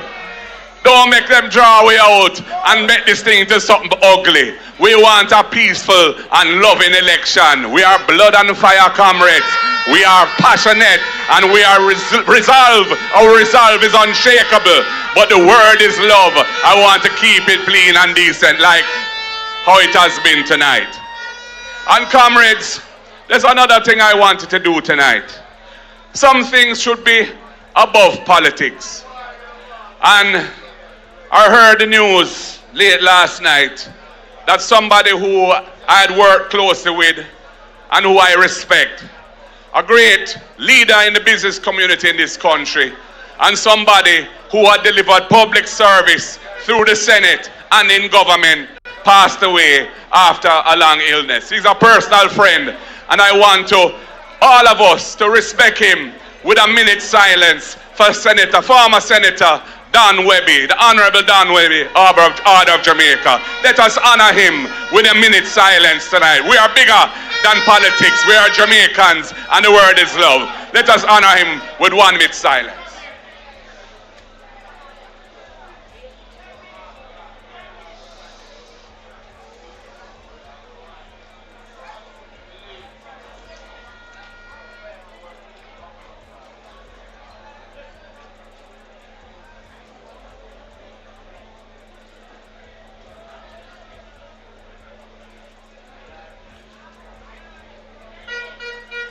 May his soul rest in peace and light perpetually shine upon him.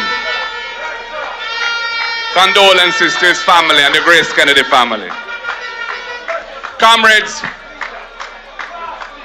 we are approaching the prospect of government with a series of policies and programs which are designed to make life better for all Jamaicans, to tackle the real issues that the country faces. When I think about the issue of land, I know here in St. James there are many families living on land for many, many years, and they don't have security of tenure, they don't have no title. They are held back by land law that was crafted in colonial times as part of the evolution out of the days of slavery, which Sam Sharp and the other heroes fought against. Time come to modify those laws to empower our people so they can become owners instead of what some people call squatters. The next People's National Party is going to have a positive program of restoring ownership to the people using the lands that government own, where they have occupied those lands for at least 25 years. And they will get their titles. And furthermore, if they haven't made 25 years but they want to buy, we will enter into arrangements for them to buy on terms that they can afford, because we want the people of Jamaica to be empowered by owning a piece of the rock. And this is going to affect hundreds of thousands of Jamaicans, not only here in St. James, but all across the country. It is why our housing policy is focused on delivering affordable houses to the people. We have had many houses built in this country over the last 9 years, but the vast majority of those houses are out of reach of ordinary Jamaicans. They cannot afford those houses. Young Jamaicans who go through school and do well, some of them get to university and get a degree, they get a job, but they can't afford houses that are selling for the 20s and 30s and $40 million. We are going to build 50,000 affordable houses. We're going to do it on lands that are publicly owned lands but are not suitable for agriculture. And we are not going to include the value of the land in the price of the house. So you will get it at a good discount of $2 to $3 million, courtesy of the progressive policies of the People's National Party. We are going to restore the National Housing Trust to its proper mission. So all those young Jamaicans who want to own a home and are struggling and can't do it because they can't find the money to cover the deposit, we are establishing the Young Persons Deposit Fund in the National Housing Trust. $1 billion, which we will restore to $1 billion every year. And they will get a grant. That is money that you don't have to pay back. They will get a grant towards paying down on a house. Anyone up to 35 years who's been contributing to the fund for at least 2 years will qualify for that grant, and they will step up onto the ladder of ownership and will start to live the Jamaican dream. We have the First in Family program for young people. I have seen so many cases of brilliant young Jamaicans, did well in school, studied hard, got a raft of subjects at CXC, keep themselves out of trouble, want to pursue tertiary education in university or college, but the parents can't cross it and they don't get to go. And we are saying, if you are the first person in your family to qualify for tertiary institution education, university or college, the People's National Party will ensure that you get to go with a full scholarship so you can step up in life. And we expect you to pay it forward and lift your brothers and sisters forward with you, because we want to stop poverty moving from one generation to the next. We want to help our farmers to move to the next level in agriculture. Agriculture is around 9% of GDP. Jamaica has tremendous competitive advantage in many of the crops that we produce because it's of the finest quality. Whether it be the cocoa, whether it be the ginger, whether it be the yam, whether it be the Sea Island cotton, or whether it be the good ganja. We intend to establish the Agricultural Development Fund using a portion of the revenue that is charged on imported foods, which have expanded dramatically under this government, because so much more food is being imported than when we were last in government.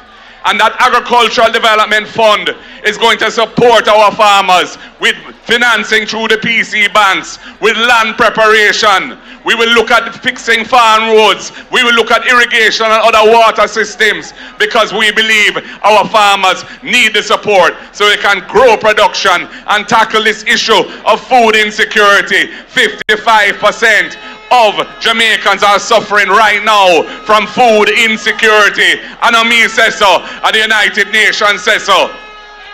And that is why we have the Ease and the Ride programs, because we realize children are missing school, and that is contributing to the poor performance for so many of the children in primary school.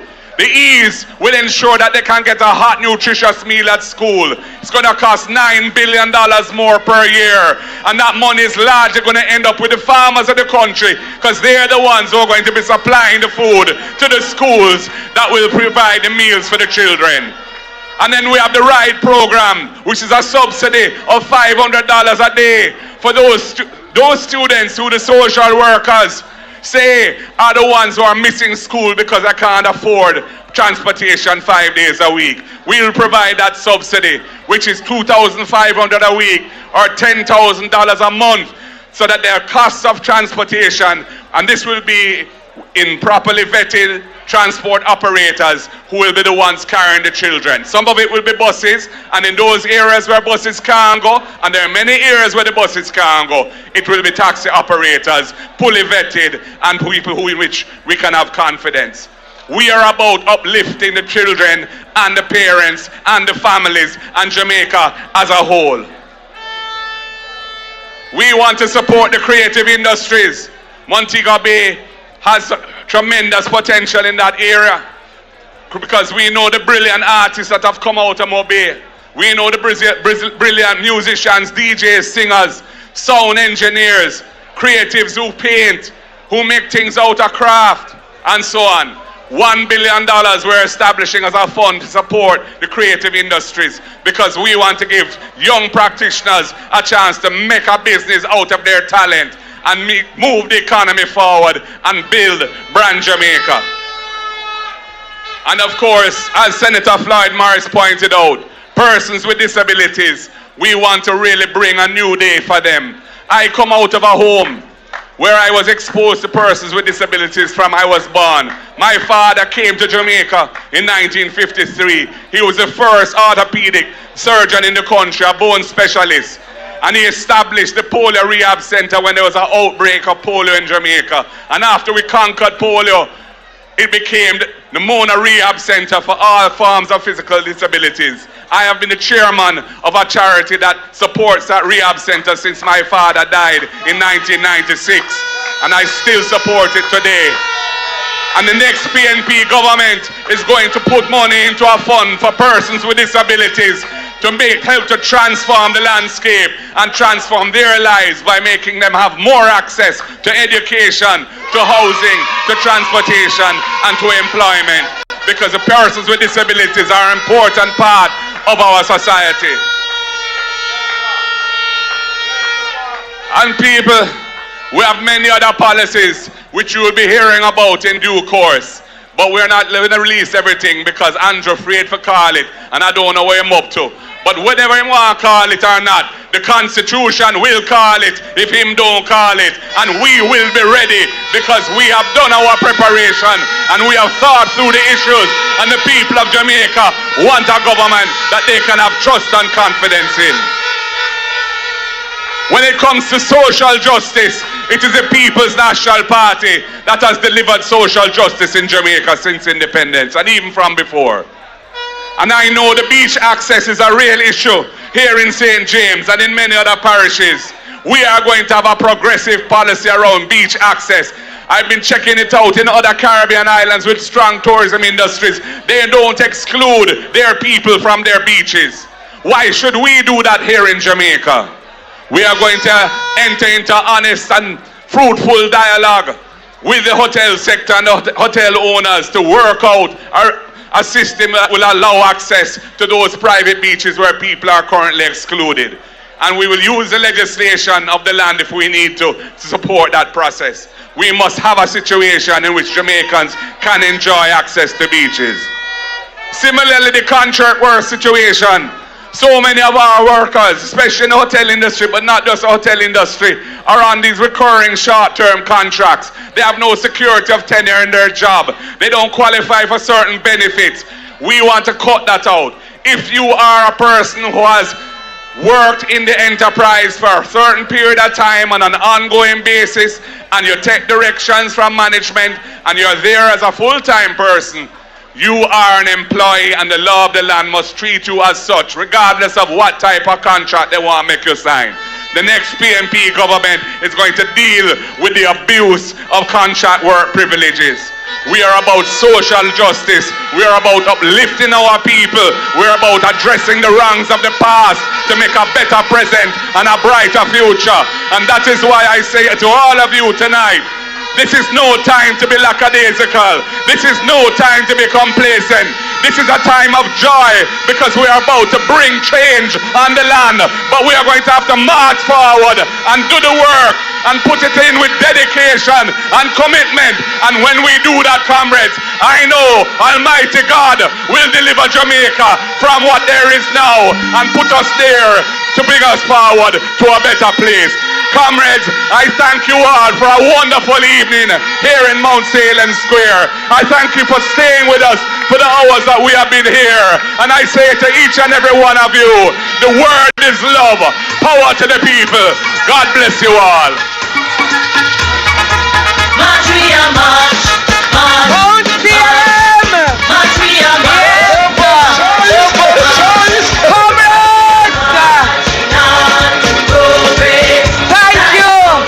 Thank you for staying with us.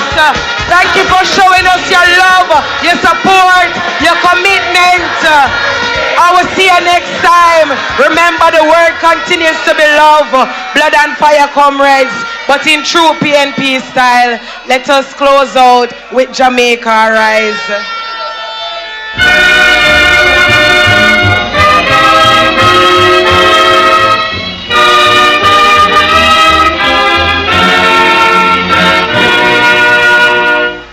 The trumpet has sounded, my countrymen all, so awake from your slumber. People, big up on yourselves, yeah? Yeah, me have to run, guys. I get late. I'm still up on the road. You know when I time. Yeah, man, I'm out. See? Thanks for watching. Thanks for hitting the like button. Alright? Big up on yourself. Winifred, Flash DJ, Fat W. You know what I mean? All the ladies that are watching our bushes. Sassy, 81. You know what I mean? Everybody will pass through. Don't big up on yourself, alright?